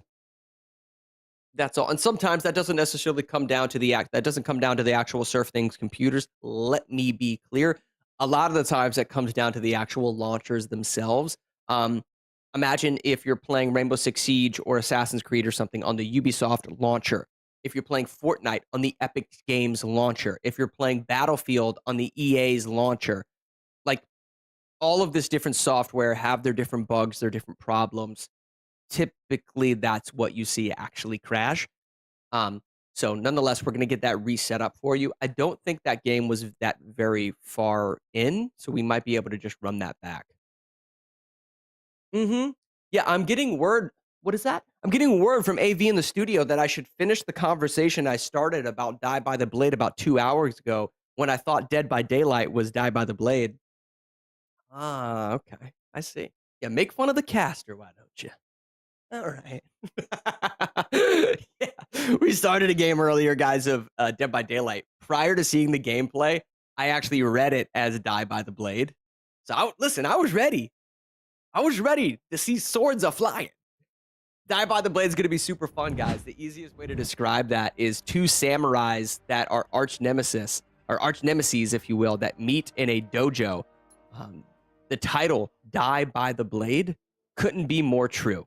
The first hit in Die by the Blade will result in a kill, and that's going to be the fighting game. And I'll explain more of that as we jump into it, but for now, we're going to be jumping right back into Final Stand Ragnarok. I will say this. The bots looked like they were struggling a good bit during that last match. Okay? Not all of them, but in particular, Latchy. This is another one of those awkward games that sort of throws players for a loop sometimes. You know, it's not a game that you necessarily hear a ton about within pop culture, marketing, and advertising on, certain snacks you see at 7-Eleven or something along those lines. Nonetheless, it is a beautiful game, and it is a ton of fun. New players in the UEL a lot of times haven't heard of it and or just haven't practiced it. Sometimes it can be a little overwhelming, but at the same time, you're just killing NPCs, but you're sort of mastering the mechanics of the game. You're learning spawn points and so forth. The more you play it, you can very quickly gain an understanding to at least sort of carry your own weight, right? And at least just pick up a little bit of kills. This particular character that Latchy is playing is actually one of my least favorite. I don't like the speed at which the projectile runs on this character. Very fast in terms of its speed, but not a massive hitbox in terms of its striking. I think there's other characters in the game that just have better utility, if I'm being honest. But we have seen players, clearly rack up a ton of kills with this particular character, so it's not that he can't do it. It's just a matter of how much time he's actually spent on the game. He seems to be doing okay, if I'm being honest. Now, something to note as we get later on into this particular matchup, I want you guys to take a look at the top right-hand corner of your screen, and you'll see the actual kill count for each player as we swap between them in real time. As we get about 2 to 3 minutes into this matchup, you're going to see certain players have hundreds of kills, and then you're going to see other players that are struggling to reach the score of 100 kills, right? When that happens, that's sort of the momentum shift that sort of creates a more a better understanding or prediction, if you will, of who is going to win this matchup. Right? If you see someone with hundreds of kills within the first few minutes, typically speaking, that team is probably going to take home. Now, this is the Ayala character that I had mentioned. Not only does this character capable of getting shots off at a huge range like you're seeing here, but wherever the arrows of this character land, it creates an AoE explosive effect that applies a dot, a damage over time effect onto the NPCs, which definitely improves the DPS of your overall DPS of your team. And that's what you're seeing applied here by the likes of Napkin. Napkin on a 29 kill streak right there before it ended. Pretty good. He's starting to push up towards 100 kills.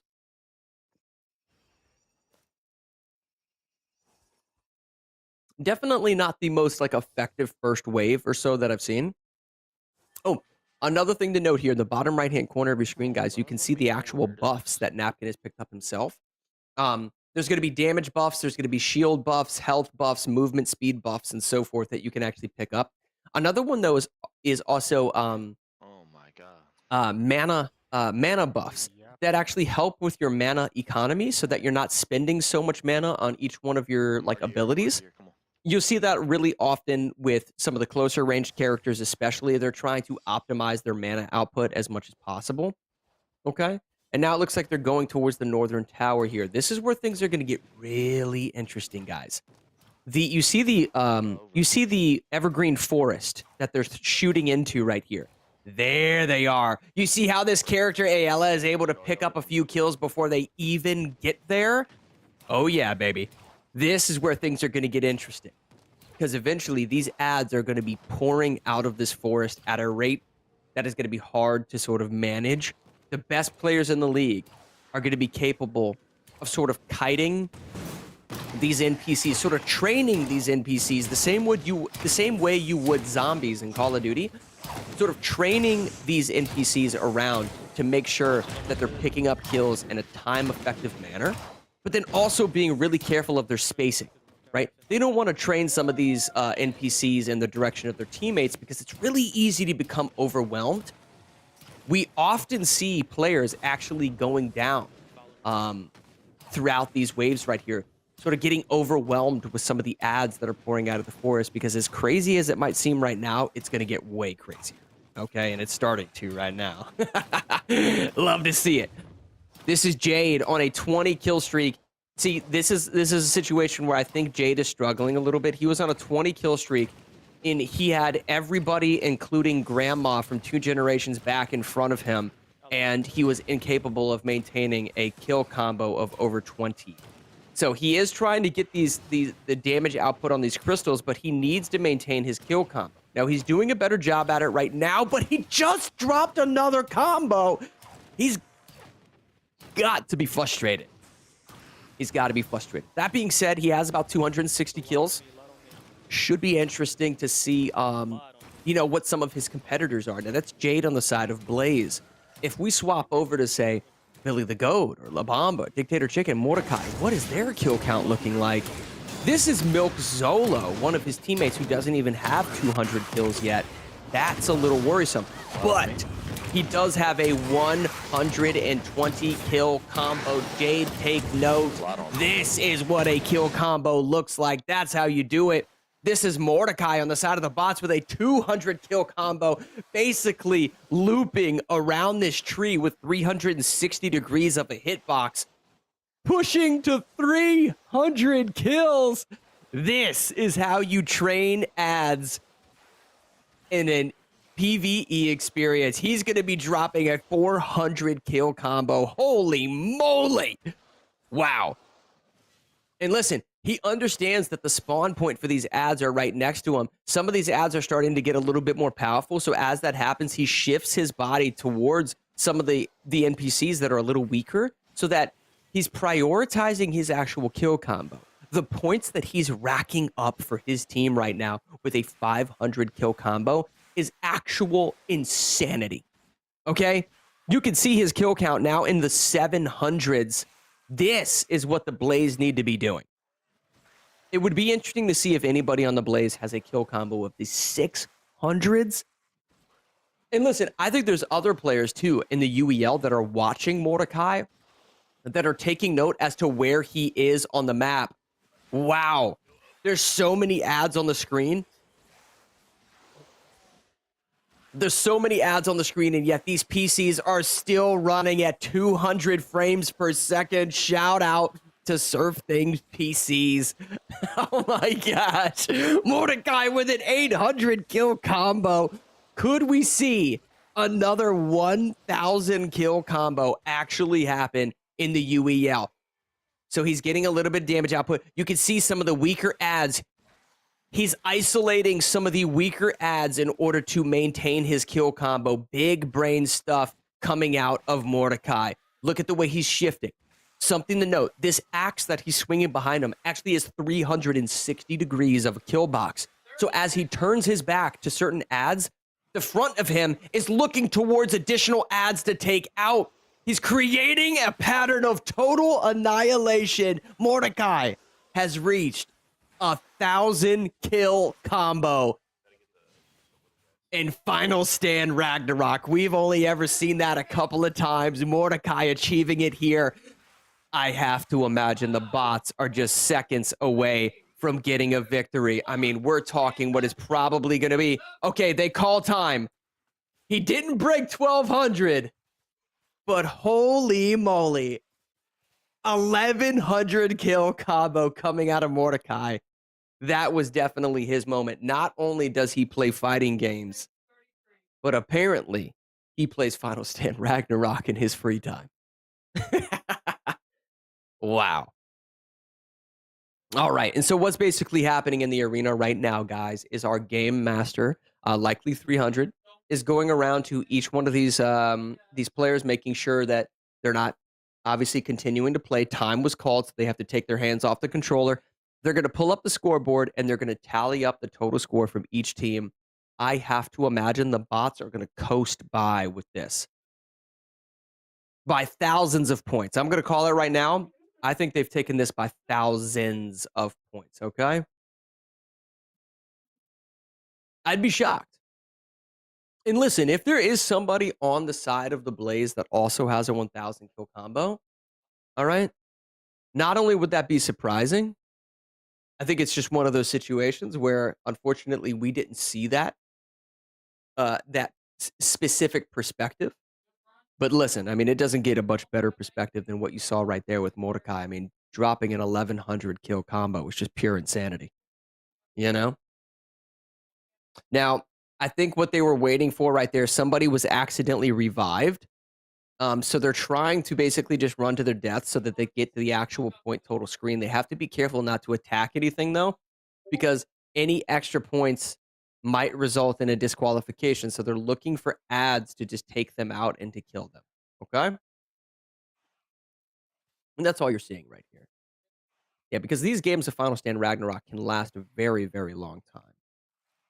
And so we basically just limit that by putting a time limit and all. That's all. Okay.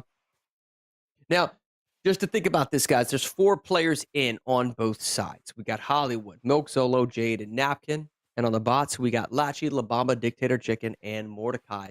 Billy the Goat. Weirdly enough, I actually assumed that Billy the Goat would be playing in that. And he was not. So that's the tier 1 player from the bots not in. Wow. And then I guess it's Garto. So Garto is the tier 2 player that isn't in on the side of the actual Blaze, okay? Yeah, Billy was not in. Mm-hmm. Yeah. And so that's what they're doing now. Now the match summary is going to be displayed, guys. And we'll take a look at the specific points and we'll tally up those points and get the final results scored for y'all. It would be quite an upset. Let's take a look here. Oh my gosh, look at the score of Mordecai. No, this is over. This is over. Don't even tally them up. Don't put the calculators away. It doesn't in the infamous words of Dwayne Johnson, it doesn't matter what the other scores are. Mordecai essentially making up for 2 other separate players. Every other player within the UEL needs to record. You need to screen record on your iPhone what Mordecai just did. His performance alone was that of 2 other separate players. That is actual insanity. Wow. That particular part of the forest, that particular axe-wielding Viking character, right? Okay. In that spawn point, looping around the tree, using that 360 degrees of damage output, the buffs that he had acquired to amplify his movement speed, his damage, his health, all of that. That's the formula. That's the formula, man. Mm-hmm. Speaking of formulas, shout out to Sly Energy, the energy drink sponsor of the UEL, which has an incredible formula of vitamins and so forth, and all of their drinks, which keeps us fueled here at the UEL arena and helps us out so much. Be sure to check out some Sly Energy drink, guys. They keep us fueled. Nonetheless, what an awesome matchup we have here. It does look like bots ended up taking it. They move up 8-13. Gotta love it. Gotta love it. And now I think that wasn't necessarily a bracket reset, but moving into this next game, Billy the Goat is going to have to play, which I'm sure. Oh, never mind. Yeah, Die by the Blade is going to be a full bracket. Yeah, a full roster reset. We haven't talked about that yet tonight, guys, but we run sort of a baseball dugout sort of roster system here, where if you play a game that's 2v2, like Halo Infinite, you have to pick and choose what specific 2 players go in. Then after that, if the following game is a 3v3, say like NHL or something along those lines, The 3 remaining players that weren't the 2 players in your first game are forced to play because of sort of that rotational dugout system that we run. In a game like Die by the Blade, this is going to be a 5v5. So that rotation is basically reset because all 5 players then have to go in. So they don't have to worry about that here. 5v5 fighting game. And finally, we get to talk about Die by the Blade again. All right. Like I said earlier, the best way to describe this would be if two samurais that were arch nemesis of one another accidentally stumbled across one another in a dojo, and it was just a fight to the death. They're going to draw blades, and the first person to get touched by a blade is likely to die. That's what this game is all about. First hit wins it. In terms of how the game functions, it operates really similarly to Ubisoft's For Honor, where you're going to be striking your opponent with a specific direction. Think of a side strike, think of an overhead strike using your joystick, okay? Now, you can parry those strikes by guessing or predicting the exact direction at which your opponent is trying to strike you. You then can return with your own combo string, but you have to be careful that they don't parry you and leave you at a frame disadvantage, okay? So a little bit of a mind game. Oftentimes, it comes down to window of opportunity, playing that footsie's range between you and your opponent, and just kind of finding the right time to strike. There's a multitude of different weapons. You have shorter blades, you have longer blade staffs, and so forth, all of which have their own combo strings. Typically speaking, they're about 3 to 4 hits, but those combos will actually carry your character model across the stage. So there's a little bit of a mobility factor on display oftentimes in these. Okay, so you're seeing that here. We have a blade staff. And apologies for not knowing the specific name of each one of these weapons, but we'll try to maintain, just in terms of terminology, we'll just kind of put it in layman's terms for you guys, okay? Oh, nice. I love that. Little Brad Pitt, little Troy jumping jab right there in order to secure that win. And I believe this is going to be player 1 is actually going to be Napkin on the left side of your screen. Mordecai is going to be on the right. And they both have 1 life left. Each player has 2 lives. They both have been taken. Both lives have been taken. And wow, Napkin ends up. Oh, no, that's Mordecai. Wow, so Mordecai ended up taking that. So maybe the bots are player 1. We'll see when we start off here. Yeah, I believe bots then would be player 1. Okay.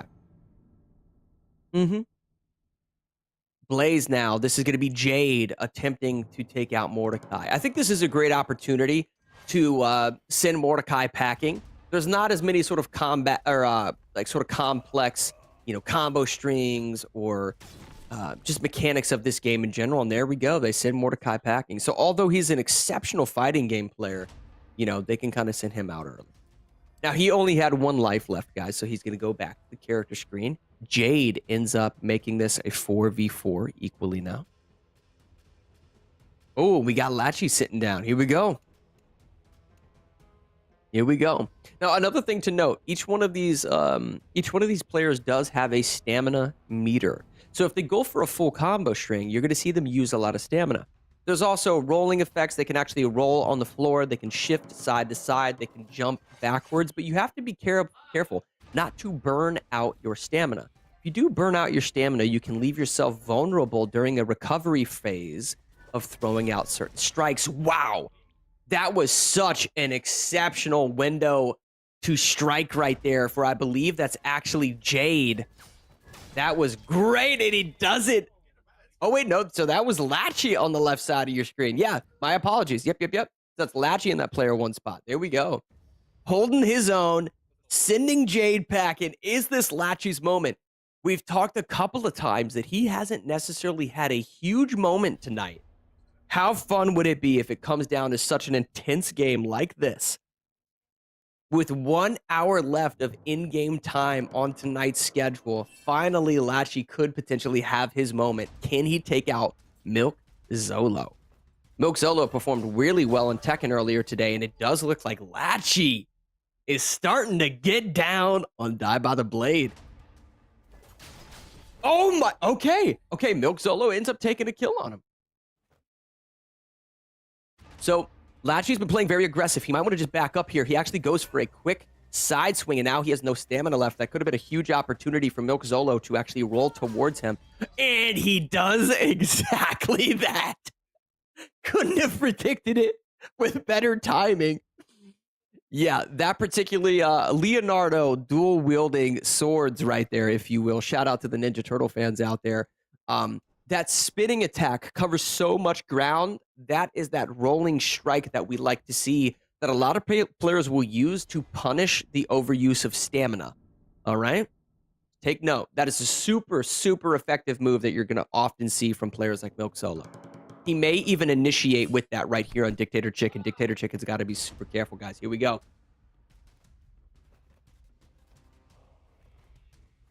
All right. I like that. So you guys will notice something Milk Zolo just did. Clearly, he actually struck with that exact rolling blade move that we had mentioned. He does it again. Oh my goodness gracious. Dictator Chicken wasn't even there. It was a myth. Nope. It was a figment of your imagination. He never even sat down in the chair. Stands up quicker than he could take a seat. La Bamba trying his best at Milk Zolo, who is trying to earn the title of Mobster Mass Certified Dog on the arena floor right now. Who knows if he's capable of doing it, but he's got to go through one of the dogs himself, which is La Bamba. Oh my goodness gracious. Here we go. Here we go. La Bamba playing a little bit more defensively with his blade staff. Heavy on the stamina burn, but has an insanely far reach, and you saw it on display right there, sending Milk Zolo packing. La Bamba's in the building, and now Garto sitting down. Both players have 2 lives. Here we go.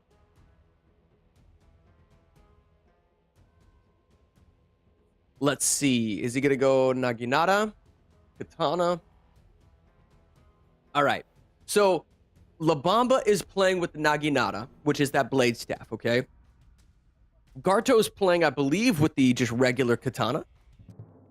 So it doesn't have necessarily the range, but he has follow-up, okay? So if he's able to sort of pick his opportunity, it's going to be difficult for him to sort of get in the range. If La Bamba times his strike correctly, he can punish like no other. Here's the situation. Garto has to be aggressive now. He's got to go. Nope. He's dead. He's not getting in on La Bamba. It's just not happening. Good night. Sleep tight. Don't let the bed bugs bite. And if they do, hit him with your shoe. La Bamba making quick work of Garto. He's probably going to knock out Hollywood unless Hollywood is able to get a little bit of pressure on him. I don't know. This is the Naginata, guys. If you play, the Naginata wants you to give them time to set up, right? They want to play on the edge, karate-style sort of defensive gameplay. If you just overwhelm them with pressure, which is what I would hope I would see from Hollywood, it could be, there we go. I think, to Hollywood's credit, he just found a perfect window of opportunity. That's what that was. All right? Neither one of them. There's the poke. Right on the edge of that poke was Hollywood. Great footsie's range. Oh! Hollywood frustrated because it looked like he was going to get the punish, but he didn't. Not quite the range he was looking for. Okay, but then he takes out La Bamba. Yeah, that was great. I think that was a matter of what I was talking about, sort of meeting his aggression with your own aggression. You've got to have a sense of confidence when you're going up against that particular weapon type with the Naginata. Too many people play defensively because it has such a huge range, when in reality, you can definitely sort of get on the inside in between each of the strikes, because there is a small frame, a small window of frames that you can sort of get within, especially during those 3-strike combo strings. Let's see if Billy can do it here. He has the Naginata as well, and look at the way Hollywood is getting in between them. Typically speaking, that Naginata has a 3-hit combo string. Each one of those hits has a huge window of time between the follow-up, okay? So what he's doing is he's watching them go for the first strike, and then he's going for his own. That's literally all he did to both La Bamba and Billy the Goat. You can't just rely on the range of that Naginata. Hollywood was standing in perfect footsie's range, right outside of the blade, of that first initial swing. The second they threw that out, he just initiated. They do not have time to react. Now, had they parried in the right direction, they could have done so. But I think what was happening with Labama and Billy the Goat was they were just too busy inputting their combo string, and they weren't actively trying to parry the strike of Hollywood. You can actually throw out a combo string and parry at the exact same time. Looks a little weird in the game, but you can pull off one of those parries. I don't think they were worried about that, though. Props to Hollywood for carrying his tier 1 positioning, weight, and gold, picking up another win for the Blaze. Definitely a standout player, definitely a tier 1 player in the league. Amongst one of our best in the entire Ultimate In Gamers League is Hollywood right there in that tier 1. Great job by him. All right, listen, now they're in a situation where we're getting ready to jump into Street Fighter. Both of these teams know how to play Street Fighter, particularly Mordecai, but I do think that the Blaze have been throwing down in this game. So they have a potential to actually steal this game right now and create, a 10-13 situation where you're only down by a few games. That's definitely enough small distance there to create a comeback and send tonight into overtime. Something to note for all of you watching. We talk about this pretty often. What is the magic number in the Ultimate In Gamers League? Well, there's 33 games on the wheel. The magic number is 17. If you take home 17 wins, that means the most your opponent can achieve is 16. So by default, you automatically win the actual matchup, okay? The bots are 4 games away from that. So in my head, if I'm the head coach for the Blaze, I'm thinking, you know what, guys? Let's get 2 wins to every 1 win here, and we can pull this thing off, okay? About that range. Get 2 to 3 wins, and you're going to be fine. If the bots get a win, if they get 2 wins, it's not that big of a deal. Just continue to get a few wins here and there and start inching your way towards that magic number of 17. Reality, though, they just need to tie this thing up. There's 51 seconds left on the clock. Magic number is 5. Well, the magic number is 5. That's true. Forfeit Blaze? No! What the dog doing? Oh, Lord. Gosh, why did they do that? All right, so I guess the Blaze haven't been playing Street Fighter. That's one of our most popular games, especially within just pop culture of like the FGC. Street Fighter is probably the most popular fighting game out right now. I am shocked. You're telling me Milk Zolo can pull off a triple kill, a triple elimination in Tekken, but he can't throw hands in Street Fighter? They have button presets. They have modern button presets that make combo input super simple, and you're telling me you can't throw hands in that? Goodness gracious. I need a Sly energy drink. A stiff Sly energy drink for tonight's matchup, AV. We can't be getting forfeits out here to the bots. Are you kidding me? You're giving the bots wins? I understand it if it's StarCraft 2. Because Billy is so good at StarCraft 2. He's been playing it for 72 years. So I understand that. Street Fighter, bro? No, come on, man. That's difficult. All right, nonetheless, the Blaze now struggling 5 game behind. The bots go up 14-9. They're 5 games. So, I mean, we talk about the magic number of 17. In reality, Blaze just have to worry about getting 5 wins right here. I don't know if they can get 5 wins in a row. So let's think about this, right? Say they get 2 wins. We're getting ready to jump into Forza Motorsport. I actually think the Blaze can do this. Hollywood has been practicing a lot of Forza. I know the bots have as well. Milk Zolo and so forth, they definitely know how to play their racing games. They could potentially take this right here. So let's create sort of a magic scenario, if you will. Let's do this. Between me and the viewers, Blaze get 2 wins. Okay? They get 11-14. Then bots get 11-15. Blaze get another 3 wins. It's still 14-15. They need 3. Yeah, they need to get 3 wins. Bots get 1. That'd be 15. Then another 3 wins to tie this thing up 15-15. Okay? So 3 wins to every one of the bots, and we could see a 15-15 matchup as we move into the last sort of 50 minutes of tonight's match. That's where I'm at. If I'm a head coach, If I'm the GM of the Blaze, that's where I'm at, man. We'll see. This is going to be a hard one, though, because there's a couple of shooters, clearly, that the bots struggle in. There's a couple of fighters that they struggle in. I don't know if there's a single strategy game, and I do not know if there's a single racing game that they struggle in, guys. So this is going to be difficult for Blaze. If I'm Blaze, though, if I'm trying to win Grand Finals championship match of the Ultimate In-Gamers League, there is not a universe that exists that I forfeit Street Fighter. I think that might be the turning point of tonight, where the bots just run away with it. Come on, man. That's difficult. That's one of the most popular games on the wheel. So that's tough, brother.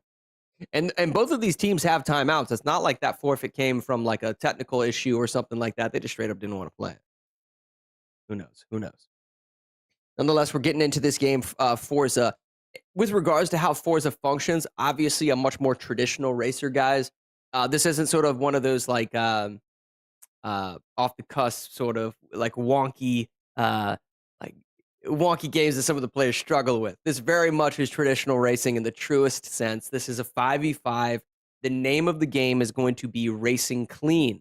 However, if you do think that you're struggling, we have seen players try to use collisions to their advantage by colliding with different players, sending them off the course, and then even though you're getting a time penalty for that, if your opponent isn't capable of getting back on the track in a timely manner, it may sort of make up that difference of time penalty in order to give you the advantage. So sometimes we will see players get a little aggressive, but for the most part, if you're able to get into the lead, Racing Clean is the name of the game. You get the lead, you just race clean, take wide, narrow turns into all of your corners in order to maintain your speed and momentum. And listen, you're gonna win that game. A lot of it, though, also comes down to car selection, right? The more comfortable players, I would say, okay, sounds like we got a timeout from the bots. Now, do the bots have setup? So both of these teams only have one timeout now. That's interesting. 50 minutes left. Both teams only have one timeout. Not too bad, though. You have 2 timeouts at halftime. An hour has gone by and you use a timeout. That's pretty good. Probably the best time management that we have seen between both teams. So, like, total time management, probably the best time management that we've seen, at least in a couple of weeks here at the UEL. So major props to both Blaze and the bots for being super disciplined with regards to how they're setting up each and every one of these games. Okay, so bots actually have setup. Okay, so that's interesting. So setup, they could potentially get map choice. Should be in the stream to learn. Yeah. Shoguns should definitely be on the arena floor with a note and with a notepad and pen, just studying. Maybe even have a documentary crew in there, a high value production documentary crew, just filming every aspect of what it takes to set up a game, and then studying it in order to gain a certification, a framed certification as to how to set up some of these games. Nonetheless, man, they've both been doing great. But with regards to Forza, it's even though it's a really clean, like, sort of racing game, so is Formula One. The fact that there's 10 players on the track at any given time creates a level of chaos that isn't necessarily a parallel to, like, the simulation style of racer. In Formula One, we actually play a 1v1, and there are NPCs actually on the track with you. But the fact that it's 1v1, it's a little bit more organized, if you will. Definitely within these 5v5 Forza matchups, it gets a little chaotic, specifically near the start of the race. I would say after 2 to 3 minutes, it becomes a little bit more straightforward and organized. But it really comes down to really, like, getting into the lead relatively early on. Another thing to note within Forza, Strix had mentioned this before. Now, if the bots were listening during the last time I casted with Strix, they might hear something like this. There is a particular map within Forza that is a very, very long track that takes about 15 minutes or so to actually finish. If I'm the bots, I'm choosing that map every day of the week just to burn the remaining clock time that we have here for this matchup tonight because the Blazers are so many games behind that the clock is now playing against them. Okay. And it does look like we're getting some NCAA college football, which is great news for the Blaze. Okay. If they're able to clutch this game of Forza, they very well might actually take the next game as well, bringing this to an 11-14 matchup. Hold on to your butts. In the infamous words of Samuel L. Jackson, hold on to your butts. It's about to go down. Here we go. We're in the perspective of Hollywood playing this Formula One vehicle on your screen. I love seeing that because that's an indication that he is super comfortable. He's not playing an electric or sports model car with those standard factory model tires. He is playing Formula One. He has to be careful because the traction of these vehicles aren't the greatest. So as long as he's able to stay on the track, those tires specifically allow you to hit 0 to 60 faster than other cars. But then also, because they're lower to the ground, they're easier to actually take tighter turns. And you're seeing some of that right here from Hollywood. A couple of issues potentially going down on Hollywood's side. He looks a little frustrated. All right. I think he's just getting some words from his head coach, maybe in his ear. Doesn't seem to know what's going on. He looked away for a little too long right there. Not too bad of a turn. So something that just happened right there. Okay. Oop. I don't know what happened. It did look like he damaged the suspension on his vehicle. We'll get you guys more information here in a second when that happened. I think someone was obviously telling him something in his ear and he became super worried. Incorrect setup from the bots. Bots had setup. If they set that game up incorrectly, guys, that's going to be a free win for the Blaze. All right, we'll get more information to you here in a second. That would be best case scenario for the Blaze, and I'll tell you why. We're getting ready to move into college football, NCAA college football, which is a sort of team favorite on the side of the Blaze.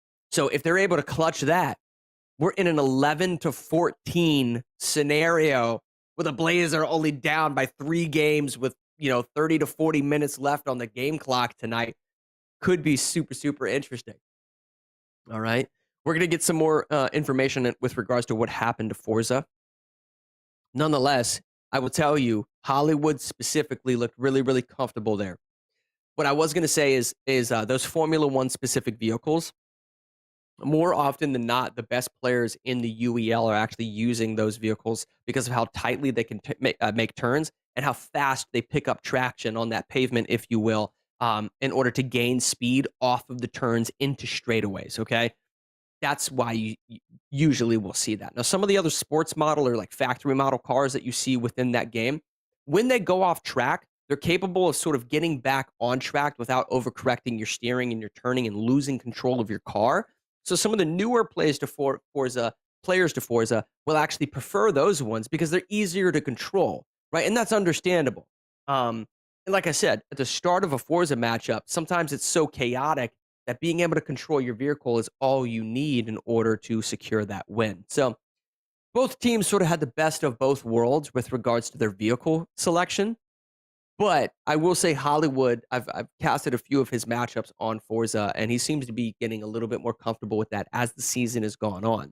Remember, we are in week 19 of season 9 of the Ultimate In-Gamers League. Hollywood has been around for a while.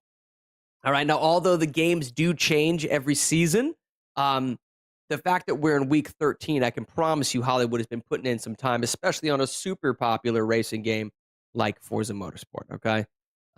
So probably expect, if we do end up running that game back, expect Hollywood to perform, as well as I would probably say Billy and La Bamba on the side of the bots being relatively skilled racers as well. They tend to really excel in that type of game. Like shooters, they definitely can hold their own. Fighters, we clearly have seen a little bit of that, but strategy and racing, man. Both of those players, they're brothers. They have a level of synergy with one another. You got players like Dictator Chicken and Mordecai who have been playing with them now for so long that they clearly are gelling. They're clearly gelling as a team, sitting at 7-1. Like I said, they're all very soft-spoken. They're not very loud players, and I think that's one of the things. Like they just kind of get along because they sort of act similarly to one another, man. And hopefully Lachi sort of complements that whole play style. He seems to be, holding his own today. Definitely had a great moment earlier. But nonetheless, we'll get confirmation as to what happened there on Forza. Our next game, guys, college football. NCAA college football is really a game of mastering the mechanics of it and reading your opponent. That's all about formations and so forth.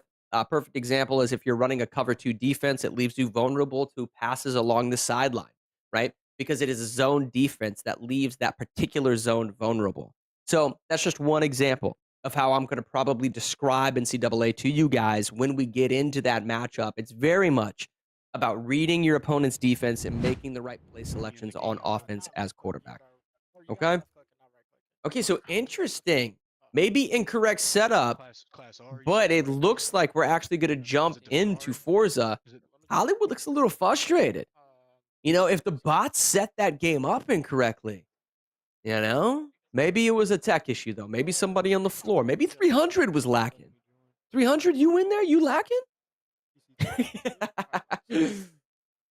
Well, it is a strong indication that it wasn't actually an issue on the side of the bots. Typically speaking, if it's a game master problem or something along those lines, they'll let them actually replay. Yeah. They'll let them actually replay. And it looks like that's what's going on here. But you can see Hollywood on the top right, kind of catching his vibe. This is his perspective right here. Going into class, he's going to find that Formula One racer. He's looking for it. He's found it. And now he's jumping in. Here we go. Look how quickly he's getting the setup in. You got to love it. Fuel load. Interesting. Look at the... So this is something I've only mentioned one other time. The actual settings and the customization for each of the cars within this game is... it is daunting. Okay, there are so many customization options from your actual tire pressure to the actual brakes themselves, your steering, so much more, right? You can imagine tire pressure by loosening up your actual tire pressure. It changes the trajectory at which you can take turns because the tire itself is actually gripping the track a little bit more. Yeah, go ahead. That sucks because me and Jade were up front, bro. Oh, okay, so they actually burned their last time out. We was winning that, bro. Wonderful. All right. Well, there we go. So we just got confirmation that the bots actually set up incorrectly, but they were forced to burn their last time out, which creates a situation that if they were to do that again, guys, they would have a forced forfeit in favor of the Blaze. They would be forced to forfeit a game and give the Blaze a free victory. Solid, very smart play by Hollywood right there. He understands the fact that this Formula One racer, or a little bit... Wow, Hollywood actually sends one of the players on the side of the bots scrambling, spinning out of control. I was going to say, you saw him actually pump his brakes at the start of the match in order to avoid a collision. He has a great understanding that he doesn't have as much control as he might like on this Formula One vehicle. Nonetheless, he sends another player off the side of the map with a quick little tap of the rear bumper. Hollywood playing like an absolute certified savage on this track right now. This is a Formula One vehicle on Forza Motorsport. And he's playing this like it's Forza Horizon. He's playing this like it's Vigilante 8 on the Nintendo 64 with a couple of Gatling guns coming out of the front of his vehicle, playing like a dog. We're looking at a napkin right here, pulling around this turn. Got some smooth turns right now on the track. Now, something to note. I actually picked this up from Strix himself. It might have actually been Hollywood now that I think about it. If you look at the bottom left-hand corner of your screen, you can see how there's a lot of the track that you can actually see ahead of you. Very often, you'll actually see the head coach of both teams walking behind the players and letting them know and actually alerting them of sharp turns that are coming up, right? That could be super important, specifically if you're trying to position yourself in a manner that you're trying to pass an opponent in front of you. You can be overzealous with sort of the speed that you're picking up into a turn and leave yourself vulnerable to go flying off the track, okay? So a lot of times those head coaches will alert them, hey, sharp turn coming, you got a turn coming up, you got a turn coming up. So That may be something that we need to see more of from either one of these teams. Nonetheless, it looks like whoever in-gamer PC number 6 is in first place. This is Latchy right now, who is in 10th. If we could potentially get the perspective of one of the top racers, I have to imagine there's some bumper-to-bunker action going on over there. And Latchy just trying to get there. We go. Okay, so this is actually Milk Zolo again in that Formula 1 vehicle. If I'm looking at the bottom left-hand corner, it does look like he has an opponent right behind him. But you see the way he's able to turn into these turns with such momentum and speed? That's a result of how low to the ground he is, right? He's just basically taking advantage of the physics of the game. Because he has such a low center of mass, he's able to take those turns and while also maintaining speed and not having to necessarily shift into his brakes as much as some of the other players might want to, okay? There is somebody behind him. That's going to be PC number 2. If I had to get... Oh, Zolo getting a little too sharp around that corner. This is going to be Jade on the side of the Blaze. Unexpected player that I didn't necessarily expect him to be in second place. Now, he took that turn a little wonky, a little safe, but Zolo... Oh, and that's going to be it, guys. Milk Zolo. Milk Zolo might have actually gotten first, which Jade's not too worried about. Jade was right behind him the entire time. These players are racing to finish.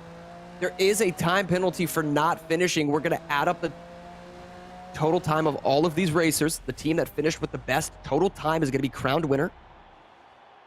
Does look like Latchy was able to finish. Alrighty here, looking at it.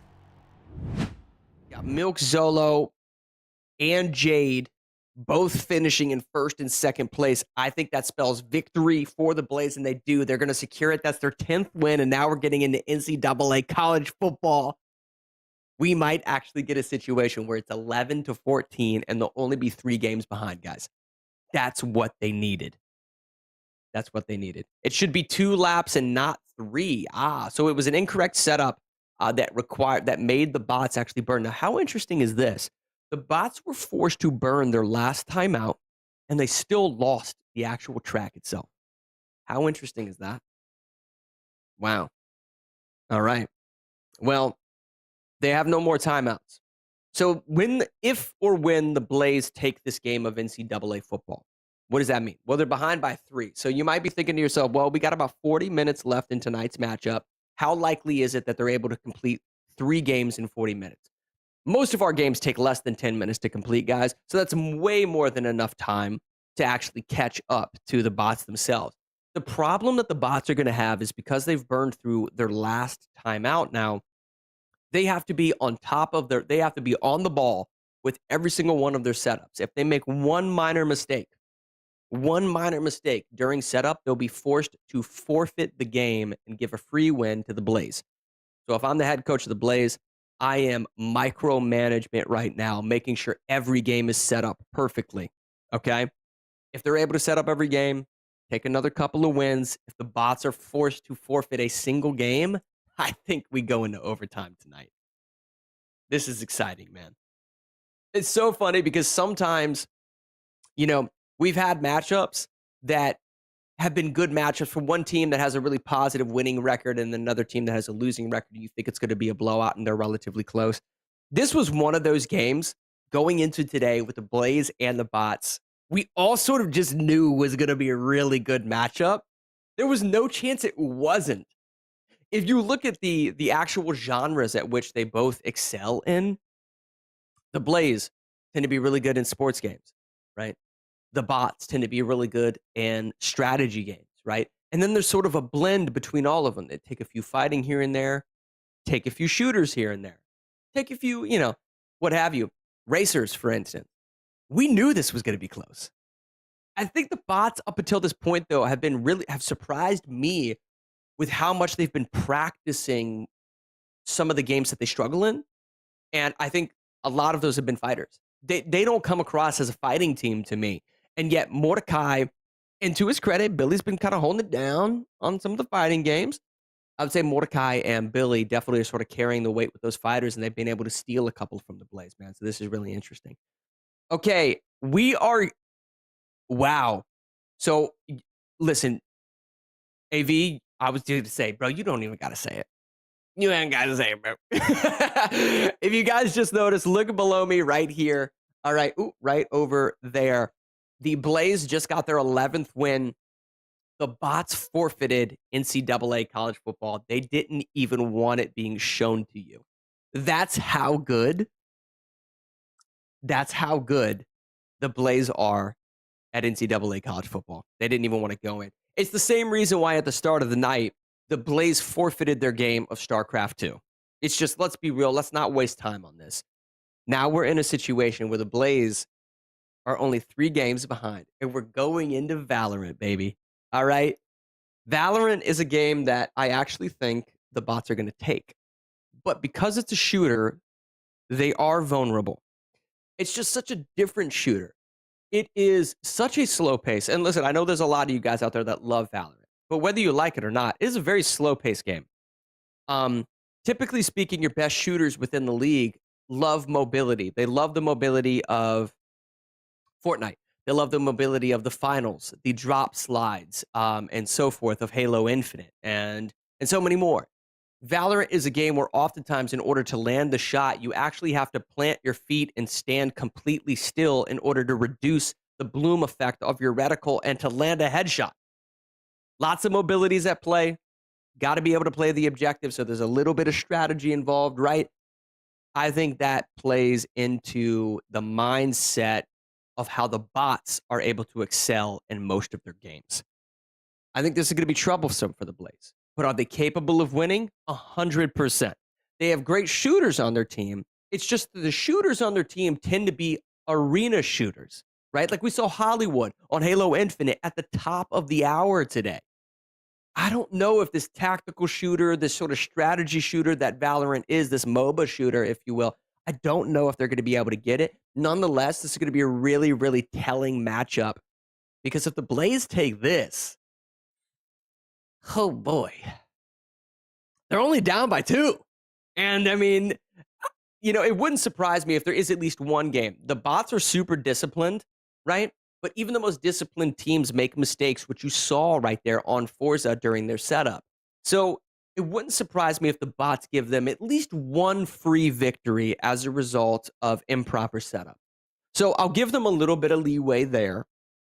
But if Blaze take this, man, they're really, you know, in a dream scenario, even though they'll be down by 2, they might kind of be down by 1 given an incorrect setup later on in the night. Listen, we got 36 minutes left, which really correlates to about an hour of in-game time or so. About an hour to 45 minutes of in-game time, depending on how, you know, timeouts. There is only one more timeout, so I'd say probably about another 45 minutes of real time, which is more than enough for the Blaze to catch up. Valorant's interesting, man. We got about 40 seconds before we jump into this. It should be interesting to see what specific characters are chosen. But we'll try to sort of explain Valorant into layman's terms for those of you who haven't played it. It just recently released on console, so there's got a ton of players out there. Probably 2/3 of you, if not 3/4 of you, that haven't necessarily played Valorant on PC that are watching. I'll try to break it down in terms of just, like I said, layman's terms, functionality of how the abilities operate. This is a shooter, though, a tactical shooter similar to the likes of Counter-Strike. It's basically Counter-Strike with abilities, right? There's going to be certain abilities that these players can actually throw through walls, AoE abilities, cameras, and so much more that they're throwing out at their disposal in order to gain a sense of data, right? They're trying to download their opponent as much as possible, gather as much intel, shut off lines of sight, do everything they can to make either pushing an objective, right, and or sort of defending an objective as easy as possible, all right? And that's what you're pretty much going to be seeing. Valorant is a fun game, man. I'm glad that it ended up launching on console, to be honest with you, because obviously the player count for that game skyrocketed. It probably doubled if I had to guess. Oh, goodness gracious. We're hearing AV's telling me that the bots couldn't get their controller to work. Tech timeout. No. Are you trolling? That's got to be a troll. He's trolling me, guys. He's trolling me. Is it a tech timeout? Or is it Billy not finding his controller? We'll get a confirmation in a sec. Oh, wow. So that's what happened in NCAA. Okay. So they can't get their actual controller to work. Now, we actually talked about this earlier. There's a lot of moving parts within the UEL, guys.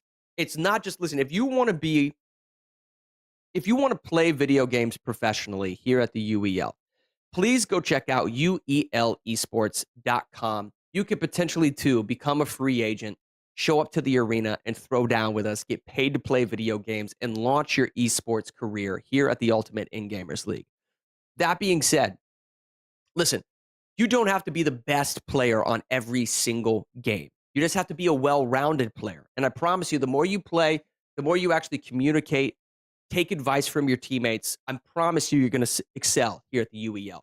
But one of the things that sort of goes under the radar, if you will, in terms of how to be the best players in the UEL is understanding all of the moving parts, right? For setups, for instance, Strix was telling me this the other day. Anytime your team has setup, you should have multiple people helping with the setup. One particular person has to get the lineup submitted to the stream tech, right? Or to the game master, at least.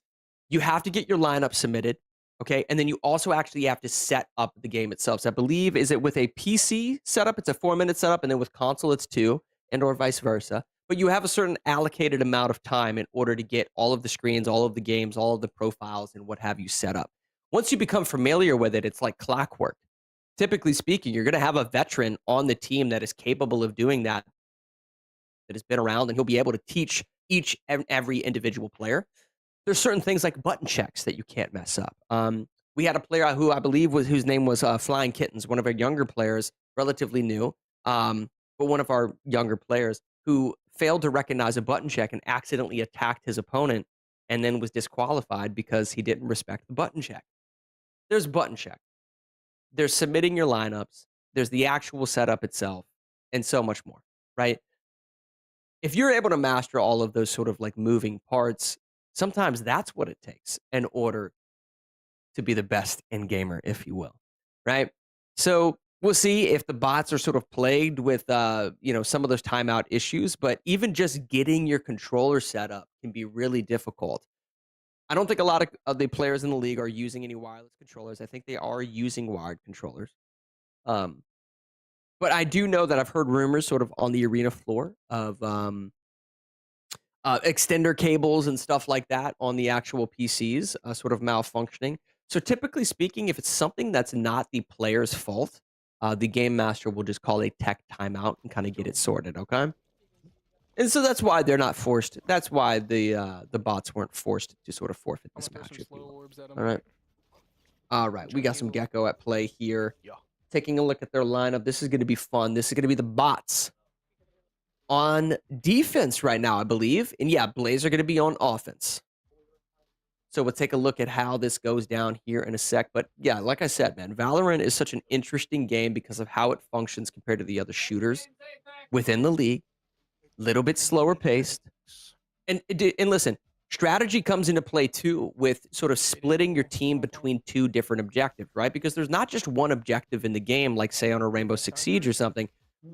Within this game, guys, because there is 5 players on the screen, sometimes you'll see the team split up in 3s and 2s. Sometimes you'll even see them split up between 4 and 1 and have one particular player attempting to flank their opponent, right? With a character that's perhaps a little bit more mobile, maybe has teleports and so forth. Okay, just judging by the way Billy is playing this right now, he looks comfortable. Anytime you see this little reticle jiggle right here and he's, flipping the switchblade in his right hand, he's sweaty. Someone get Billy the Goat some deodorant. It's about to get stanky in here. I think he's feeling himself. All right. Like I said, I think the bots are favored to win this, but I do know that the Blaze have been practicing, and clearly they have some FPS talent, if you will. Okay. I believe this is the A objective. So they are split. So these guys, this team right now, guys, the bots, if you look at the top left-hand corner, they're split 2-2 with one in the middle. One in the middle. Basically, I think he's going to try to gain the intel as to where they're pushing, and then they're going to try to collapse on top of them. Billy, obviously protecting the A objective. They're looking at the singular line of sight because that is the only hallway that they can actually push into this objective that they're vulnerable from. They just got word that they are pushing the B objective, and now all of them are collapsing on top of it, okay? Billy taking the sort of spawn route back over to it. If you look at the actual area that they're pushing into, they have one single hallway to push in. One single hallway to push in. Billy throws the orb into the room, which identifies the placement of their opponent. He's able to see that, sims some shots downrange. They take that player out, and now it's a 5v1 bots. Highly likely to win the round, and they do. There we go. Just running and shot one bullet and headshot me. I love this. Flawless round. Flawless round for the bots. Holy. That is exactly what I expected. Oh, he's going for the Guardian rifle. Okay, so he's going for Guardian rifle. He picks up some heavy armor. Not that he needs it. Billy the Goat's a bit of a dog, if you will. But you can just tell, man. Sometimes you can just tell by player movement, right?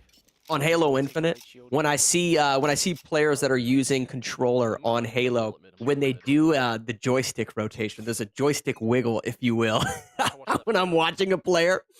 And if they do that, it's considered a mental reset of how fast your reticle actually moves on your screen. So it allows you to sort of predict your reticle placement, if you will. So it's a weird thing that Halo players do. But every now and then you'll see it on games like Valorant, and it's just a really subtle indication as to how sweaty another player is.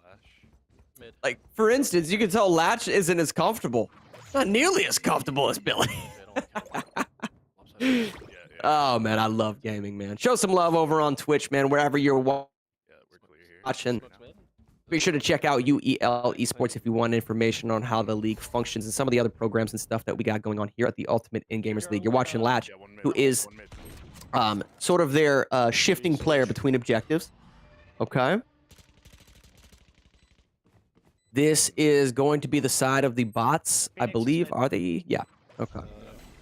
Bots just trying to push into B right here, get a little bit of intel as to who's right here in front of them, but wow, Latchy actually gets smoked there on the balcony with a single headshot. I'd have to get more information as to who that was. Billy the Goat picks up a kill. Mordecai picking up a kill. Dictator Chicken picking up a kill. Just hold it. Everybody's getting a little bit of love in the kill feed, guys. Wow.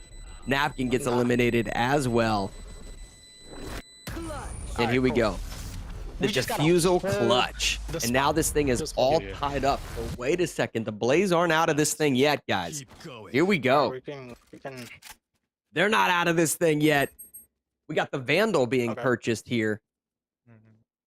Couple of abilities, perhaps, and then definitely some heavy armor. Okay. Now we're watching Napkin. So Napkin is their tier 4 player, guys. It's fun, right? It's fun watching some of the lower tier players, you know, potentially excel in some of these games because there's always a little bit of drama involved, right? There's always a little bit of drama with as to where you're going to see these players, you know, within their tier slotting moving into the next week. And I think Napkin has actually been putting on a bit of a show today. Who knows, man? Maybe we see a Shiv Labamba get smoked early. Both of these teams have a player go down, and now it is a 4v4. You're watching the likes of Mordecai on the side of the bots now start to shift between the objectives, if you will. He's playing in a really cheeky manner. All right, this is good. So I believe the Blaze were on offense. I thought the bots were on defense, and they should be, no? I believe they are. Maybe they have a little bit of intel that B is the objective at play. And they do. Now they've got to get... So Mordecai is shifting around this hallway. He basically threw that through the hallway in order to create this 1v1 scenario right there. And he smoked some Mordecai.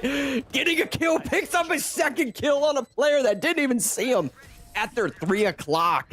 That's going to be an easy round for the bots. Hollywood in the top right-hand corner of your screen.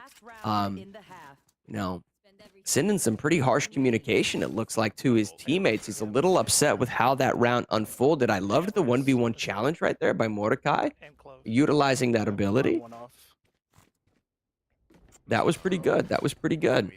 And now you see the likes of bots on defense. So here's a situation where the Blaze have a chance to tie it up with some solid offensive gameplay. Interestingly enough, though, I think the Blaze have been favoring the A objective on push, and as a result, the bots only have one player defending B. So if the Blaze would shift over to a B attack, it might actually throw them off and give them enough time to plant the spike, if you will. All right? I believe this is Mordecai, though, that is their floating personnel. Actually, this might not be. Never mind. This isn't Mordecai. Mordecai's not the floating personnel. Mordecai doing the best he can to sort of gauge where these players are pushing from. They sit. Okay, there is one of their teammates potentially flanking them. You can see him at the top of the mini-map in your top left-hand corner of your screen. It looks like Hollywood gets smoked by Billy the Goat with a headshot. And now the bots have a player that are flanking this entire team right now. This is going to get sketchy real quick. Dictator Chicken picks up a kill on Milk Zolo. And this is one of those things that's so interesting. We talk about why this game is so different from other arena shooters. Look at these choke points, right? For each objective probably only has 1 to 2 choke points that the players are struggling to get through. So it becomes a game of what I call Thermopylae. This is a game of Thermopylae similar to the functioning of the Persians versus the 300 Spartans, where the 300 Spartans were able to hold off the entire Persian army with 300 of their Spartan soldiers. That was a result of the narrow corridor at which you have to push through. The Spartans took advantage of that over the Persians, and now you see a lot of that unfolding here on Valorant. Hollywood picks up a kill with this gratata is what I call it. Potentially picking up 2 kills, but the spread of the weapon was too much, and he ends up getting smoked. He's frustrated because of the damage output of that gun. My brother, you can't choose the LMG and expect it to be the most accurate thing in the world, especially if you're not planting your feet. He tried to right there. It's just a difficult weapon, man. You know? It's just a difficult weapon. He's doing the best he can. You can tell he's frustrated. You can tell he's frustrated, and I get it. I get it. But now the Blaze are on defense. Let's see where he ends up going. All right, so Hollywood potentially going to be the floater. You can see him in the middle of the mini-map on the left-hand corner of your screen. He's going to gain some sense of intel as to where the bots are pushing from. As soon as he downloads that information, he's going to shift his position and attempt to flank them. He has to be careful, though. One thing to note, look at his reticle placement. Any and all times, your reticle placement needs to be at head level around every single corner in order to basically benefit your target acquisition and allow you to let a headshot as quickly as possible. Okay. Now he's walking slow. The other reason he's walking slow is he doesn't want to give them too much information. He does get a flank on Dictator Chicken, who gets smoked. And now he's assuming that they are around the corner. They are. Hollywood picks up another kill, and he's moving for a potential third. He's going for the defusal, and that's going to do it. Wow.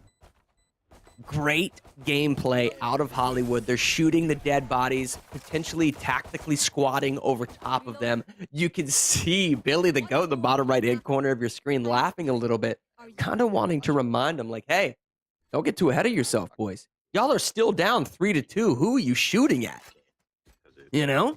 They're having a little bit of trouble communicating. Maybe you should spend less time squatting on your opponent and more time actually hearing what your teammates are calling out.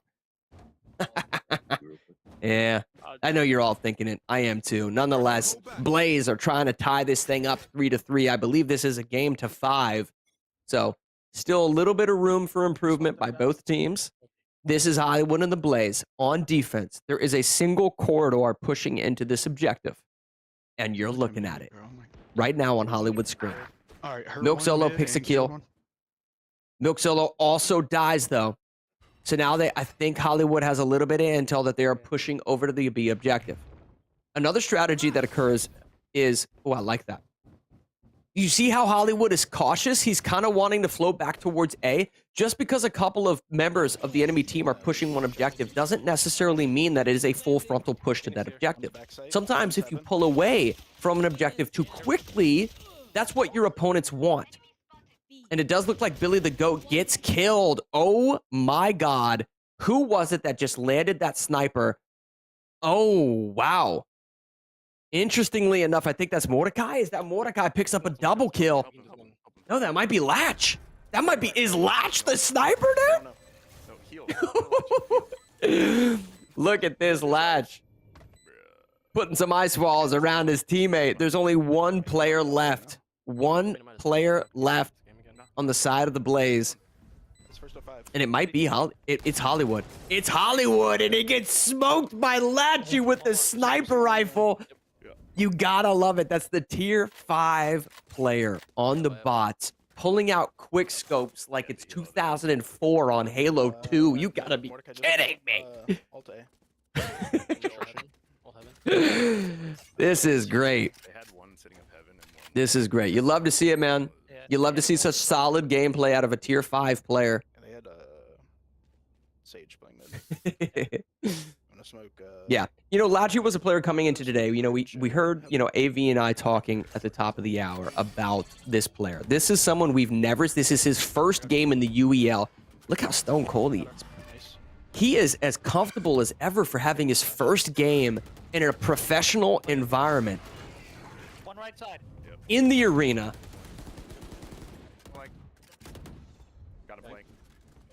Poking around the corner, Dictator Chicken and Billy the Goat do pick up a double kill. Nice reflect. Go. Come with us. La Bamba picks up a kill. Latchy kind of sitting in the back line. Interestingly enough, they're actually pushing over to the other objective. They got some type of call out to indicate that they need to run over to this objective. I'm watching Napkin, so I can tell you all about. Maybe they're planting in the other objective. Let me see here. They're on B. Now we're looking at Napkin over here at the B objective. Spike planted. This is going to be a 4v2. They're in trouble. The spike has been planted, and that's exactly what the bots were doing. The bots are looking to finish this thing. If they're able to win this round, that is game, and they will go up with their 15th victory. He does get splatted. They know where he's coming from. Napkin has a teammate that's pushing over. He's trying to land a kill, but he can't. La Bamba lights him up like a Christmas tree. Hollywood gets a kill, but then gets smoked himself, guys. That is going to do it. The bots take home their 15th victory, and we got 20 minutes left. Blaze need 4 wins. It is possible. They do have a timeout, but time is against them right now, and I think the bots know it. All right? This next game of Apex, I don't think is going to play out the way we just saw Valorant. Apex Legends is a much more traditional arena shooter, especially the way that in which we play it. We do not play the Battle Royale, okay? Oftentimes, you'll see a lot of team deathmatch being played here at the UEL. I think the Blaze are going to set the bots ablaze right now within Apex Legends. I think they play the fast-paced shooters a lot more effectively, and the bots don't necessarily want that. However, I don't think you're going to see a forfeit out of the bots because they know that time is against the Blaze and they want to play this match out as long as humanly possible in order to just run time off the clock. It's the equivalent to taking a knee in the NFL in order to just finish out the game. You know that your opponent only has 1 timeout left. So, Blaze need to play to their best of their ability right now, man. They've got to get these setups done in a timely manner. They've got to get some quick victories. They clearly have to use their last timeout. And let's be honest, they need 4 straight wins. They cannot afford another win on the side of the bots. It's got to be 4 straight, or else they're going to lose tonight. They need 4 straight wins in order to tie this thing up 15-15 and potentially send us into one final overtime game. All right? That's basically what's happening. The next match being Apex Legends. Like I said, we do play a lot of team deathmatch. The keys to victory, typically speaking here within the league, I'll say is vertical advantage. You'll see players choose the map of Skulltown, right? On Skulltown, gaining sort of like the high ground, if you will, enables peeker's advantage where you basically don't have to peek up slightly over top of sort of the lip of a building, send shots down, get a couple of chip damage. If you have a teammate with solid mobility, say a Pathfinder, an Octane, a Wraith, something along those lines. Maybe even potentially a Horizon player that can throw down that grav lift and gain, height advantage up 4 or 5 stories. You'll see a lot of chip damage come out, and then the team will collapse around the player that had their shields cracked and then go back to maintaining high ground advantage, okay? I think that's what we see most often. However, we have sort of seen feeding frenzies, if you will. Both teams are full sending. Okay, here we go. Getting word that both teams are full sending. But we have seen some feeding frenzies, if you will, but a lot more like chaotic matchups sometimes between teams where they're spread out. They're a little bit more sporadic. They're less strategy based and more just shooter skill based, right? Who knows? We'll have to see what particular map is chosen, but I do believe this is going to be a team deathmatch on Apex Legends, which I think plays into the hands of the Blaze. Bots aren't tripping, though. The bots aren't worried about it. We have 17 minutes now. If we're just doing math, it's about 4 minutes or so per game. Okay, with 17 minutes left on the clock, they need 4 wins. Every one of these games can only take about 4 minutes for the Blaze, and they do have 1 timeout, though, so that helps them a little bit. But this has got to be a quick win, okay? It's got to be a quick win. We got 30 minutes set, and it looks like we're jumping right into it right now. Here we go.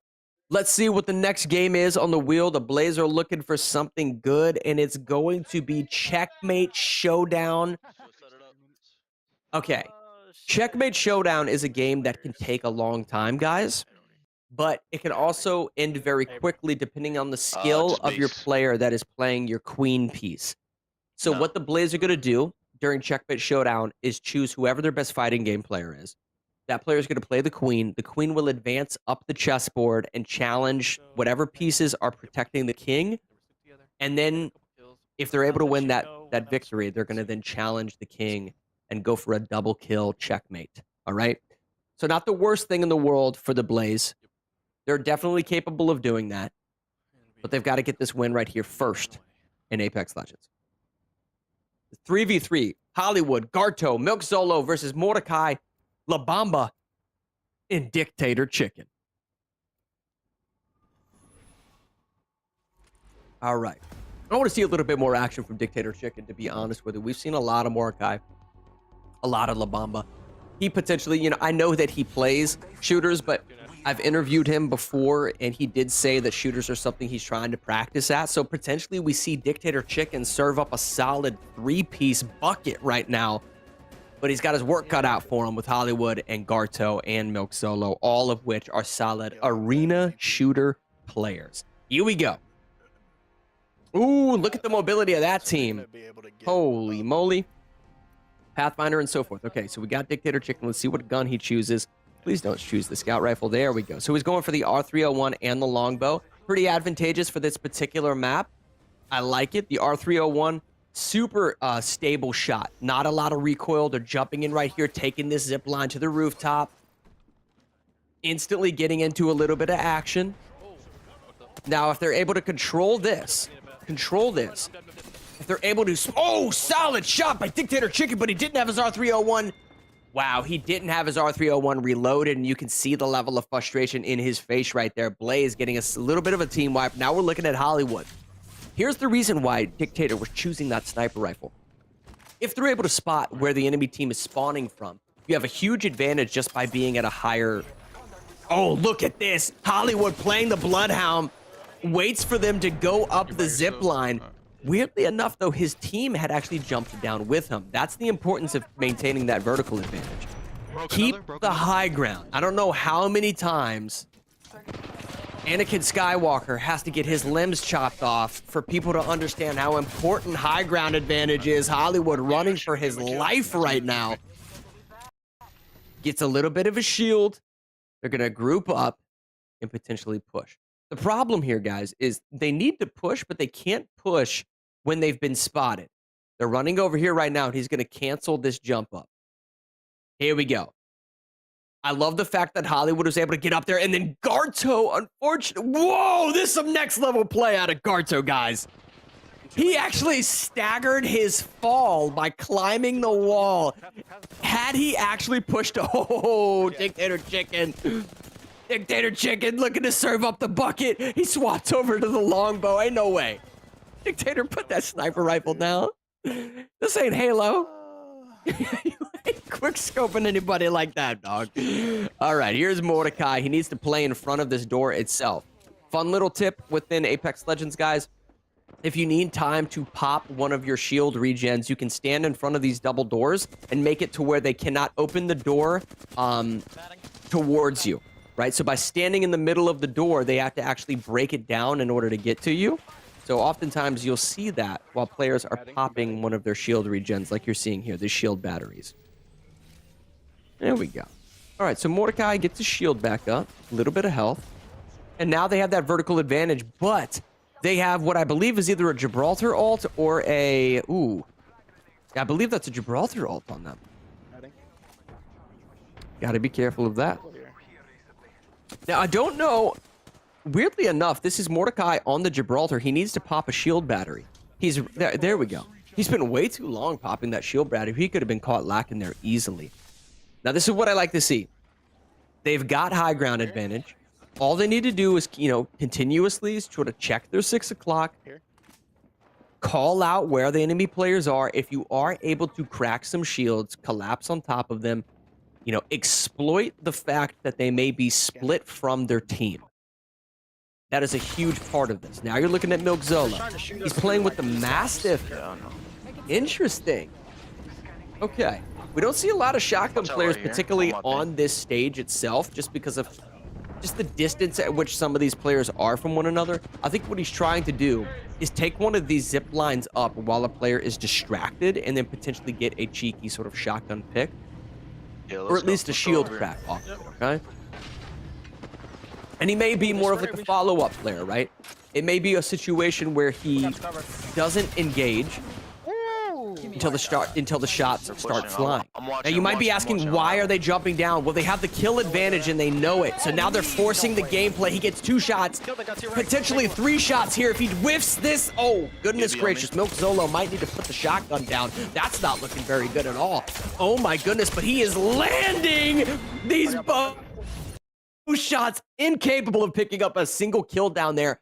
I haven't seen someone miss more shotgun hits than that than when I was 5 years old competing in 007 GoldenEye against my 2 older brothers who are 7 years older than me. Please bring out the R99, the R301, the flatline, something you can spray and pray with, Milk Solo.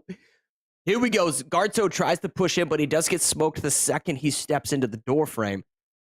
One thing I had to note, though, when that team fight came out, guys, why did that team fight come out?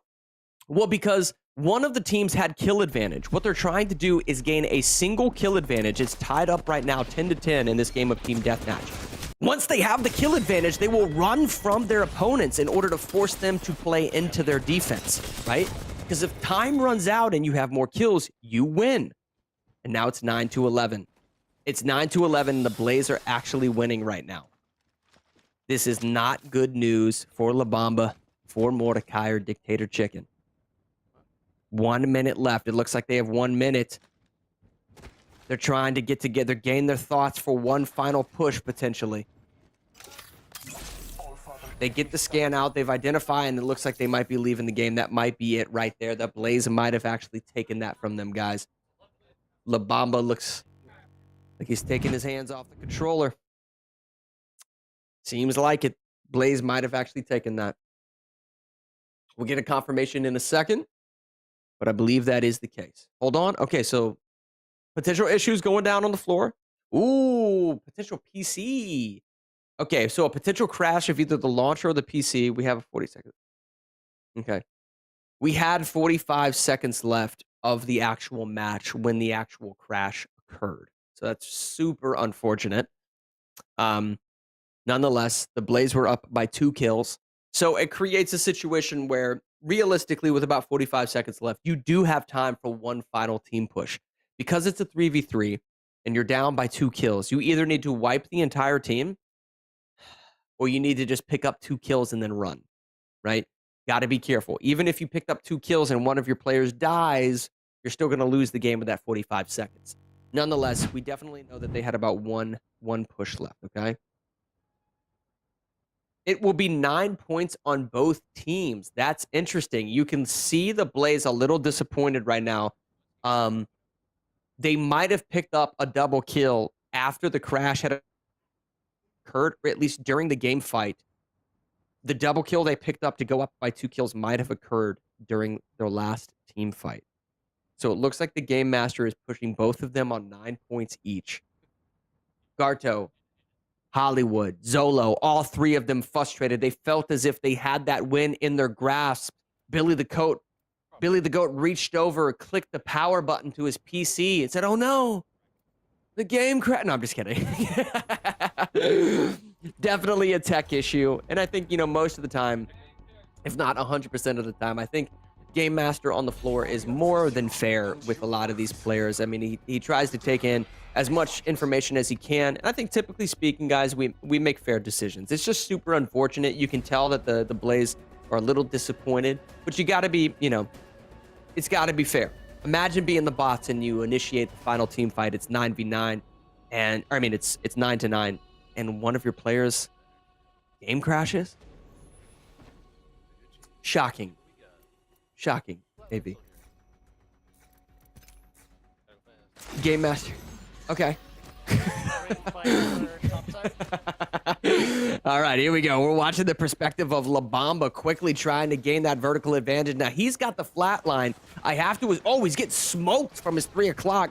I have to imagine that Milk Zolo is going to put away that shotgun. He promised me, he actually sent me a DM. He said, Mobster Matt, I promise I will never bring out another shotgun ever on Apex Legends. That's what he said. Those are his words, not mine. Nonetheless, we're watching La Bamba with a flatline getting some solid damage over here. His shield is cracked, but the actual DPS damage output of the flatline is that of a top-tier weapon. He's not even worried about his shields right now. He gets 1 off. He gets 1 pop. He gets 2 pops.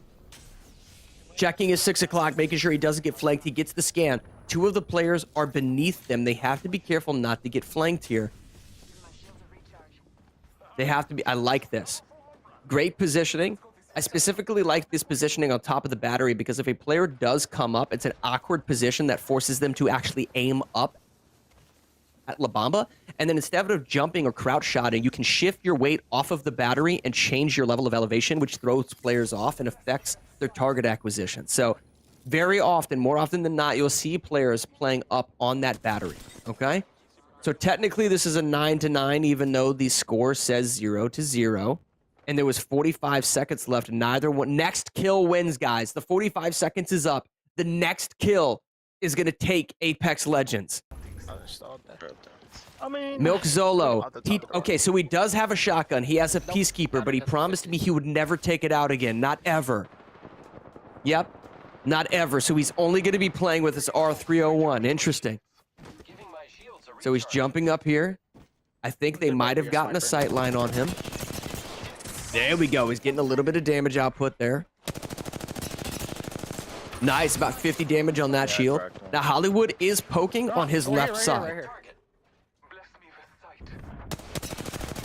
They have a little bit of knowledge. Ooh, Zolo's got to be careful.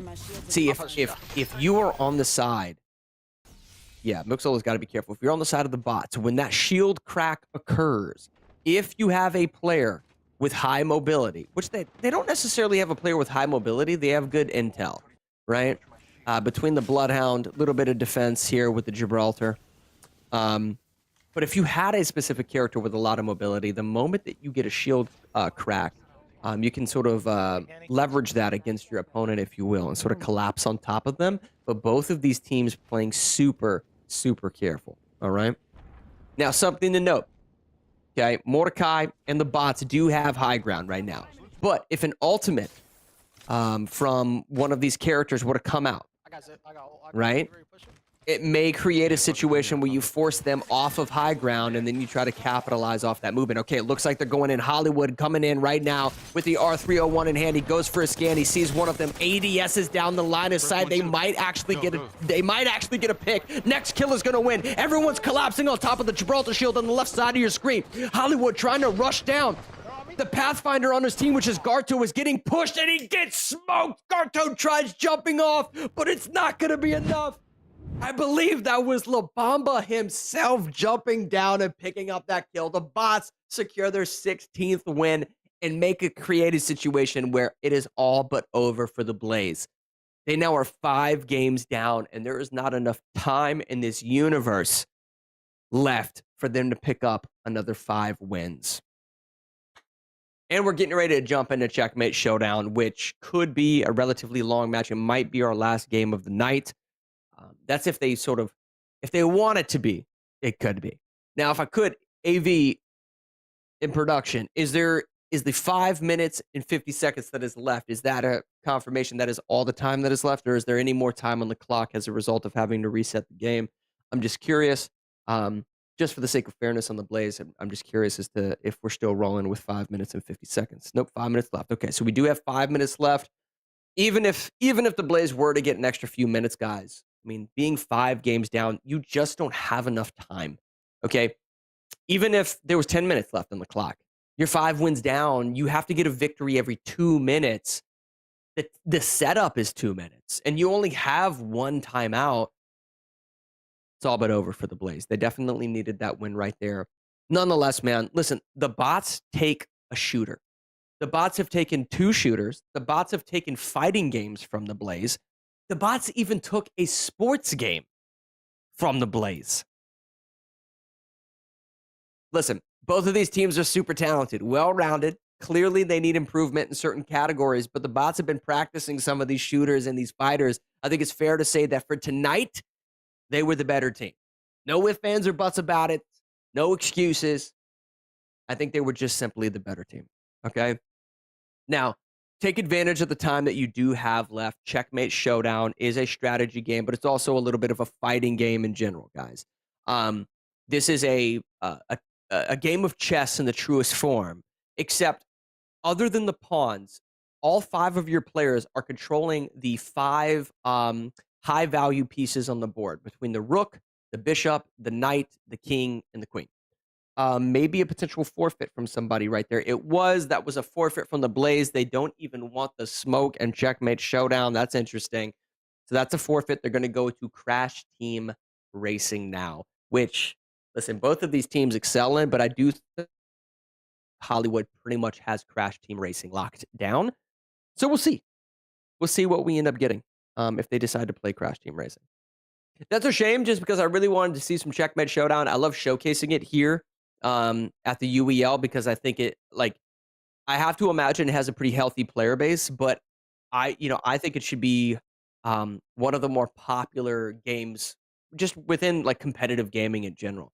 It's very much chess play, but when any of those high value pieces on the chessboard attack each other, the game transitions into a 2D stage fighter. So it's a ton of fun. And just like in real chess, the offensive piece that's actually doing the attacking has the advantage. So they're given an ultimate ability to sort of level the playing field and make it feel more like chess, if you will. Forfeit from the Blaze on Checkmate. Yeah, of course. Okay. All right. So we have Crash Team Racing. Now the setup for this is 3 minutes, whereas the actual game clock is 2 minutes and 50 seconds. Yeah. So I believe, with the setup time actually being longer than the actual in-game clock, I think that's going to all but do it. Yeah, and we just got confirmation that the Blaze are not setting up. So that is going to wrap things up for tonight, guys.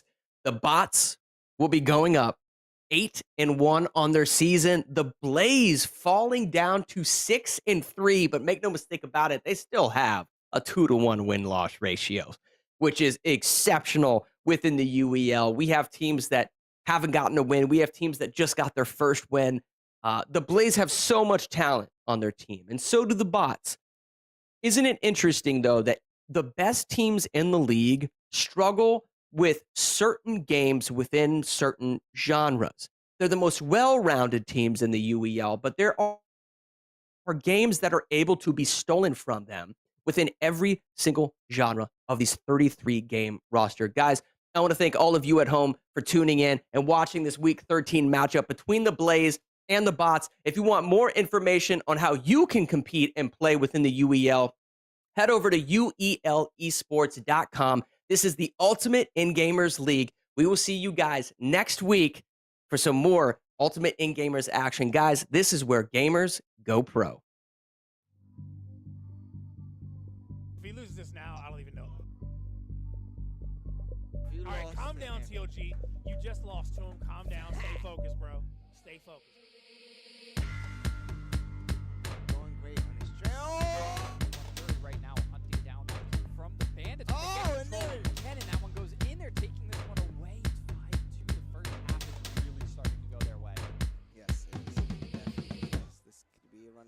saying.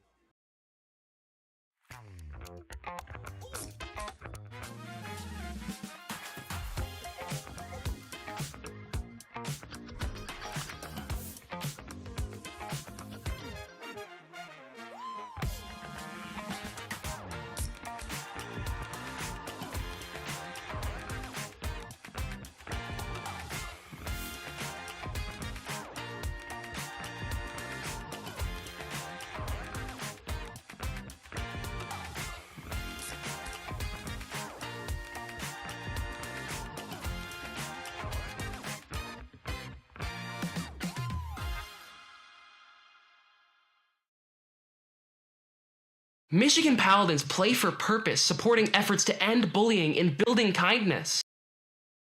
Get ready to join the Michigan Paladins on December 3rd for an exciting online gaming fundraiser that's all about making a difference.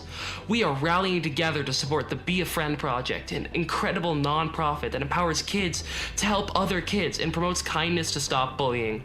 This Giving Tuesday, every match we play and every contribution made will directly impact children and teens facing the challenges of bullying, reminding them that they are not alone and inspiring them to stay strong. For the Paladins, character and sportsmanship are as important as gaming skills. It's not just about how we play, but how we treat each other while playing. And we choose kindness. We believe that fostering a culture of respect and positivity elevates not just our gameplay, but the entire gaming experience. By uplifting one another and leading by example, we aim to create a community where everyone feels valued and inspired to be their best, both in and out of the game. The Paladin players focus on long-term impact through respect rather than just short-term victory. It's important for our team to promote camaraderie, which extends to players on the opposing team. We strive to build connections that transcend competition, showing that true champions uplift everyone around them. By prioritizing mutual respect and empathy, we set the standard for what it means to compete with integrity and leave a lasting legacy on the gaming world. The Michigan Paladins, like the other UEL teams, have players that excel in different gaming genres. We embrace player diversity and recognize skill differences. Our Paladins share their game knowledge and support each other. Everyone belongs and has something valuable to contribute. By celebrating our unique strengths and lifting each other up, we aim to build a team that is stronger together, embodying the true spirit of unity and inclusivity. Winning is great, but respect lasts forever. Be the player that everyone wants to play with.